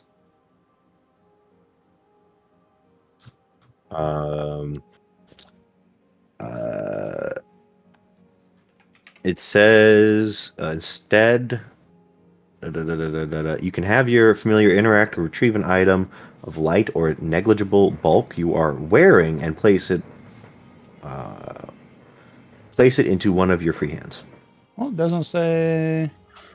Oh, So the what is an familiar item that can't you use are? Ability to retrieve stowed items. Correct. So what is the point of this if everything is stowed? I think what It might be lore old. meant to say is that you can strap anything to. You can just say you have a belt, or that you have pouches, and strap it to yourself. But if it's in your backpack, backpack giving you free bulk, then you're going to suffer putting the backpack in your hand, reaching into the backpack, finding the thing. I think that's what he means. There's a no, well that too, but there's also you can go into your items, and you can set it to Okay. be worn or stowed. Okay. So edit item. This is worn. What happens if I say it's stowed? I see. So I just How put do you my do club that? and my dagger. You need to have sent Oh. me your character sheet. Okay, the character sheet needs to be on. Okay, Correct. okay. Okay. Working on it. Okay. Yeah, worn is on your person, stowed is in your backpack. Okay. Yeah, I'm seeing the capacity under backpack. Understood. So I don't need like a special belt or anything. Apparently that used to be a thing, not needed anymore.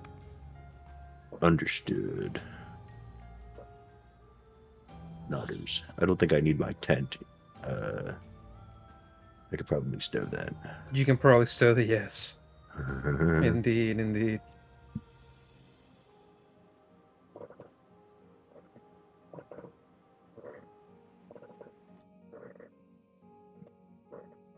All right. Any other questions? Oh, just still hacking away at it. Heck this. Oh. I think I've got my spells in order. I switched something out to take guidance. Smile. Okay. What does guidance do in Pathfinder? You ask for the guidance of supernatural entities. It's a one-action thing. 30 feet, one creature. Duration until the start of your next turn. It grants the target a +1 status bonus to one attack roll, perception check, saving throw, or skill check the target attempts before the duration ends. The target chooses which roll to use the bonus on before rolling. If the target uses the bonus, the spell ends. Either way, the target is then temporarily immune for 1 hour. Oh, nice. Okay. So, get that timer ready. Smile. The game will automatically track that because we have we have a timer and a clock in the game. So, Oh. That's crazy. It's going to track that while we're going through the dungeon? yeah. Oh. Kid shade. There's a lot of automation in Foundry for Pathfinder specifically, which is also why I really like it. That is pretty neat.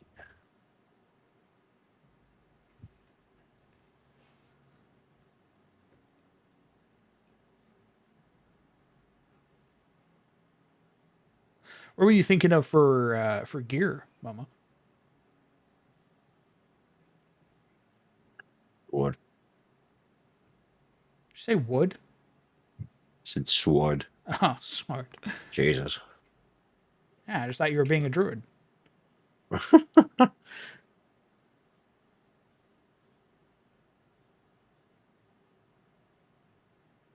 Oh, that's more money than I have. I'm poor. Ew, what is this? I don't have money? On an allowance. Mummy, please.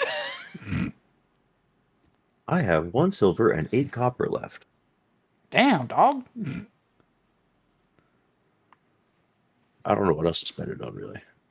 Homeless person gives you $5. You need this. Why does my music keep stopping? I didn't tell you to stop. I don't know.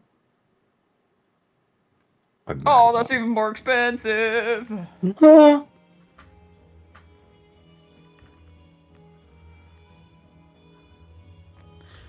Sirik. Hello, my friend. Any questions? Hello. No, not really. I feel like I'm strapped in, basically. Well, does you see anything wrong with my character? No. I just don't know how Bring out any magic items? No. We wish. Hey, there was an attempt, Bobo. Like, we appreciate.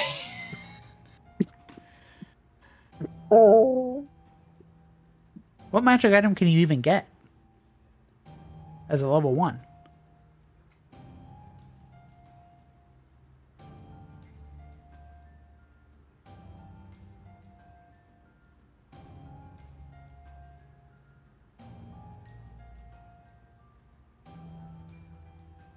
Good question. I'll have to work with lore to figure out how to make your guys' companions, so that way all the automation and stuff works. Nice. Yeah. I want my bear. I think mine will be pretty easy because mostly what he's going to do is hang on to my shoulder and give me valet and an extra cantrip because he's a Mine familiar. will kill shit. He doesn't have attacking. He doesn't have an innate attack. Mm. He does have his own stats, I think, if he like tries to sneak around or do something. So there's that. I'm gonna put healing plaster he- on the. Is he subject to saving throws like you are? I don't know. Okay, I'll have to work with lore about that as well. Targeting companions. Some spells and abilities can affect your companion. When companion is used in a stat block, it refers to animal companions, familiars, and types of companions appearing in other books, such as elemental companions. Some spells are even more specific. Spells that targets your familiar. Oh, that's like spells that target a familiar. I don't know how targeting a companion actually works. Oh, I don't. apparently they can be targeted. I think if you get hit in a fireball and it's in your space, they both get hit by the fireball. Fuck. He's just a little blorbo. But that's why you get him back for free, if I remember correctly. After a week, I gotta regrow that piece of shit. God, this sucks. So that or it's 10 gold for incense and brass bowl. And So I'm so poor though. so it's either a week Wait. or money.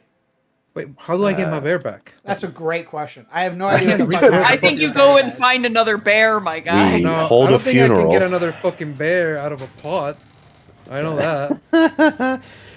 You go get one. Go find one. Go steal another one from its mother, like the freak you are. No, I'm just gonna say he gets hurt. That's it. Dog, if it dies, it dies. But we'll figure it Okay. out. Don't worry, none. Does it get wounded? Does it get wounded? Does it? Or does it just die when it hits 0? I'm gonna guess, for the player's sake, it doesn't just die when it hits 0. I think it would probably have the dying condition, like you would. Because if it has the dying condition, then I'm okay with it dying. But if it doesn't have the dying condition, I'm not having a companion. I'm picking some other shit. Okay, no, your familiars and companions both have the dying condition. Okay. Which Alright, means very good. They also get the Stabilize. wounded condition, which also means they're also susceptible to doom. That's fine. Okay, That's fine. Crown, calm down. My What do you bear mean, is calm not down? fucking I'm literally expendable, telling you how the Calm system down. works. You really got to make sure we know that it's susceptible to your favorite condition in the game. It's very different. It's It's very different. Doom's neat. Who would I like to just know wanna what make Doom sure. does? Nah, man, I'm good. Thank you, Sizzle, for asking. I appreciate that. Yeah, no problem. Doomed! There really is. I shouldn't even be telling you this because there's no creature I've made or I've seen so far that I actually can't applies the imagine doomed condition. getting doomed at level 1. That seems wild. Your soul has been gripped by a powerful force that calls you closer to death. Doomed always includes a value. The dying value at which you die is reduced by your doomed value. If your maximum dying value is decreased or reduced to 0, you instantly die. When you die, you're no longer doomed. Your doomed value decreases by 1 for each night you get a full rest. So if you're doomed 3, you have dying 1 before you fucking perish. I see. You need to spend 3 nights Eepin to get rid of Doom. What's the name of your wood elf again? Aranai. I'll spell it out for you. Oh, thanks, man. I won't write it down. I know you won't. I go and check your OneNotes. It's there. It's not. Don't lie to me. It is now, though.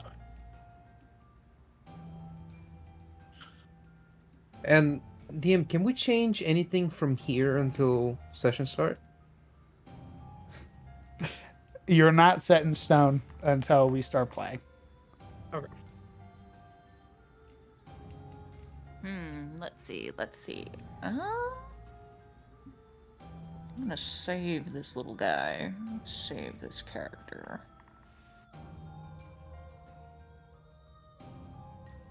Save it to my main folder. I got... That's the best I have for a ranged option. So... E, I guess.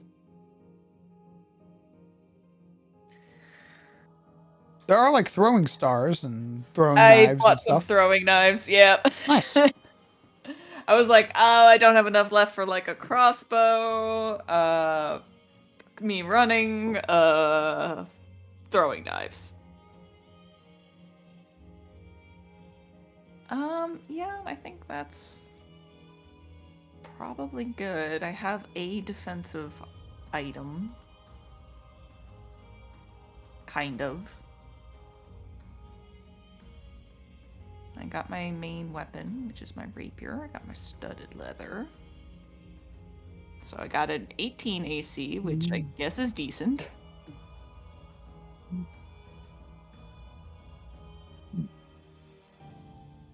I am not the tank, but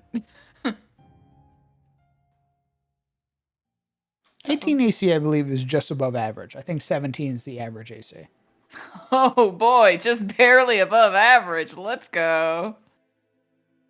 Like you said, you're not the tank. Yeah. I mean, I do have the little the feat that I took that gives me the my dodge, so I can be like, woohoo, please don't hit me. Yep, every +1 matters. It gives me +2. That brings Correct. it up to 20. That would bring it up to 20. You could potentially nullify a crit that way. Woo. And considering I don't have any other fucking reactions at this level. Yeah. Very nice. Granted, yeah, I do have the fascinating performance, which is like, hey, dipshit.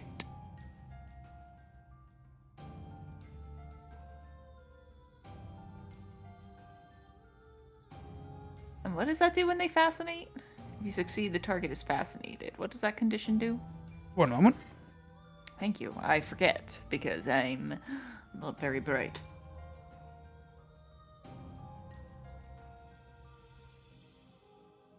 Fascinated. You're compelled to focus your attention on something, distracting you from whatever else is going on around you. You take a -2 status penalty to perception and skill checks.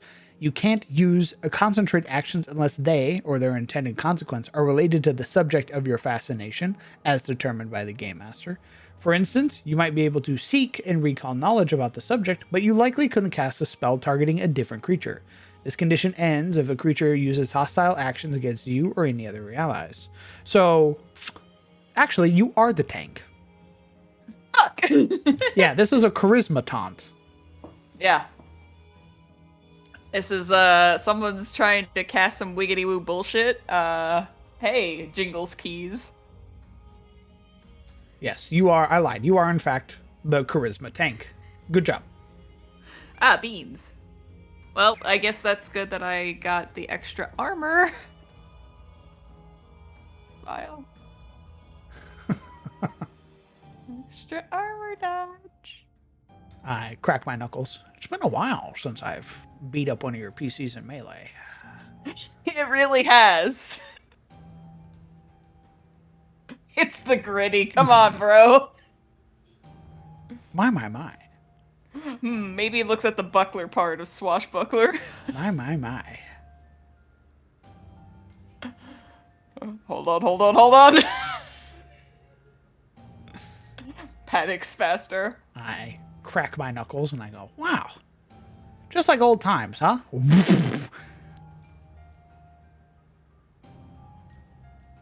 God, when was the last time you beat up on my character in Melee? I mean, Marana got beat up, but she was kind of touch and go. Oberon and Phaleth. Yeah.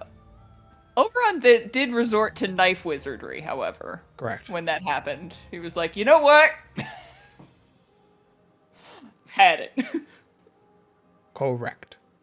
You mainly beat him up by proxy, usually with Talanos failing a will save. Or wisdom save. Also correct. And I then he smile. puts a fucking grapefruit-sized hole in my chest. Sup, Chuckle Nuts? I've been wanting to do that for a long time. I'm not even mind controlled. He I just passed said it. hit that guy, and I was like, okay. I passed that wisdom save. I was just crossing it off my bucket list. We'll remember this later. Not if I Let's put go for another a one in. lie. Memory loss. We don't have like a sense motive nerd lord, so I'm not sure how to actually determine or what you would roll if a person's lying and you're attempting to like discern the truth. There's no like inside roll.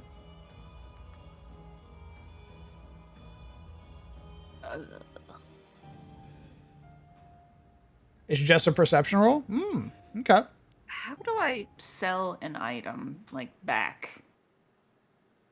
I think you remove it and then add the total to your total. If you remove the quantity to 0 too, it should remove. Yeah, I figured that part out, but I was just like, oh, I may not want to go with the Mein Gauche. Oh, I never might want mind. to- Sense motive is an actual motive thing, an actual action. I thought that was like an older edition thing. Never mind. Oh, Sizzle will be right back.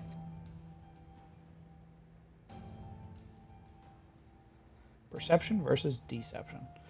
Okay. I think that would be a secret roll. That'd be like, are you trying to fascinate me so someone else can do something over there?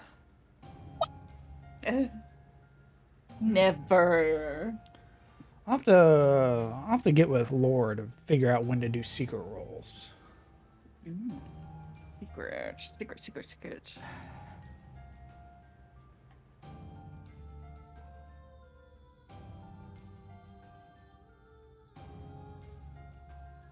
We do if we have like a decent amount of leftover money, just blow it on stuff.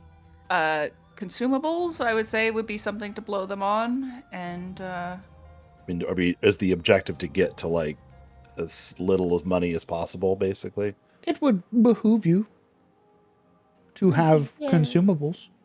I'm saying, like, is the objective of character creation to get to 0 gold, like 0 money? Because do you lose that money when you start? No, Oh, okay. but you're going to go right into the adventure. yeah. We're not going to be fucking around. How much? What was that? So the bastard sword says it's 2-hand, but then below it says hands 1. So which one is that? Is it versatile? No. Does that mean that if I use both my hands with the sword, it becomes a D12? Yes.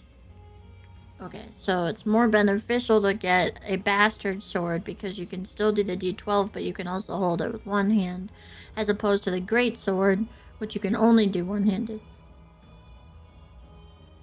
That's why it's more expensive. I believe the greatsword is two-handed?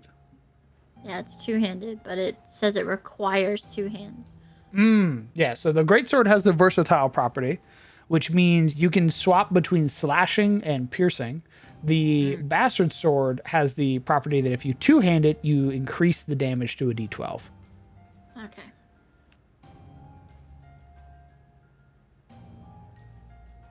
They both do d12s. One just allows you to... So they both sort of do the same thing. You're just able to make an attack while it's one-handed. A two-handed, you wouldn't be able to make an attack roll with it.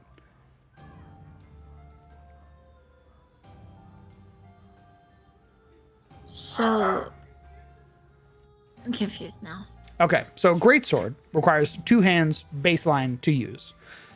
If you want to grab a potion, you need to let go of your sword, grab your potion, so retrieve it, then drink it. You would then need to, on your next turn, or on that same turn, spend another action to reapply your hand to that sword. That makes sense. Okay, so the bastard sword is just better all around. I just lose the ability to switch it from piercing or from slashing to piercing.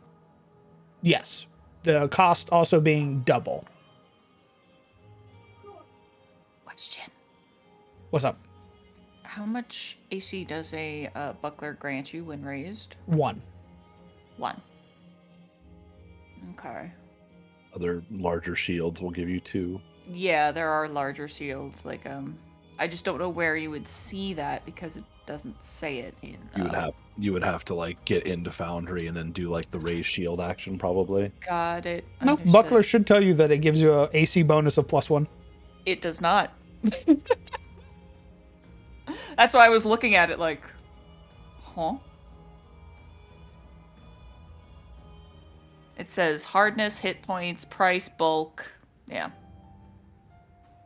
But in the description, it does not give you a +1, a +2, etc. Oh, interesting.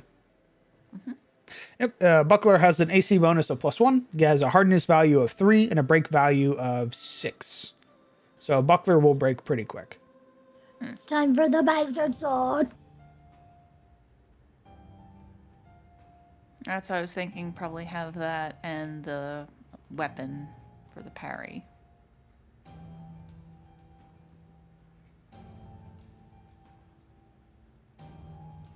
Yeah, and Archives of Nethys. Yeah. Okay. I might just get one, because right now I have 1 gold and 7 silver left. That would leave me with 7 silver. Okay. So that would leave me with a rapier, a main gauche, 3 throwing knives, and a buckler. Sick. Alright, let's buy it.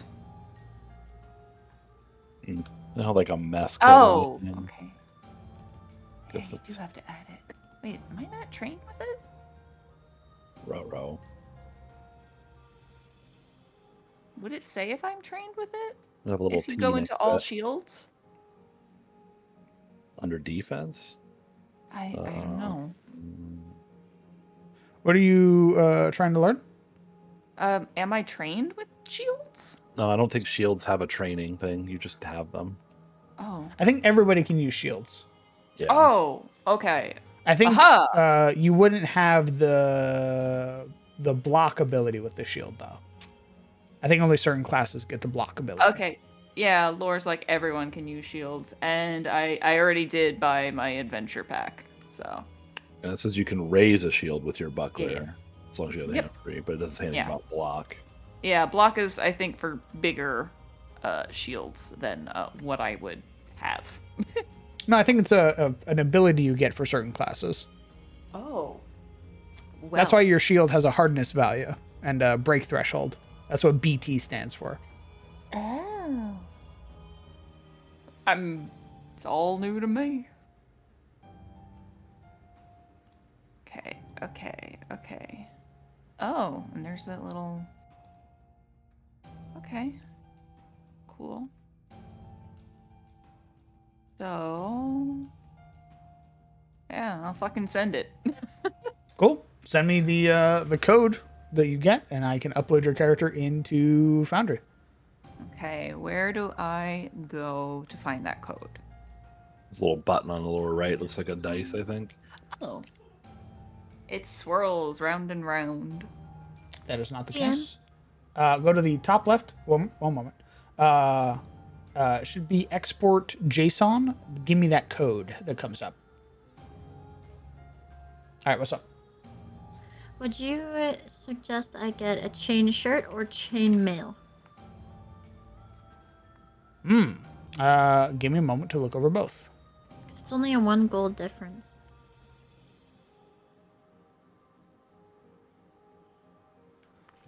A chain shirt has a +2 bonus to your AC, a dex cap of 3.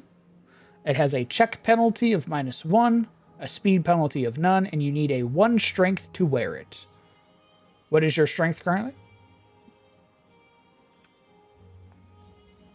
In total or the plus? The plus. That's all we care about is the 4. plus. A 4. Okay. I'm very strong. All right. Yeah, you're literally the strongest you can be at level 1. Give me just a second. My int and wisdom? Something calls a halberd. Dex cap. So that's a 5 bonus to that. What's your dex? A 2. Okay, so you would gain 4 from this. And then chain mail.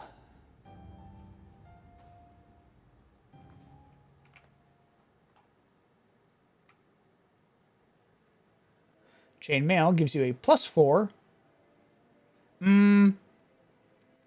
You would need a 3 strength to wear it. If you don't have the strength requirement, which you do, so that doesn't matter. Technically, flexible. This armor is flexible enough that it doesn't hinder most actions. You don't apply a check penalty to acrobatics or athletics checks. The armor is loud and likely to alert others. The armor's check penalty applies to stealth. Okay, so if I'm reading this right, your both of them are flexible and noisy, meaning if you're making athletics and acrobatics, you're not going to suffer the check penalty. So each armor has a check penalty, which is the -1 that's there. Both of them are noisy, so you're always going to make noise when attempting to stealth, even if you meet the strength requirement. With a +2 dex, you would only get a +4 from the chain shirt versus the +5 that comes from chainmail. So you would get more AC out of chainmail.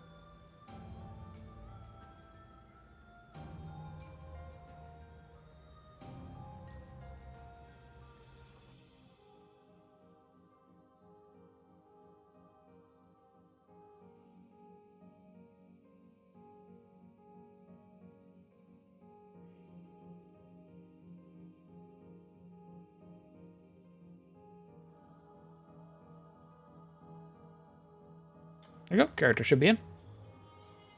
There he is. There's my lad. Little boy. Oh, this sheet is intimidating. Okay.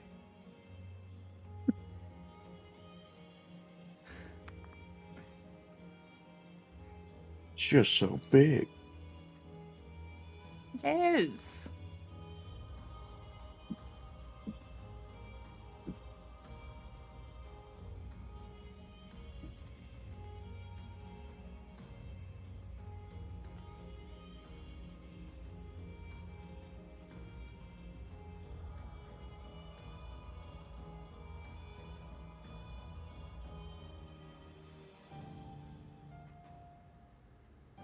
Oh, I'll have to select my language. I can wonder what that'll be.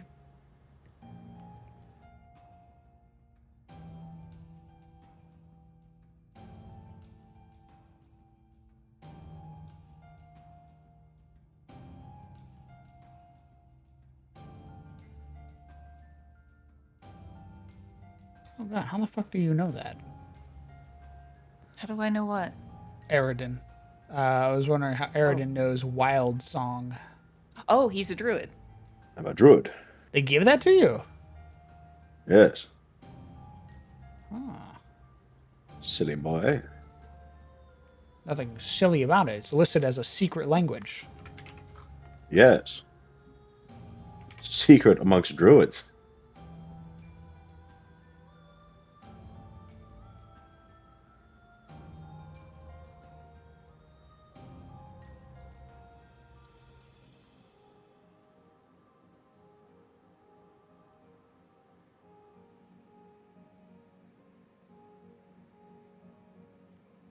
Very well. You get away with it this time. Teaching the Wild Song to non-druids what do you is think? anathema. Chainmail. So chain shirt or chainmail? Okay. Yeah, chainmail is going to give you higher AC because you're going to benefit more from the flat AC and the 1 dex versus the lower base AC of chain shirt and the higher dex cap. So it's just going to cost you 1 more gold, but you're going to have a higher AC to start. Would root reading help with scouting? What the fuck does that do? I will put a picture in the chat and also read it out loud for the crowd. Lore was talking about that, I think. Basically, you gain general insights into the immediate vicinity by sending your sense through the root systems of trees and bushes. If there are any unnoticed, medium, or larger creatures in the area, you learn of their presence and they're undetected to you. You can immediately attempt to seek an undetected creature, and you gain a +1 status bonus to this attempt and any of your other attempts to seek hidden or undetected creatures until the end of your next turn. You also learn if any such creatures pass through this area in the last hour, although you get only the vaguest sense of direction from the spell. If you begin to track a creature detected in this way, you gain a +1 status bonus to the initial check.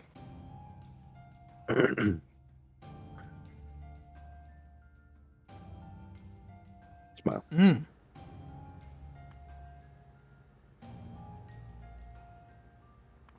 So you can basically pop creatures out of unnoticed to undetected. Yeah. I think. So you would spend 2 actions to root read, and then you would spend an action to seek immediately after, gaining a +1 status bonus to the attempt. Yeah. To find that creature. Is that something you want to do? I think so. I think it would be a good idea to have somebody who can detect if there's like an ambush in the next room. I think that's what that does. What is it called? It's only 30 feet. Oh. It's a 30-foot emanation, meaning it emanates 30 feet from your person. So It's called root reading. It's the room you're in. Hmm. Hmm. Hmm.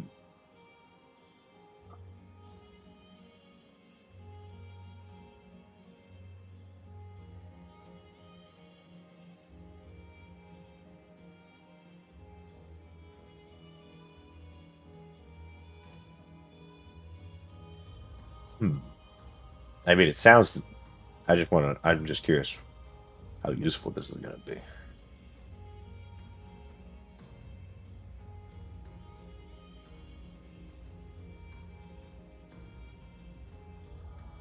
I don't know. All right.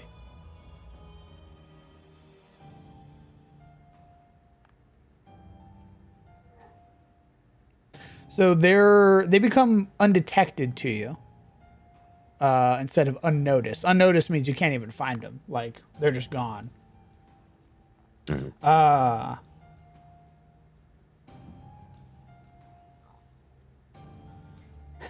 It might make it a little scary for you if you're the only one who can see this creature. Basically, you're the rest of your team's just waiting around for you to flush this thing out. I don't know. I guess I'd have to see this in work.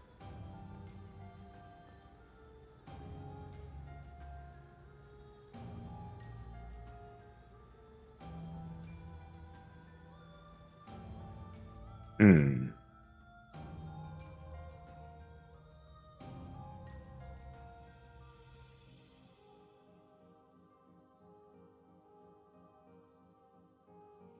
You can switch out your cantrips after a long rest, right? Correct. Very well. I shall keep them for now. What's up, sir? I filled out the biography tab for you. Want to read it later? Nice.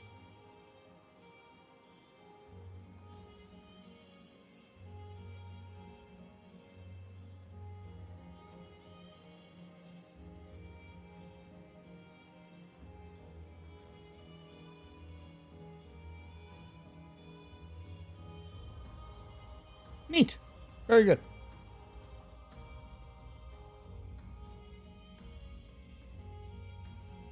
Okay. I am in the fucking foundry at last. I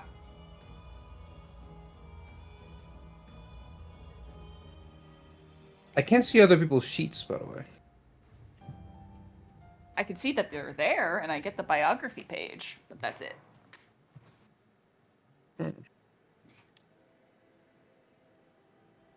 That is not how You Lord can't had it. open the party sheet. No, I only see, just like Kieran said, biography and effects. Interesting.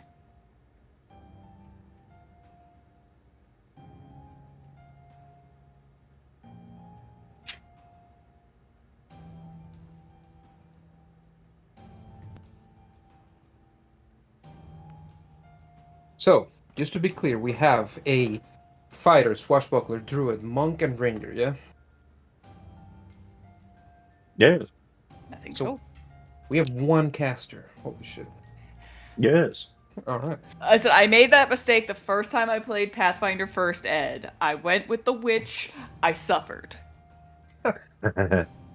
Nice.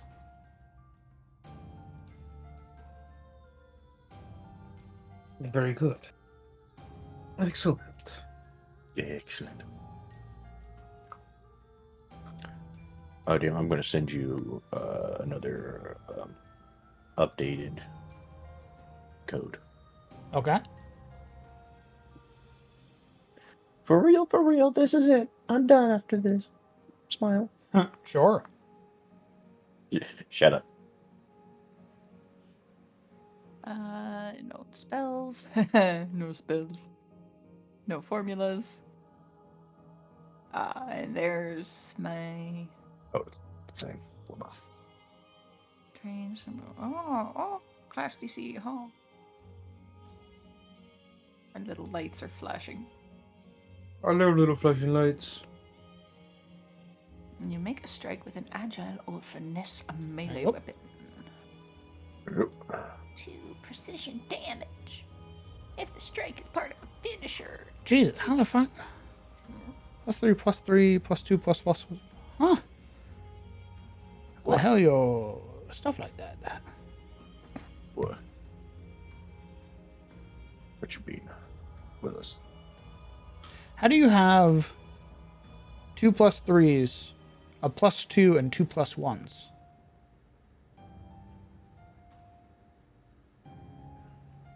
This Kieran has 2 +3s, 1 +2, 1 +1, and 2 zeros. I have a -1.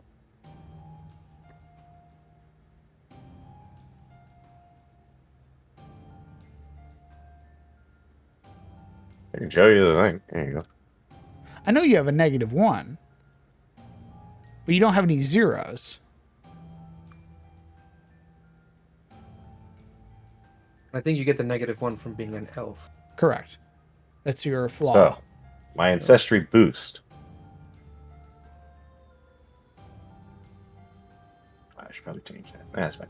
Is strength, dex, int, with a negative to con. Yeah, I'm just gonna send it. Send it.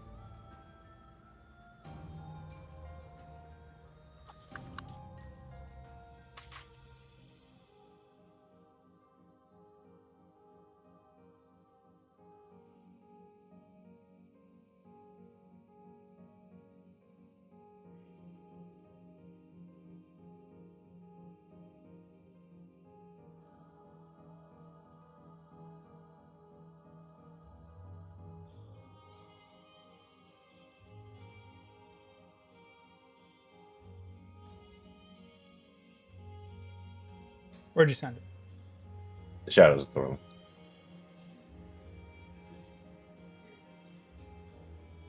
Strength, dex, int, minus con. Wisdom, dex. Oh. Okay. Damn. Jesus. What can I say? I mean, the thing is, I don't have a +4 in wisdom.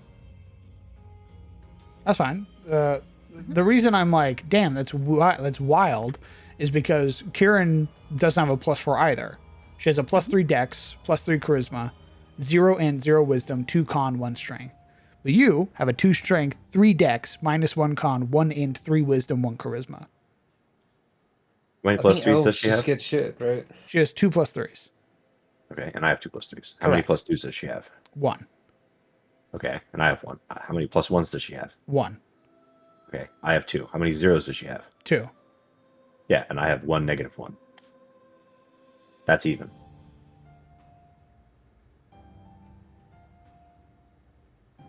Instead of 2 zeros, I have a -1. Yeah, elves fuck their health to get one little measly point ahead of everybody else. So you're gonna have how much HP starting? Oh my 13. god. Oh my god. Oh Yeah. God, what is it? What is it? Tell us. 13. Yeah. Holy shit, my scrawny 13. little elf friend. My bear 18 has more AC? HP than you. 13. Oh my God. Oh my god. What about the swashbuckler? How much HP? I got 20. Okay. What about, Yeah, I'm an elf too, fighter. so I get. I And have what do you 20 have? Like HP. 20? Yeah. what? Nice. I have What, Kobold? 20 HP. Okay. What about our monk?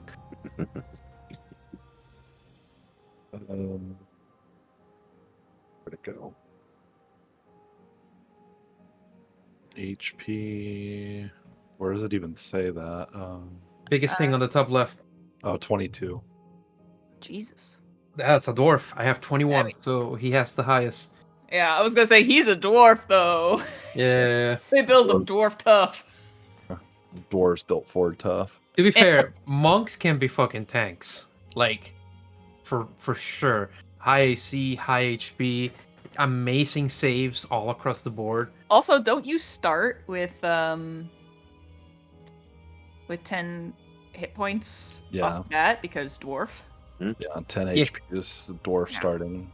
That's Monk what is- elf is. Monk is also the only class that starts with expert in all saving throws. Oh yeah, Horrifying. you're Nikki. I get 6. I have 6 HP starting because I'm an elf. And My then that bones gets are minus hollow. by 1. And then Yeah. you cut it off by one, huh? Yeah. Oof. Yeah. Oof. And I'm a druid.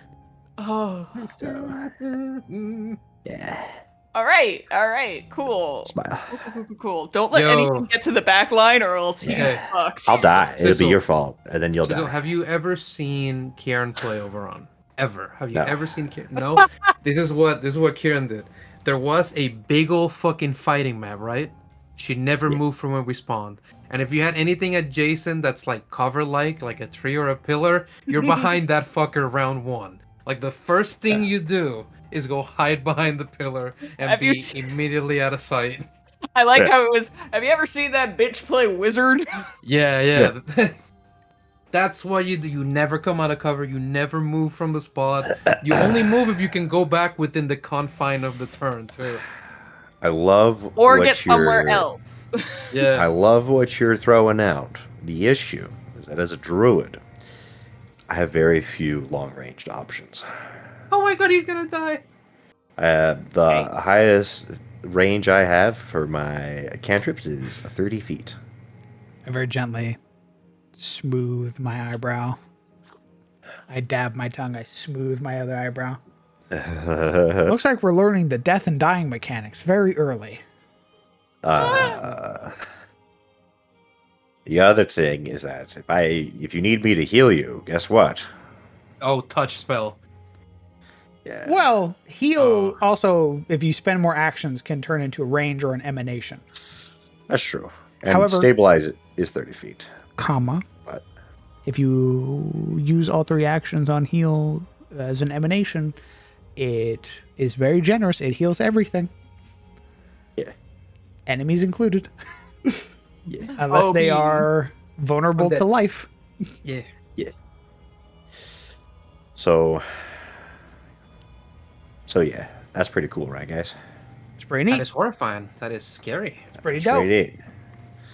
I mean, I could switch it out. I could switch. There's an alternative ability selection where I won't have a -1 to con. But Look. So long as you're not upset when you eat one crit and take, Well, all of your HP. the thing is, Die.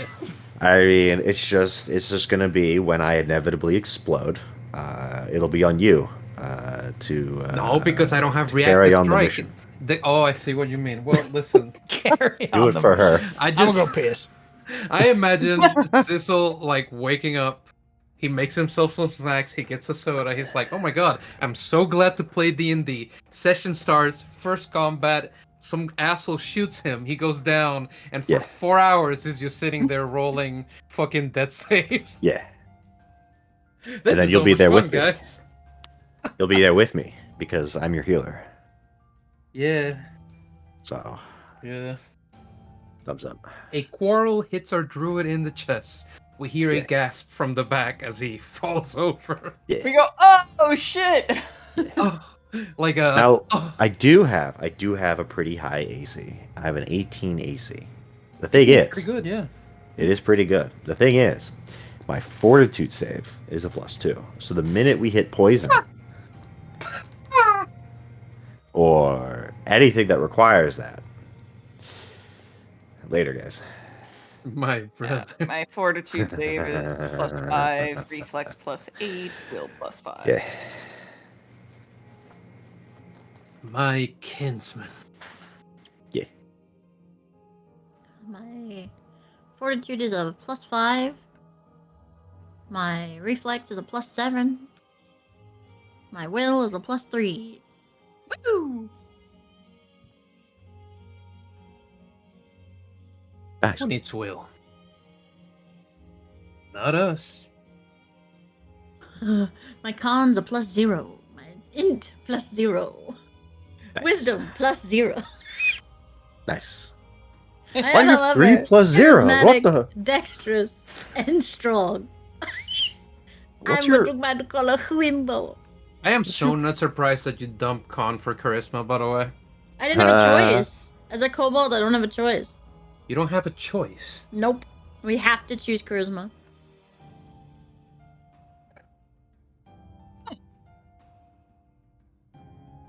My god. Oh my god. We get to choose charisma and one other thing. And of course, I'm going to choose strength. Yeah, 4. I think there Most of is mine were like technically- freebies because I started with human ancestry and then slapped half elf on top of it. So I'm back. Wow. DM, are we allowed to use the alternate ability selection? No. Oh, No. never mind. oh, all You right. talking about ABP, alternate ability, or alternate progression, or whatever it is? Yeah. No. Ew. What the fuck? All right. Just making sure. What's wrong with you? God forbid I ask questions. You sick fuck. Sorry that the button's right there. You disgust me. You know, if I was a real asshole, I'd just do that and then tell you that that's my spread, and you wouldn't be any the fucking wiser. I just kill you. You wouldn't be any the fucking wiser.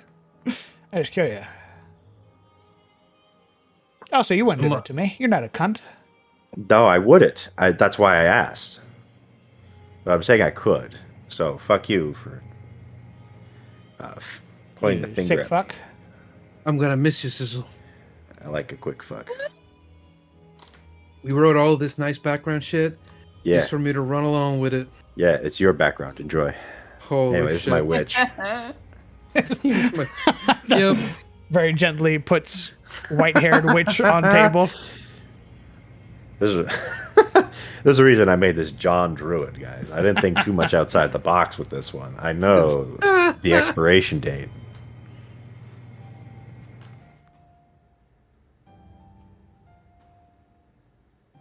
He was a red herring all along. You don't know that. You don't know that. Which, of course, means that I'll be the last one alive, because that's how TTRPGs work out. I point at Rag. Yeah. Yeah, Rag will outlive us all with her 11 wisdom and I was gonna 9 say con. she has like the worst stats, doesn't she? She is Yes. by far The worst cleric. the worst cleric of Anything. I'm not going to lie. That's what happens with characters like that. I had a character in D&D 3.5. I did not have a single stat above a 13. And yet, I got so far. I outlived one of the PCs who died. I went so far before I finally died nice. as a fighter. Yep. As a fighter without a single ability score above 13. Jesus Let's Christ. go. Yeah, it was mainly the rest of the team keeping me alive. They were like, "We will not let this man. We will not yet let this young man fall." And I'm like, Please let me die. "So I can make a new character." I beg you. Yeah, fucking Elliot was great to play. They were dumber than fucking bricks, but they were great. Okay. Correct stuff needs to be corrected. I don't know if it's all right, but Observer. or you can tell me. Owner. Let's look. I have to go into. I have to open up Foundry, and we're gonna do that, right? Correct. Get your ass in On here. in. So, Well, we're saying we're actually talking about two different things. Wow.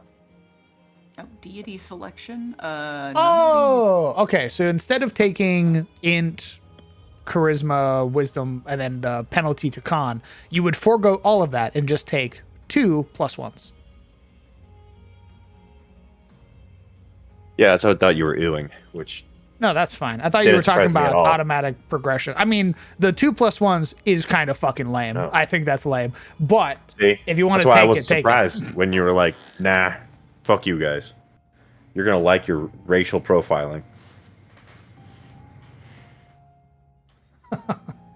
I rub my hands together. No, I thought you were talking about the automatic progression, which is like Oh. it gives you certain bonuses and stuff when you level up. It basically is like your DM doesn't give you any magical items at all. This system just accounts for those bonuses. Yeah. It's like level 2, you get a status bonus. Level 3, you get a +1 to weapon, shit like that. Oh, And I'm like, no, ew, that's lame. that's fucking gross. That's lame. Why would I do that? Why would you think I would want to do that? You're insane. You're gross for thinking that. It's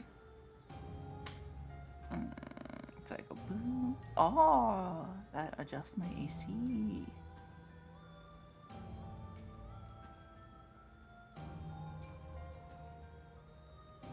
yeah, if there's anything weird or that needs to be changed, let me know. I feel like, I swapped. do you only get 4 skills? Monks. Oh. No, I swapped out stealth for medicine though. So that's what I was saying. That I was like, oh, we should probably have somebody else who knows how to like heal, even if it's just with a healer's kit. So I got the healer's kit. What's your int? 0. That Oh, never mind. Yeah, the amount of But skills you have is fine. But medicine is based off of wisdom, so. Yeah, no, I mean, like, your number of skills is determined by your int, though. Oh right, yeah. Well, I was looking at it and I was like, well, monks don't really need a lot of skills though, so You should have things. Who needs that? Just punch your problems away. You should have 4 training points though to put into. You should have 6 skills technically. Didn't give me the option in Path Builder. Dwarf, 6 Martial skills? monk. Your heritage, Let me see. You're talking about your ancestry. skill training, right? Yeah, you should have. You should already have acrobatics and lore warfare trained, and then you should have 4 things to set a skill train. Yeah, you didn't set one. Oh, maybe I doubled up on acrobatics. Maybe No, that was the problem. you have 1 more to spend. Oh, well, what should I put it in then? I don't know. I don't know. So lore warfare came because of background. Correct. Medicine I picked, intimidation I picked, athletics I picked, acrobatics is trained default. Correct. That comes So from your that- background. Well, I guess we'll go back to stealth then. Sure. So how do I set that on the in Foundry? So we'll go in Foundry so that way you don't have to resend it. Go to Sure. you're going to go to the top. You're going to see a little hand. Hit that hand in your character sheet. Okay, go to stealth and trained. Correct. Give yourself trained. Boom. All right, there you go. solved. All right, so that's fixed. Nice. Yeah. Athletics, intimidation, medicine stuff. Nice. Very good. Did you delete your last name, Sizzle? Yes, out of shame. I hated Oh. it. No, I'm just kidding. Oh. It's because my thing was re-imported. I didn't have the last name. So Gotcha. Sick. there you go. Enjoy. I was just like, oh, did it simplify it automatically, or? Crown doesn't like my last name, so he got rid of it. I like your last name, you dumb bitch. I only have a first name for Doesn't like my starters. pick route. Doesn't like my last name. Show us the pick group. Do it again. I did. You did it Didn't- before, but I didn't pay attention. So All right. That's a you Jesus. problem. Is it backstory why Formir doesn't have a last name? Yes. Understood. There you go. What a dick Wait. shit. Does he really not like your pick crew? The pick crew looks great. No, he said it's fine. I'm just giving him shit. I see. We're shitting on the DM today.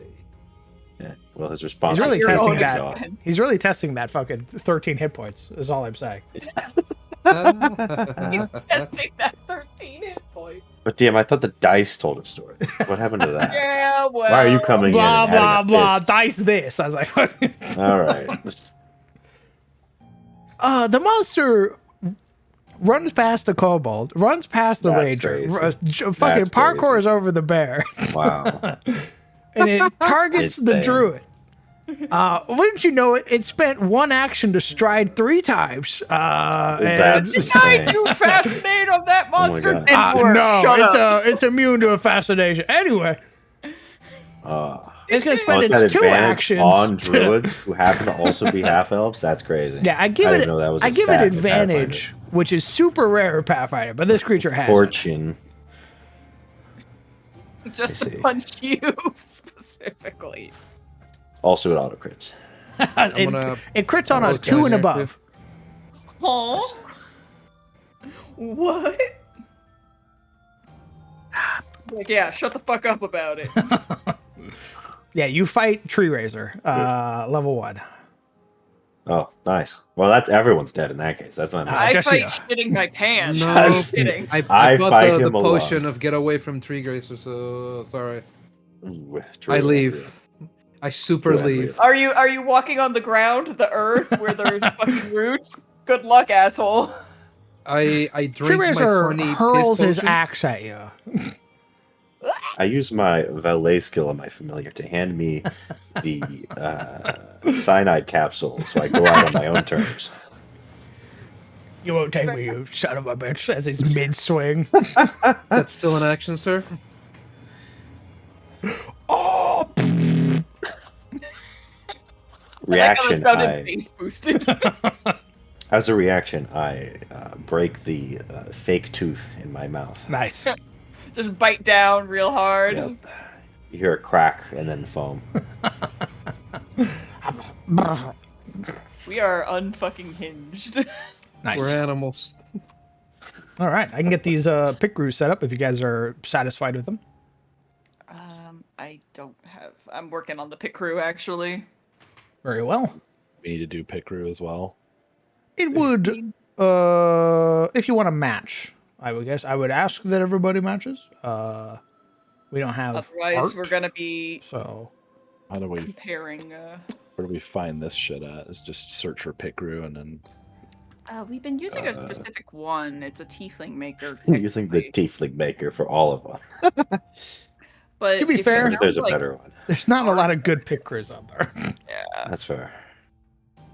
Honestly, this is probably the best pick crew out there. which isn't saying much. Yeah. Where I mean, is props to whoever, to the person that made this. It's actually pretty neat looking, but It is the best one out of all. Here, I'll send it to you. Okay. Mr. Old Man can't use computer. Shut up.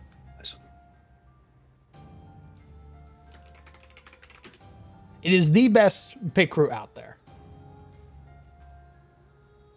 Yeah, it's pretty. I mean, there are others, but they may not suit our needs. I like that one because I can like put it into Photoshop and I can edit it easily. Nice. Yeah, it does export as a PNG, which is super nice. Unless you set a background, and I would ask you don't set a background or I will kill you. If you put a background, I will fucking annihilate you. It's that simple. If I have to edit out your little fucking background to make you a token, I'll kill you. It's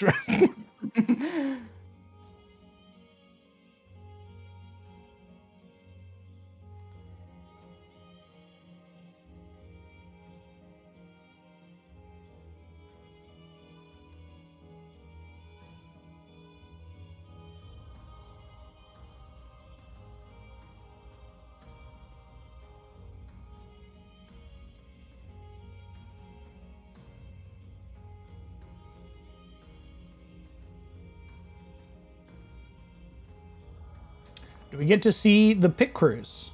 Are you guys fine with chat seeing your guys' pit crews so far? I Sure. don't have anything.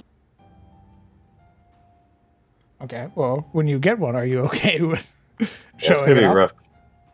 I don't know how you're gonna make a kobold in pit crew, unless there's a kobold pit crew, in which case, nice. Okay. So before we show it to chat, what do you guys think about it? Do you think it fits thus far with what I've described? I want to know how much he spends a month on blue. He gets it himself. That's so fucked up. On Holy shit. blue. What are your finances looking like? How much for that eyeliner? He rolls survival every day to forage some of it and make it himself. It's blueberry. Blueberry's purple, you asshole! Well, he's a druid. He's the one that's supposed to know, right? Oh my god, true. And real. What I say goes. He Here, I'll decides. show off the druid first. John Druid. John Druid. He's so John Druid. so Hell generic. yeah. I reference the front page of Pathfinder. Taps the sign. What is your druid's name? Eridan Mare. Eridan Mare. A leaf druid? An Erenai leaf druid? He's a lad. Yep. He's my brother-in-law. Yep.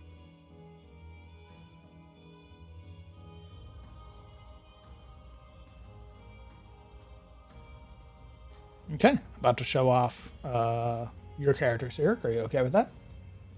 I mean, if you guys like it, yeah, Do you like it? I do. No, I hate him. Send him over the edge. Nice. This What's is the his blank? brother-in-law.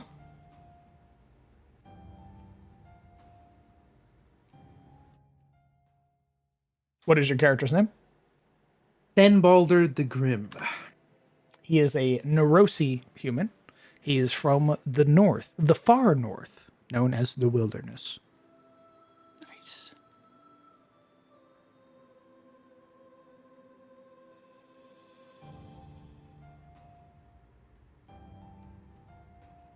Still working.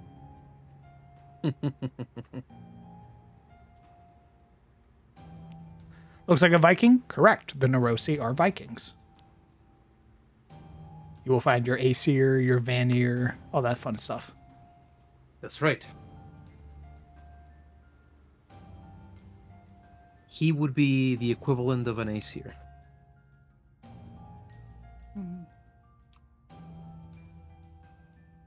Am I McFucking Pale, perhaps. Why are Wait, you you pale? are as your character? Why are you pale? I don't know. I'm trying to pick a skin tone for my little guy. Blue. Yes, I'm blue. A double D, double die. Actually, no, we got our blue guy right there. I was about to say I'm blue. Yeah, he's the bluest. The blood of your Southern parents on his face. Become a Nephilim or Tiefling, or what they're called. Tyrus actually belongs to I the was about North, to I'm just say, saying. there is technically some claim to that, as it were. Yep. If you go read the Canca about an entity known as Tiro, you will find out all about that. Tiro, my hero. Here it does belong to the Nords, you're saying. He should be under characters. I'm slowly writing up the gods so that way you guys can actually read them. Talos the ineffable. Talos the unassailable. Is the blue on his face full colors, or can we come up with runic patterns instead of a full blue? Oh, absolutely, you can do runic patterns. Any concentric marks, or even the Actually, not symbols. paint. He just that... bruised. Huh? He just got in a fight. No. You can even use like Nordic runes. I even anticipated the character, and I have the one totemic rune for his spirit animal, which is Urus, means strength. I just can't put it in the pick room. But that is Woad, yeah. He's wonderful. Can't ask people why they're Decided pale. My name. One more time. I've decided my name. What is your name? Yeah? You. Nice. Like you, How like many the letters? wood? Like YEWU or You. Holy shit, that's gonna be pun central. You know that, right? okay.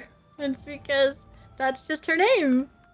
Yeah. That's just People how would it point is. at her, they'd say, you! Oh, That's I her see. name. She imprinted herself on the being called directly. Are you Understood. a duck? I see. I was, yeah, she's from a cult, so, you know. Jeez. This is the thing that Oberon left behind. Guys, Tell where's me- you? We're looking for you. Who? Me? No, you. Oh my god. Tell me about this cult. It's Tell a me. cult. It does cult stuff. Uh-huh.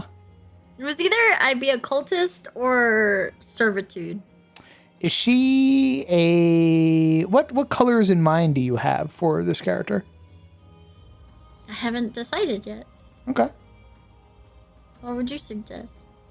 Well, if she's part of a cult, was she willingly a part of the cult, or was she forced into the cult? Because kobolds in my setting... Okay. Oh, okay. You get upset. Here, hold on. Is this or this? Yeah. Kobolds were reptiles, generally small lizards, that sucked the blood of slain dragons long ago, transforming into bipedal walking scaled creatures known as kobolds. Let's see.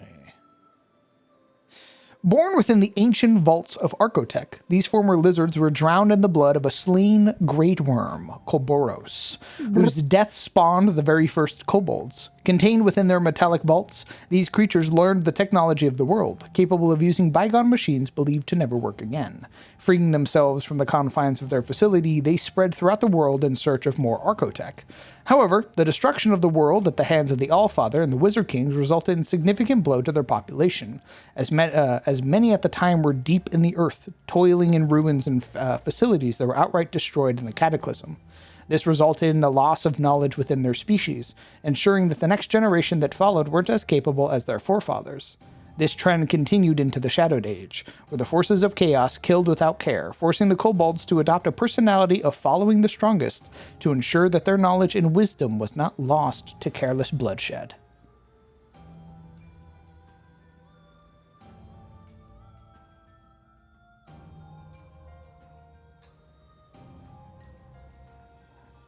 And you can, if you are a dragon, you can basically be any type of dragon now in my setting. So you don't have to worry about chromatic or metallic. What you have to worry about is chaos and order. Because metallic dragons can fall to chaos, and chromatics can ascend to order. Not to mention, Pathfinder has a bunch of really cool dragons.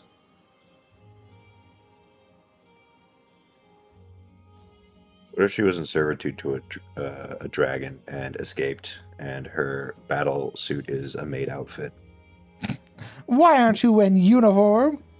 I watched that anime.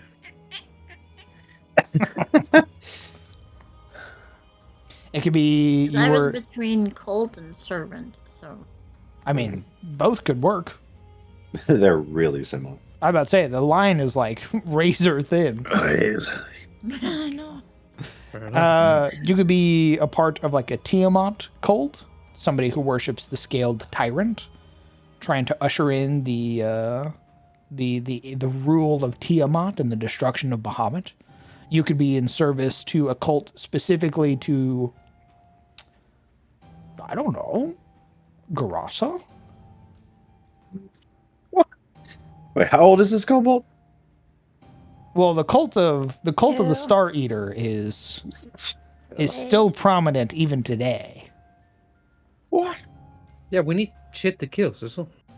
That's true. You're right. My bad. Maybe 4. All right. What? She's a Nikke. She's a Nikke character, but it's a kobold. Every time she swings the sword, her Nikke? ass jiggles. Nikke, like the mobile app game. I don't know that game. Ask who's about it, or Rozzy.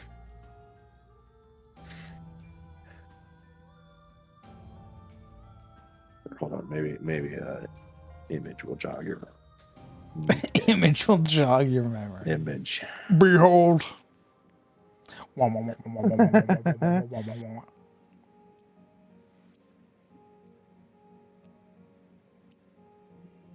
This is the game. I feel like servitude would be good too.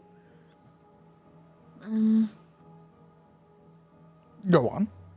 Just because. So I liked servant because I liked the read lip skill. And with my intelligence score, I was going to combine it with like monkey see, monkey say. So she was going to read lips and just be like, that's not what she said. And just speak like super plainly with no tact at all. But I chose cultist because it sounded more like easy for you to connect me to the world. Oh, okay. But if you think if you think, I mean, servant and cultist are kind of the same. It's just one has like, you know, more air to it. I would say first off, pick what you think is the funnest for you. If you were to give it to me, I would take cultist with the intent of having a group or people hunting you, trying to get you back into the cult. I mean, I can already have that with Grayson, so I don't really want to repeat like same story beats. Sure. Then pick servant. Go for your want for tactlessness.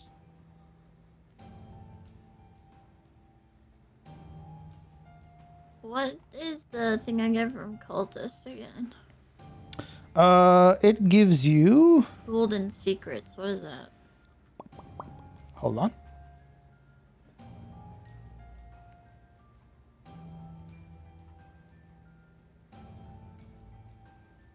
So you get an ability, Schooled in Secrets. You need to be trained in occultism.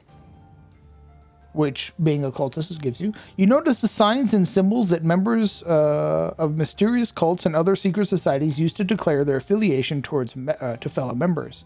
You can use occultism in place of diplomacy to gather information about such groups, and in place of deception to impersonate a member of these groups. If you belong to a secret cult, lodge, sect, or similar organization, you automatically recognize members of your group unless they are specifically attempting to conceal their presence from you. They also recognize your standing unless you are specifically concealing it.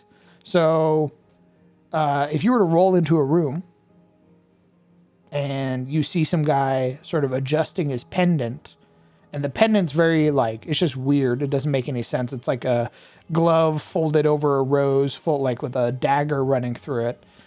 You could roll an occultism check to figure out what this thing is, and I go, oh, this is the broken hand or whatever cult. You recognize the symbology. This cult does blah blah blah blah blah blah blah.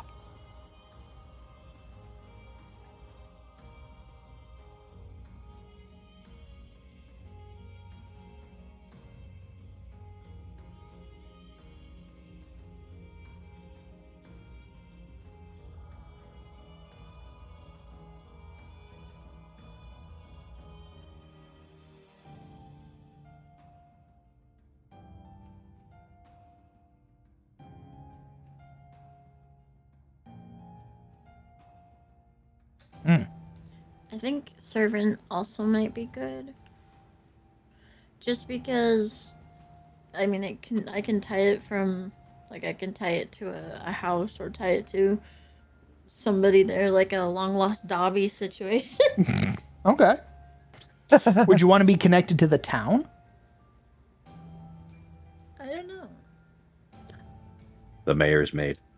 I was about to say, you could be a servant to the mayor, to the alderman.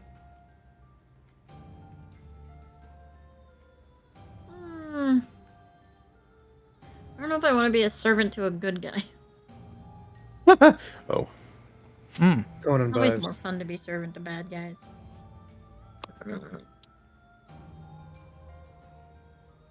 Super Conan Maybe vibes. your master died. That's a good idea. Especially since it says that, like, we can have, like, dangerous secrets about my, like, former employees. I like that. Yeah. Ooh, I've decided. You're picking servant. Okay. Nah.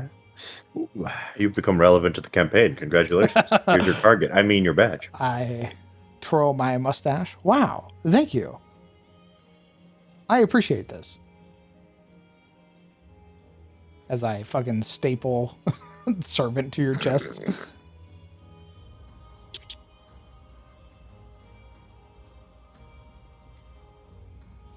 I'll tell you what I have in mind after the game.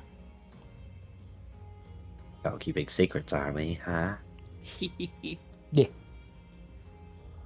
Master.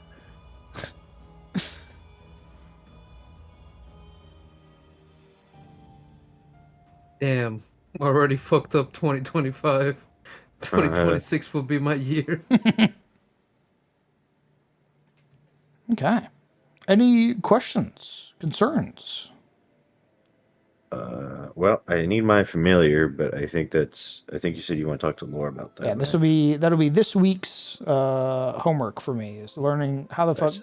companions and all that stuff work. Nice. You're welcome. Fix it. Get it done. I'll kill you. I'll fucking kill you, son. You can't kill both of us. That's a ruined story. Can you download that, or like right click save that image? I can just download it, supposedly. Yeah, you should be able to save it as a PNG and then send that to me.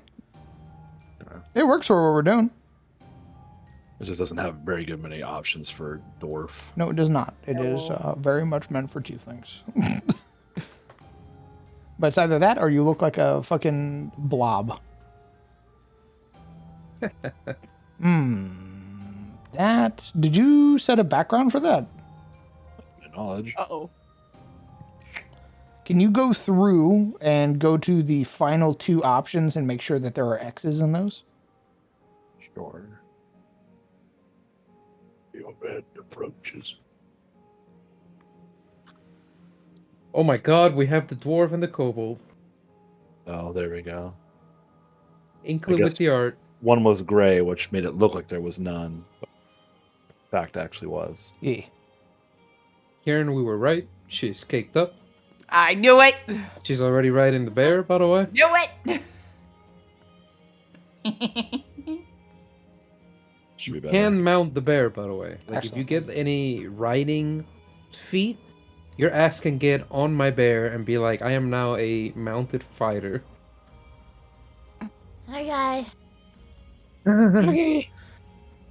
It's really not at all what I wanted exactly, but it'll have to do.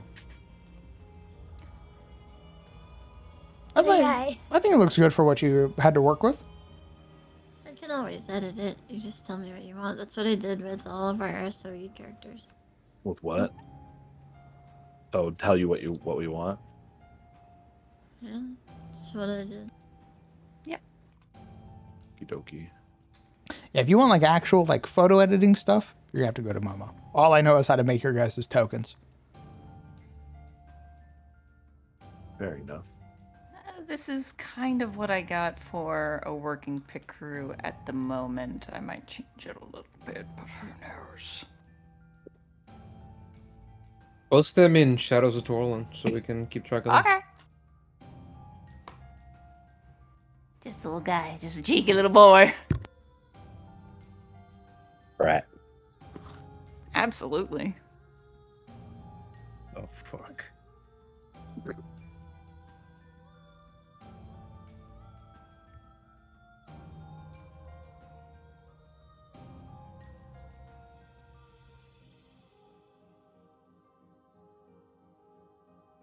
Okay. Are you fine with me posting this picture or showing this picture? Yeah. Oh, All right, it showed the dwarf. Okay. oh, okay. Yeah. So is the choker like a challenge? Is that why that's there? Hmm.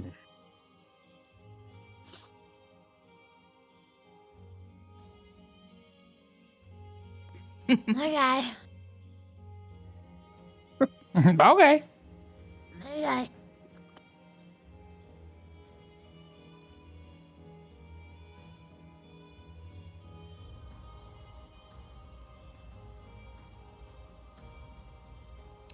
No, chat. He didn't say rat. He said brat with a He B. said brat.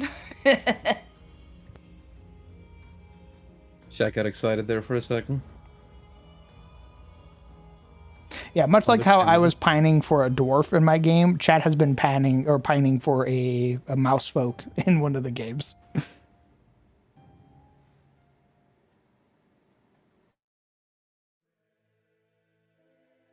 I mean, they could be a rat too, but not like an actual like rat folk.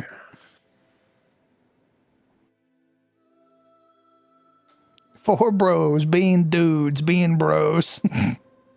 Oh my god. I mean, like we swing with the gender distribution. All the spectrums of masculinity.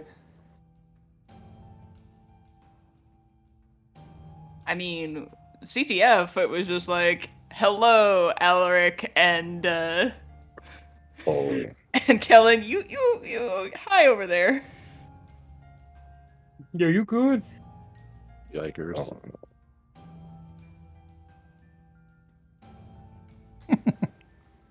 Like, yeah, we're just gonna host our clambery over here. oh my god. That just I just remembered.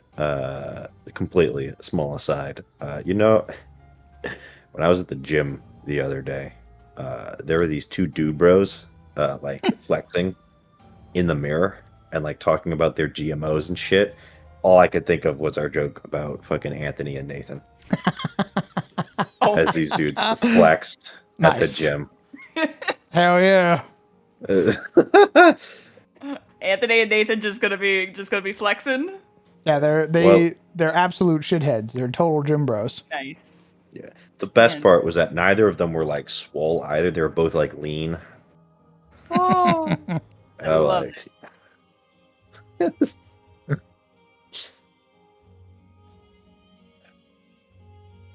It's great. Beautiful. Wait, how many dudes do we have in this party? So far, 4. Currently 4. Hey, All right. it's your bro. Just a bunch of bros going out there being homies. Hey, out in the woods or underground in this case. Just in the woods, just playing, having fun, dude. Yep. Taking a break. You know what I mean? Mhm. All this testosterone. And they found like a pet kobold, basically. Jesus. La Critura. Anybody insult her, you got 4 fucking beefcakes ready to murder anything. Don't fuck with me. I got brothers. I got brother. Oh yeah, what? Some other little fucking lizards as the Neurosi strides into perspective. Motherfucker looking like a caked up rooster from Moana. His face is all in shadow, tipped up chin. His eyes blinking independently. They don't all have brothers. 4 dads and a kobold. Wait, no. 3 dads, a brat, and a kobold. There you go. Bandit That's grabs the the correction. kobold by the neck, Yeah. rattles her. Her eyes start bouncing in her head. Roll around like marbles. Refocuses. You hear it. You hear the rattling before it settles. Jesus. You. How we doing, you? How's the character coming along? Oh, you know.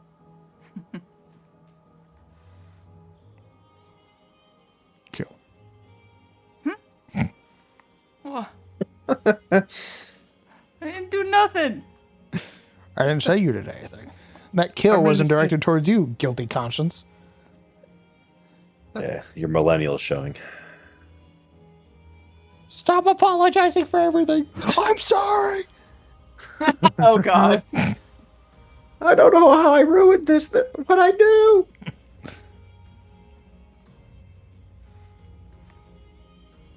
Okay. He's so tall. I think once we get Momo's character sheet in, we're Gucci. Yeah. Do we have any questions about the campaign or anything like that? I squid. Maybe. Maybe. Okay. I'll get back to you on that. Oh, okay.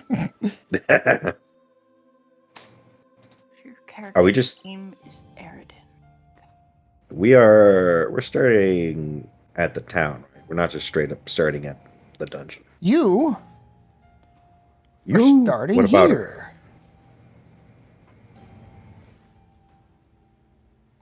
You're starting in the Bears Pub. I see. Sick. Nice. Oh God. I look back and there's just a brat in my face. Hey. You'll be taking a job from Preston, the owner of the Bears Pub.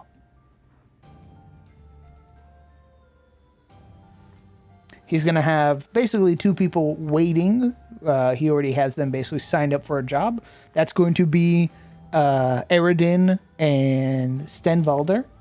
And then he's going to hire the other 3 members of the party and basically get you guys kitted out as your handler, get you some starting equipment, especially given the situation that the town is in. He feels it's necessary to make sure you guys at least have a healing potion, an anti-venom, some stuff like that. Basically a little starter kit, so to speak, to ensure that everything goes smoothly.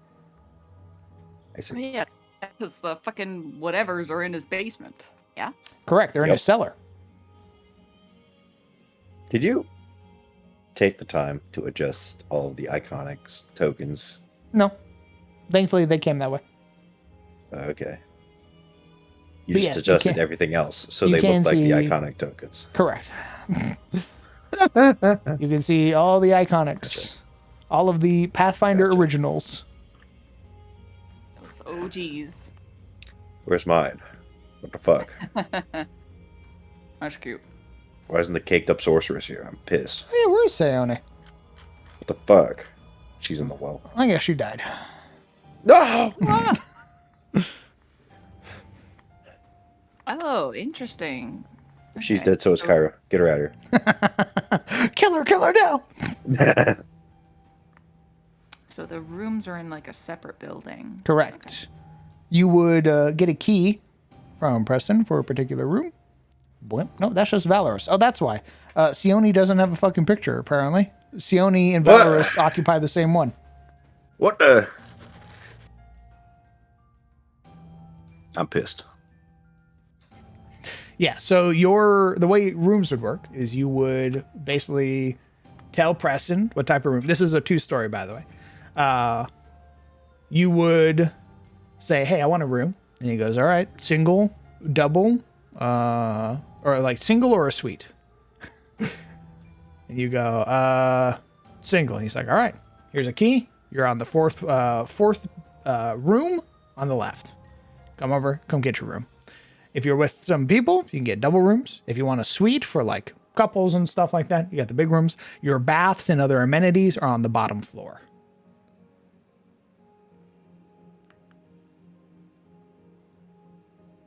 Nice. Is this guy available for hire for the night? For the night. That's not a guy. That's a Yeah, that guy. that's a lady. He's pointing to the dwarf in his room. Wait, why do you want to hire the other ranger? You already have a ranger. What? I can assure you that's not a ranger. The dwarf? I can assure you That's that not- is not a ranger. The dwarf by the table? He's talking about Look this down. guy. Looked out. Oh! Oh, that is not a ranger. No fucking way. This is the iconic. That is a Yeah. ranger.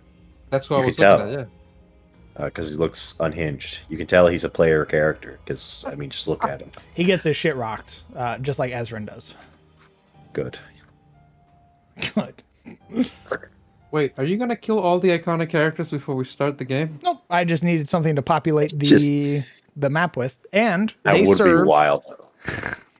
I wouldn't do that. I like a lot of the iconics. Okay. Alright, guys, pick your character. Could you Fucking imagine, killed all though? of them. Fucking the dragon fucking breaks into the inn, just crushes them.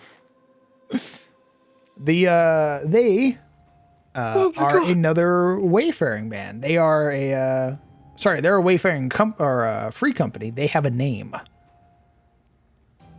Yeah, the has-beens, because now we're here. They are all level 3. Never mind. Let's keep our heads low. Never mind, never mind, Let's, gentlemen. chill Keep out. walking, keep walking, heads down. Let's get ahead of ourselves here. Sorry, did I say has-beens? I meant is-beings. Is- Top dogs, that's what I meant. Top dog. Yeah, Has been this whole My time. favorite till now. guys. My favorite, literally my favorite my people. lad. The reason I'm on adventure. Drinks on me. Drinks on me, lads.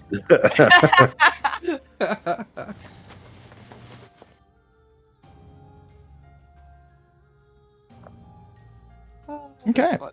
I will point out some, and just in case the party is interested in the future, in case we wish to continue beyond the beginner monks, this is your general store. It's several stores tied together.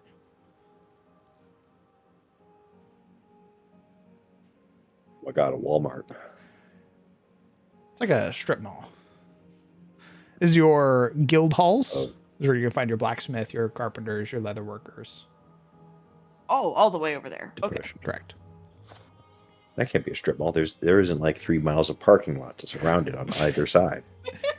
This is your chapel.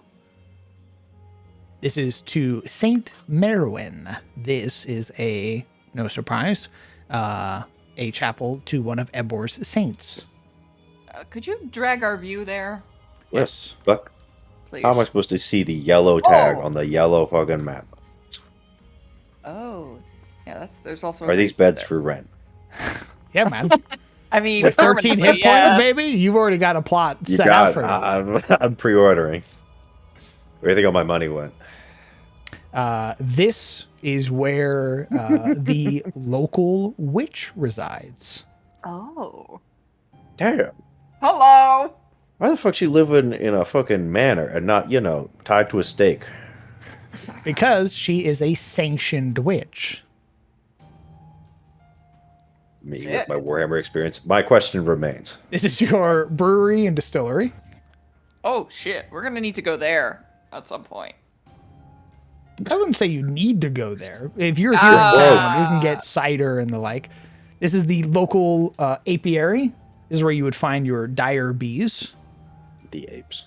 The dire bees. Correct. That's horrifying. This town uses the apiary to basically use these giga bees to pollinate their massive fields of apple trees. Okay. Fucking once human mechanics. Okay. How large is a deviations. dire bee? They are medium creatures. Holy fuck! Correct. They're bigger than me. Correct. They're bigger than you. Correct. Just like down there, the kobolds down by your They're fucking gonna cow. take me away. I was gonna say the bees take her away. I'm going for a Are ride. those trees also dire apple trees? Because a medium-sized bee crawling over an apple tree would shatter that thing. You'll find out. Smile. This they is fly? the constabulary. You have to wear ear protection or the bee wings will just blow out your eardrums. Oh! This is the Red Ridge Ranch. My goodness. That one's run by a little mouse guy, yeah? Correct. Wait, Roland Red Ridge. wait, DM. How big is the queen bee? You don't want to know. This is the mayor's home, along Where with they put that the thing? magister and several other town officials. Maid, why aren't you in uniform? So that's the mayor's house? The big one is, yes. Hmm. I see. Of course, it's a Understood. big one. It's also his office. Deny, defend, oppose.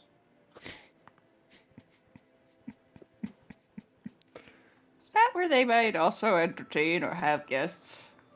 It Depending. would be a good assumption, yes. Okay, understood.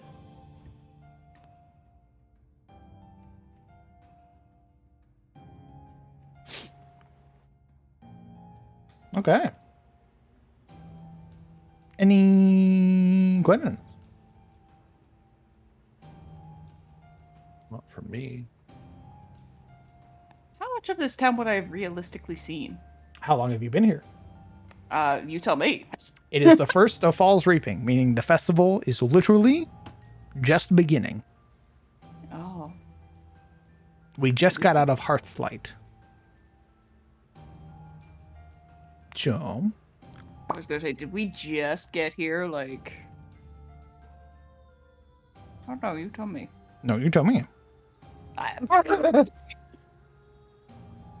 You're the one with the NPCs. You tell me how long you been here. DM, while they're figuring it out, where's my house? Oh yeah, you own property here.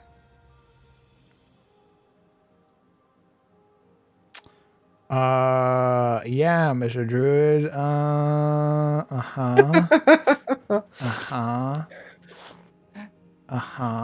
He just throws an asset like somewhere on the map. Just rolls dice. I'm I gonna- would There. live here. I'm gonna roll a die. Where? Bang it. I live here. Oh god, Bang it again. it's I figured. all the way over here. Oh, I didn't adjust those assets. You can't live there until I adjust those assets. What do you mean? You can't live there until I adjust those It's assets. unrendered housing. Correct. It's I one of look the houses I inside, forgot. there's nothing. The textures are gone. You could live here. Where's here? You want me to live in The You want me to live in ruin. that? All right, base. Yo, I got more property than most people, dog. Guess where my money's going? I'm becoming a landlord. You're gonna turn it into an Airbnb. I'm gonna Airbnb it immediately. I'm not even gonna fix it up. I'll have like a picture of like what it looked like 500 years ago, and I'll put that on the Airbnb. Hey, In fact, that's why you guys are coming over. I would say you can either live around this area. With the giant bees. You are a druid. I want to slime. Or you can live on the island. Oh my god, the island? Yeah, Yo, I probably got the in billionaire like. bunker. Let's go. You probably wouldn't have a house. Shit. You would But I have an probably office. an office. I don't think you would have an. Why would the fuck would your druid have an office? you got a little apartment or a room at a Yeah, boarding house? I'm thinking an apartment is what they would give you. Like a studio apartment. Bachelor life be like. So honestly, what would probably have happened is once you've earned enough notoriety within the town, either the mayor or the constable would have given you one of the vacant houses to live in, generally for a time period, in the off chance that you either leave or somebody new is moving in. Okay. So you would basically be renting a house, so to speak, but free of charge. You would need to provide your own food and everything like that, but you would have a roof over your head. I want to live near the witch. The witch. I want that witch chussy. The I wanna romance witch the witch. is known as Rin Stardreamer. This is her. Yeah, and that's why.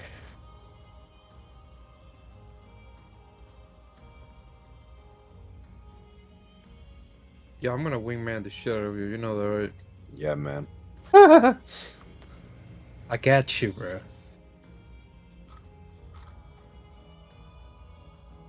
We're locked in, dude. Rin We're speed is running this known. romance. Rin is mostly known for being Single? somewhat of a seer or a clairvoyant. She has the ability to read the stars.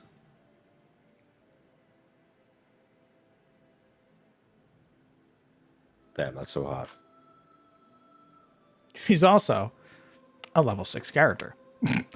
That's even hotter. Let's go. DM, do I get experience if I bag a level 6 witch? One more time? You don't want. You don't want me to. No, I heard you. I thought I heard somebody else say something. You can take a level 6 witch, right? In a fight, right? Oh yeah, she's a female tiefling elf. We were meant to be.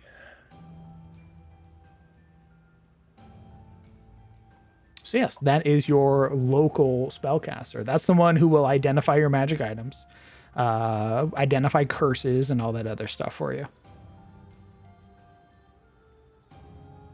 Nice. Ma'am, I need you to identify this emotion I'm feeling for you. It's a heart attack Oh. because she has blood magic. Fuck.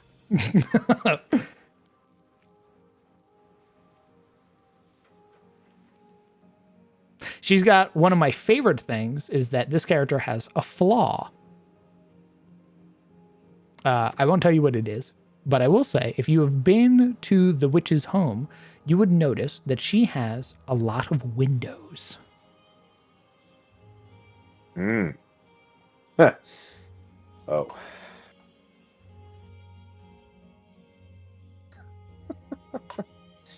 You're a bastard. What? Yeah, you're a bastard. What? What'd I Don't say do? what. You know. You know what you did. What'd I do? Yeah, man. She's got a lot of windows. Yeah. So we've got. That's crazy. You lost your last name, huh, dwarf? That's bad. Maybe. That's usually bad. Wait, you too? Wasn't how That's it depends on usually your bad. perspective. Dude, I fucking love your pit crew. Holy shit. He was complaining and it's like the best one. It doesn't have a lot of. He's very intense. I like No, it. dude, it's great. He's so intense. Yeah. He's just like, You best believe that he's going to be using the fact that he's shorter and can do good with grappling things by grabbing people's nuts and twisting if they get on his nerves. Holy shit. There's this feat that lets you like wrestle shit that's 2 times bigger than you. You need to Titan get that. wrestler. Yes. that was not where I thought you were going with that. Yo, there's this feat. What the hell? Yo, let me cook. Pathfinder has everything. I put on my glasses. The CBT scrawls across the screen.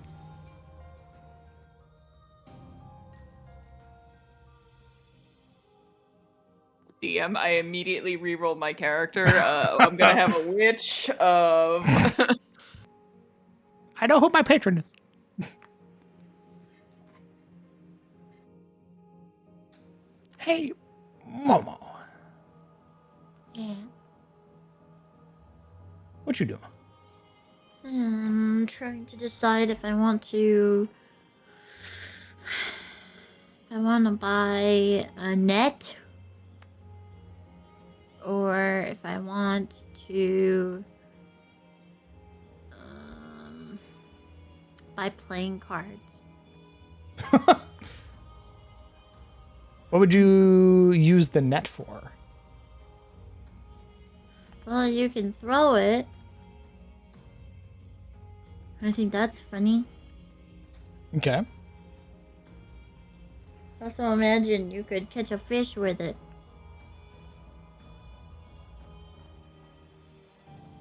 Oh, I have no idea.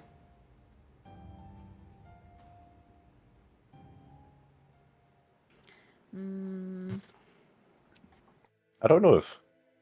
I mean, is it like a fishing net? No, it just says net.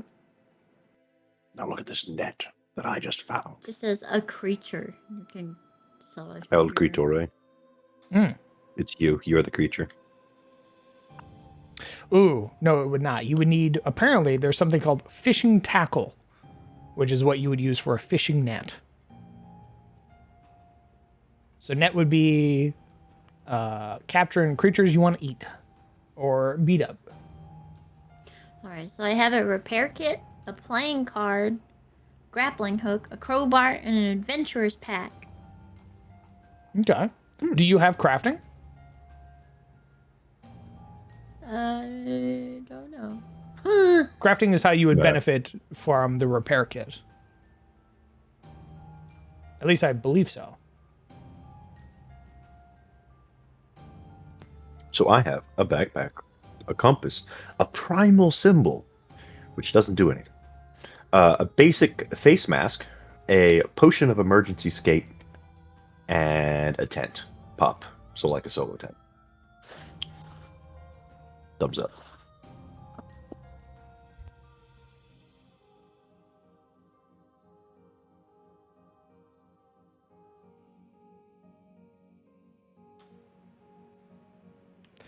I I think. don't know if I have crafting. I can't see it behind the stupid buying menu. I'm sorry. I'm not like proficient in it. But I mean, it says I can use the crafting skill. I have a +0. Okay. I will. I'll warn you that crit failing repairs does have a penalty. You could potentially destroy or break items. Sure. Does anybody here have the crafting skill? I do. Not this character, no. Who does? Not I. I can't hear you. Not me.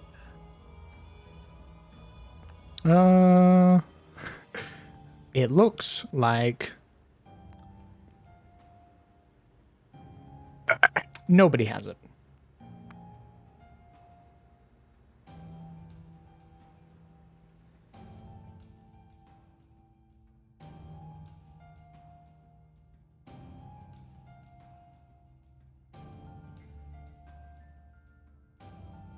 Magnifying glass is 40 gold?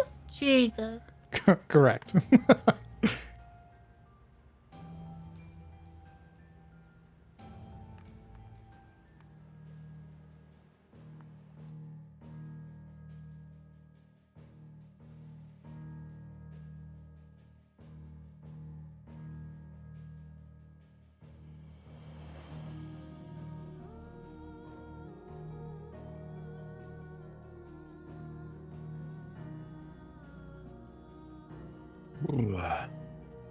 Well, what do we have left to work on, if anything? Aside from Momo's character, I think everybody else is Gucci. Double check your characters, make sure everything went through. Allocate your languages if you have any. How do you know how many languages you have? It's based off your int. So You are good to go. we only know one language with an int of whatever. Of 0, yes. So you do, okay. So you have Dwarven and Common. Mhm.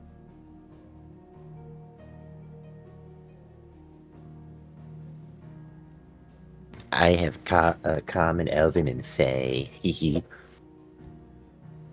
Whose language is that? First tab of your sheet. I believe Neurosi have their own dialect, right? Yes. However, do you want that to eat your second language? That's why I call it a dialect. Okay. Like it's a form of common, but it's Yes. Neurosi. Yeah. Yeah.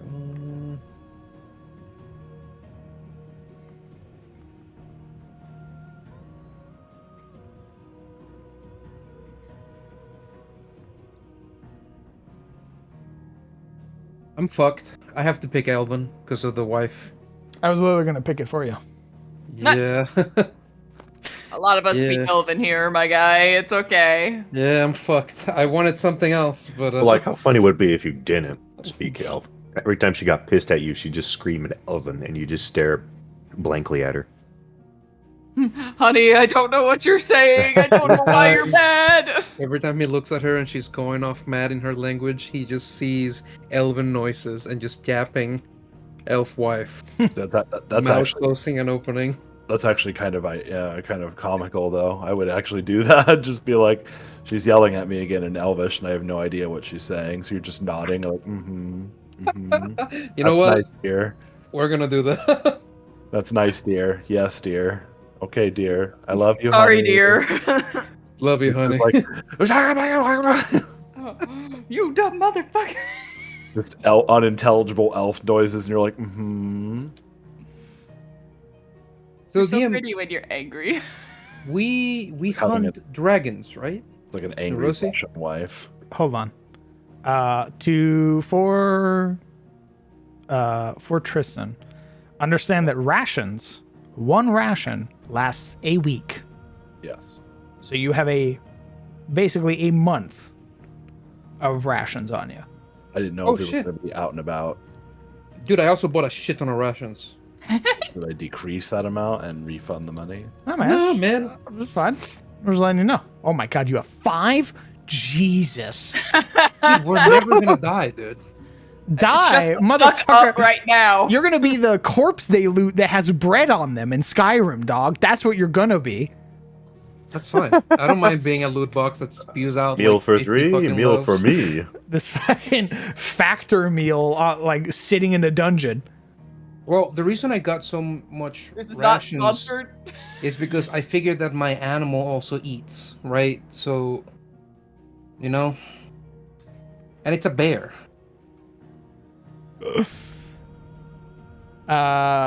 Yes, though not. I mean, yeah, neuroses generally have a dislike of dragons, and certain clans will hunt dragons.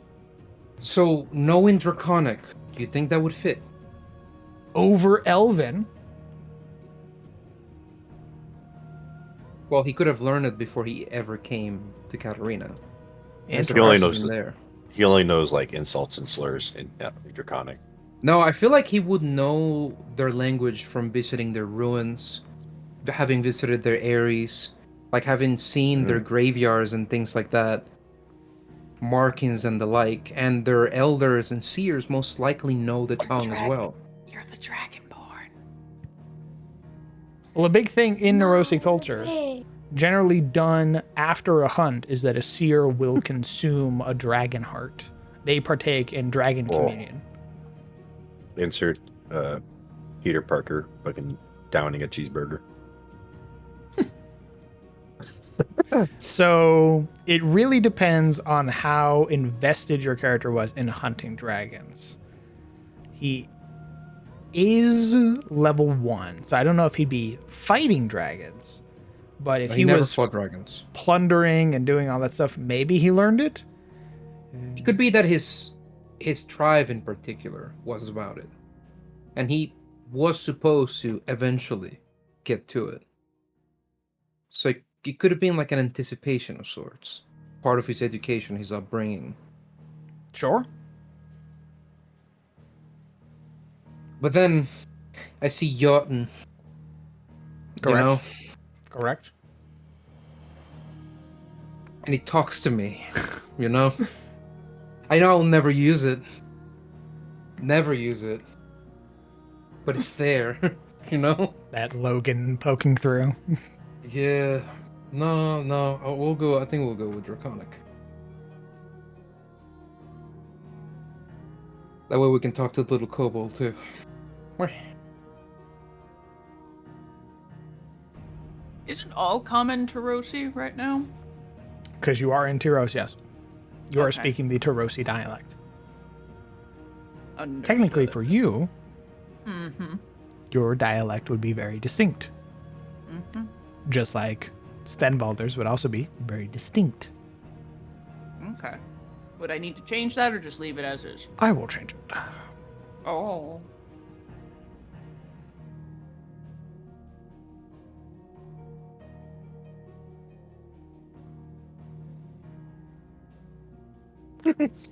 Welcome to our wonderful village.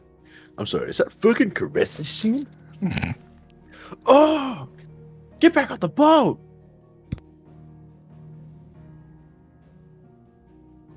Wow, fucking rude.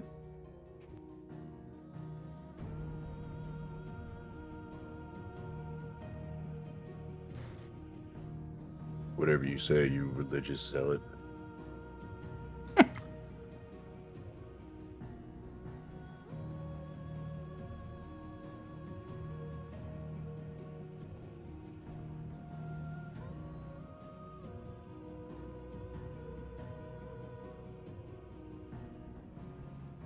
Okay. How we feeling? I'm feeling pretty good. I just ate this delicious, like, Mexican lasagna, which was mostly just fried beans on nachos. Delicious. Mm. Oh. Where do I put in my You send that code to me. languages? Oh. You'll do that once we get you in Foundry. Okay, how do I give you the code?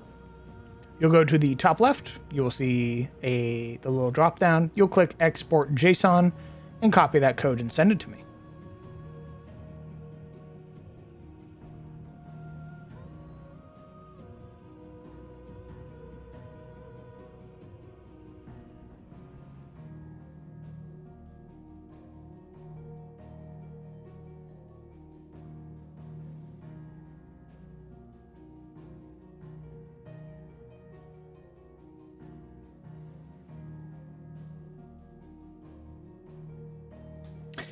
There's an item called Feed that can be used for animal companions. It's a lot cheaper than rations, but they haven't addressed it in the remaster, suggesting it's hand waved. Ah. All right, so he will be eating your rations. Where do I go? One more time. Where do I get this? Go to the top left of Path Builder. You'll see the little 3 tabs. Under Export, you will see Export JSON. Then it's going to generate a code for you. You're going to send me that code. So, can I feed my bear by letting him eat the stuff we kill? That's cool, right? Maybe. Like, maybe he won't eat humanoids. But what if we kill, like, a beast or something like that? Can he just crunch Maybe. through that and... Alright. Why are you being so stingy with your rations? Because it says here that it was hand-waved, so I figured I have to figure it out by myself. I'm not asking you for panache. Why are you being so guarded about this? I have 1 gold remaining. Dope. Oh, you already set your languages. Well, no, I get to pick one in addition to those. You get to pick one in addition to these. That's what it says in Cobalt. Cobalt. Languages.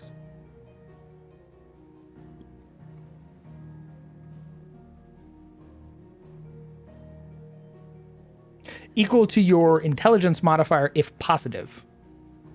You. And it says period. It says choose those, and among those, I'm going to choose Draconic. You, I believe. You don't get any additional languages. You have an int of 0. Yeah, but so it says common, Sekra-Ruvath or whatever, and then additional language equal to your multiplier. And then it says choose from this. That's what you would choose if you had a positive modifier. Are you sure? Yes. So you would be able to choose Oklo, Diabolic, Draconic, Dwarven, Empyrean, Fey, Gnome, and Petron. I feel like they would put a comma, not a period, but I'm not a TTRPG writer.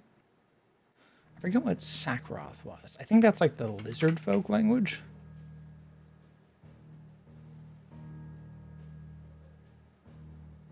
Oh, Sakroth is also shared with a lot of dragons.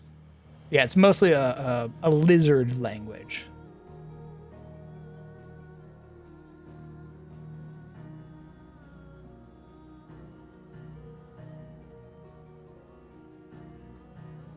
Skavroth. Oh, Skavroth is undercommon. Oh, interesting. Okay. Does that mean these guys speak it too? Oh, hey guys. It generated your fucking familiars. Oh. It generated your familiars. Oh, that's sick. Where? Eridan, Sizzle, Owner, Ground Observer. Wow. It's underneath the familiar tab. Oh, hey, little guy. Oh my god, look at him. I bought a ball, and a backpack, and a crowbar, and a doll, and a grappling hook, and a kite, and playing cards. A fucking doll? Nice. All right. And a kite. Nice. Very good. All right. I mean, I blew one gold on a what do you guys mirror. want to do? And she's gonna plop down her bag and be like, I got a kite, and a ball, and a He doll. tries to fly it. It hits the roof of the dungeon. Ah. Oh. Okay. I want to go outside.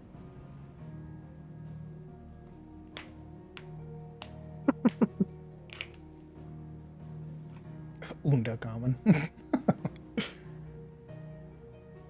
So, if you check your character sheets now, you will see it is a very distinct layout. The first tab, which looks like the little ID card, is your character tab. This is where you fill out all your information, your background, all that stuff, your gender, pronouns, age, ethnicity. You'll see all the information on the left. It looks like a lot. It's not, I assure you. You have your current hit points, your maximum hit points. You have a dying and wounded value. You have the little rest for the night icon. Your AC. If you have shields, it'll show you your shield hit points. I've explained shields before, but shields have a unique mechanic. If you were to block with a shield or raise your shield on your turn, you unlock the some classes unlock the reaction to shield block, which will negate some of the damage you take. Your shield has a hardness value. So we'll use you, for example, with 3. If she were to take 6 points of Any damage... of this, by the way. Beg your pardon? Like, I can't see any of this. Can't see any of it. Like, I click my character and it just pulls up like a Oh, an empty thing. how about that? Ah, now I can. No. So it has the 3 and a break value of 6. So let's say you take 6 points of damage and you shield block. You impose your shield between yourself and the damage. The 3 from your hardness value is reduced from the damage total. So instead of taking 6, you would take 3. Your shield and yourself then take 3 points of damage. If your hit points on your shield reaches your broken threshold, your shield breaks, meaning you can't benefit from the bonuses provided by your shield. If your shield ever reaches 0 hit points, your shield is destroyed. However, if you have crafting, repairing, or have downtime, such as being able to go to a blacksmith, you can repair your shields. However, nobody in the party has crafting. So you'll be relying on third parties to be able to repair your equipment. Everything in Pathfinder, and I mean everything in Pathfinder, has a AC, a hardness value, a break value, and all that stuff. Doors, So, gates, all that stuff. does that mean that, like, the more we progress through a dungeon, the more our weapon breaks, and if we don't Your have a weapons- backup- Your weapons only can be targeted by certain creatures, like a rust monster, for example. A rust monster will target your weapon or your armor. Your weapon doesn't break. Your armor doesn't break unless certain things are done to it. But just going through a dungeon, the only thing that could potentially break is usually your shield. But if you have a repair kit and 10 minutes, you can generally fix your shield unless it's destroyed.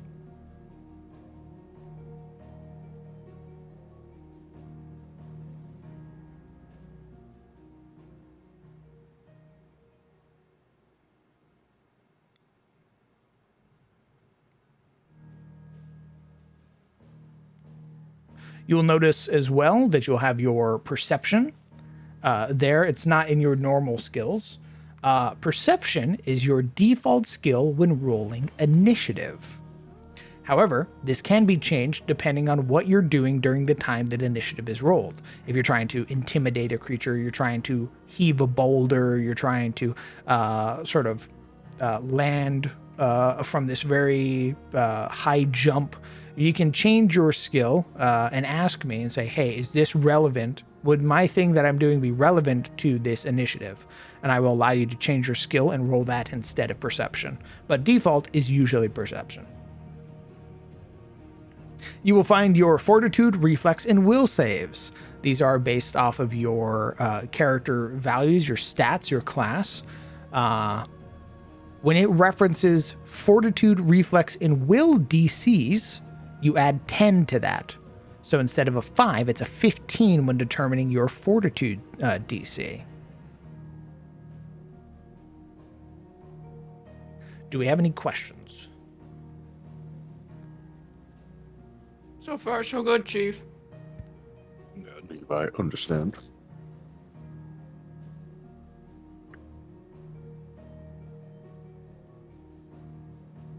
Okay. We won't get into it until combat actually begins. But there will be a point where we will be going over the dying and wounded mechanics because they are important.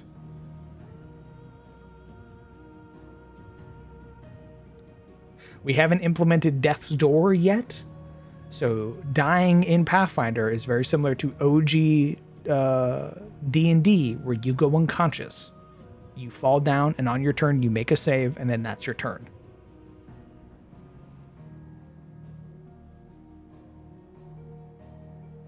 But my hope is once we get familiar with the system, I can homebrew in the Death's Door mechanic, and we go from there. I will say, though, having played the beginner box, combat felt very fast, even with a bunch of people learning it.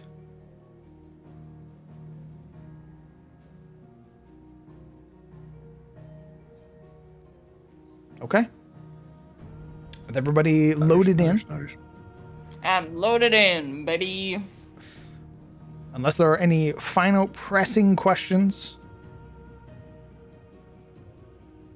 then I think that's where we're going to call it for session 0.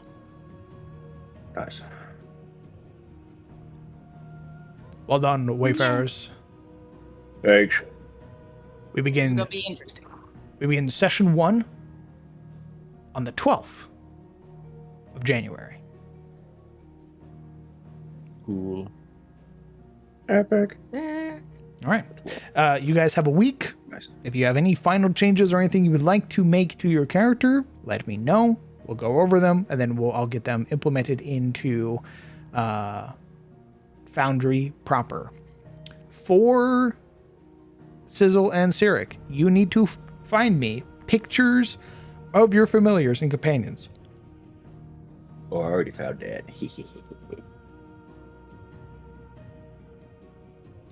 Okay. I'm going to go through and I'm going to update the overlay to get all of the relevant information on there. And we're good. Yes. Do that. Oh, please.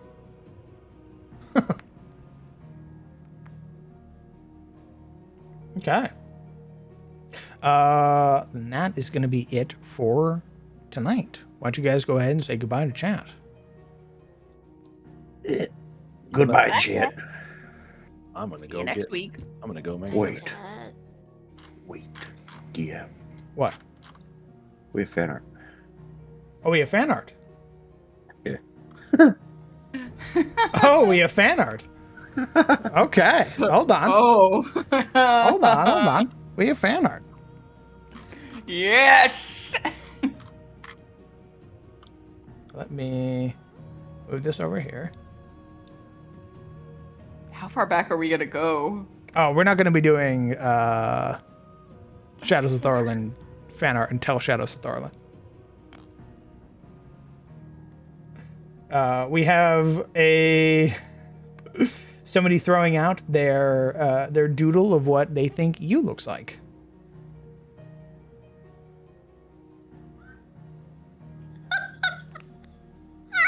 Yes! It's perfect! Hello.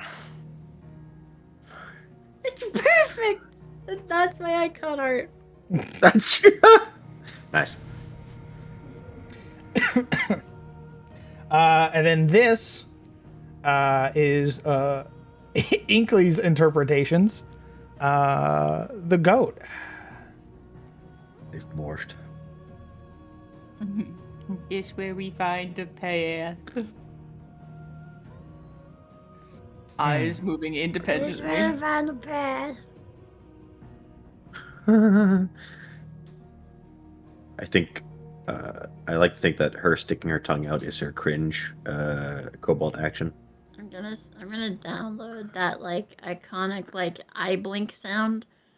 That way I can play it like when people Oh. ask me.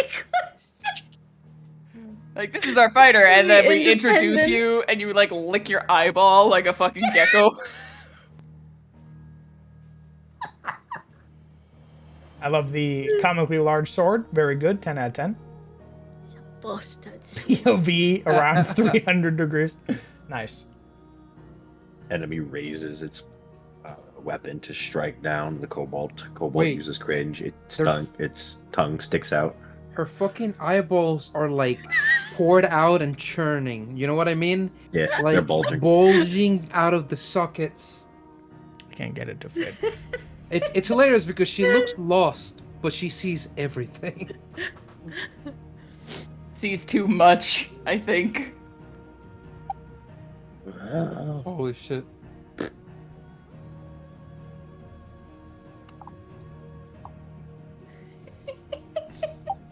I should be able to scroll this down. Stand up. There we go. A little bit easier to see. Delightful fan arts. Thank you guys so much. This is they are very lovely. Very much appreciate them. All right. Why don't you guys go ahead and say goodbye, chat again? Smile. All right, goodbye for real this time. Yes, for real. See For you next realsies. Go make dinner. You guys have a good night. Enjoy dinner, brother. Good night. Yeah. All right. I will see you guys in a bit. Okay. Okay. Friends, companions, thank you guys so much for coming out and supporting the stream. Supporting session 0 of our first delve into Pathfinder 2nd edition. I appreciate you guys very much for all of the lovely support, all of the subs, all of the resubs, the biddies, the gifts, the follows. I appreciate you guys so much. Session 1 of Chaos in Caledor will be on the 12th of January, where the party meets up in the Bear's Pub, ready to adventure deep into the cellars to fight whatever terrifying creatures have been causing a problem. We begin the beginner box in earnest. Okay. That is it for me tonight. I'm very tired all of a sudden. So thank you guys so much for coming out. I hope you guys have a fantastic night. I hope you take care of yourselves. Hug your loved ones. Tell them that you love them. I should say, for all the new folks who followed tonight, hello, welcome. I'm the Crown DM. I'm a TTRPG Dungeon Master who runs games in his own homebrew setting, the world of Attes. What you just saw is Session 0 of Chaos in Caledor, our Pathfinder 2nd Edition beginner box that transforms into an AP if the players so wish to. Everything that you saw on screen today, aside from the overlay, is available on the Patreon. If you would like to get your hands on Istari, the County of Caledor, as well as the beginner box dungeon that I've made specifically for Attes, you can find all of it on the Patreon. What else? This VOD should be up on the YouTube soon, so that way YouTube enjoyers can watch it. And I'm going to be looking at adjusting and changing some of the Patreon stuff to fit more within my available skill set. So that way folks are actually getting some bang for their buck. You should pin the Kanka on the Discord, by the way. Fair. You can use exclamation Kanka now, and that should bring up an appropriate link.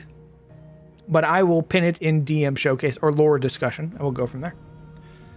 All right, gamers. I hope you have a fantastic night. Take care of yourself. I'll say it all again. Hug your loved ones. Tell them that you love them. And I will see you guys later. Good night, Chad.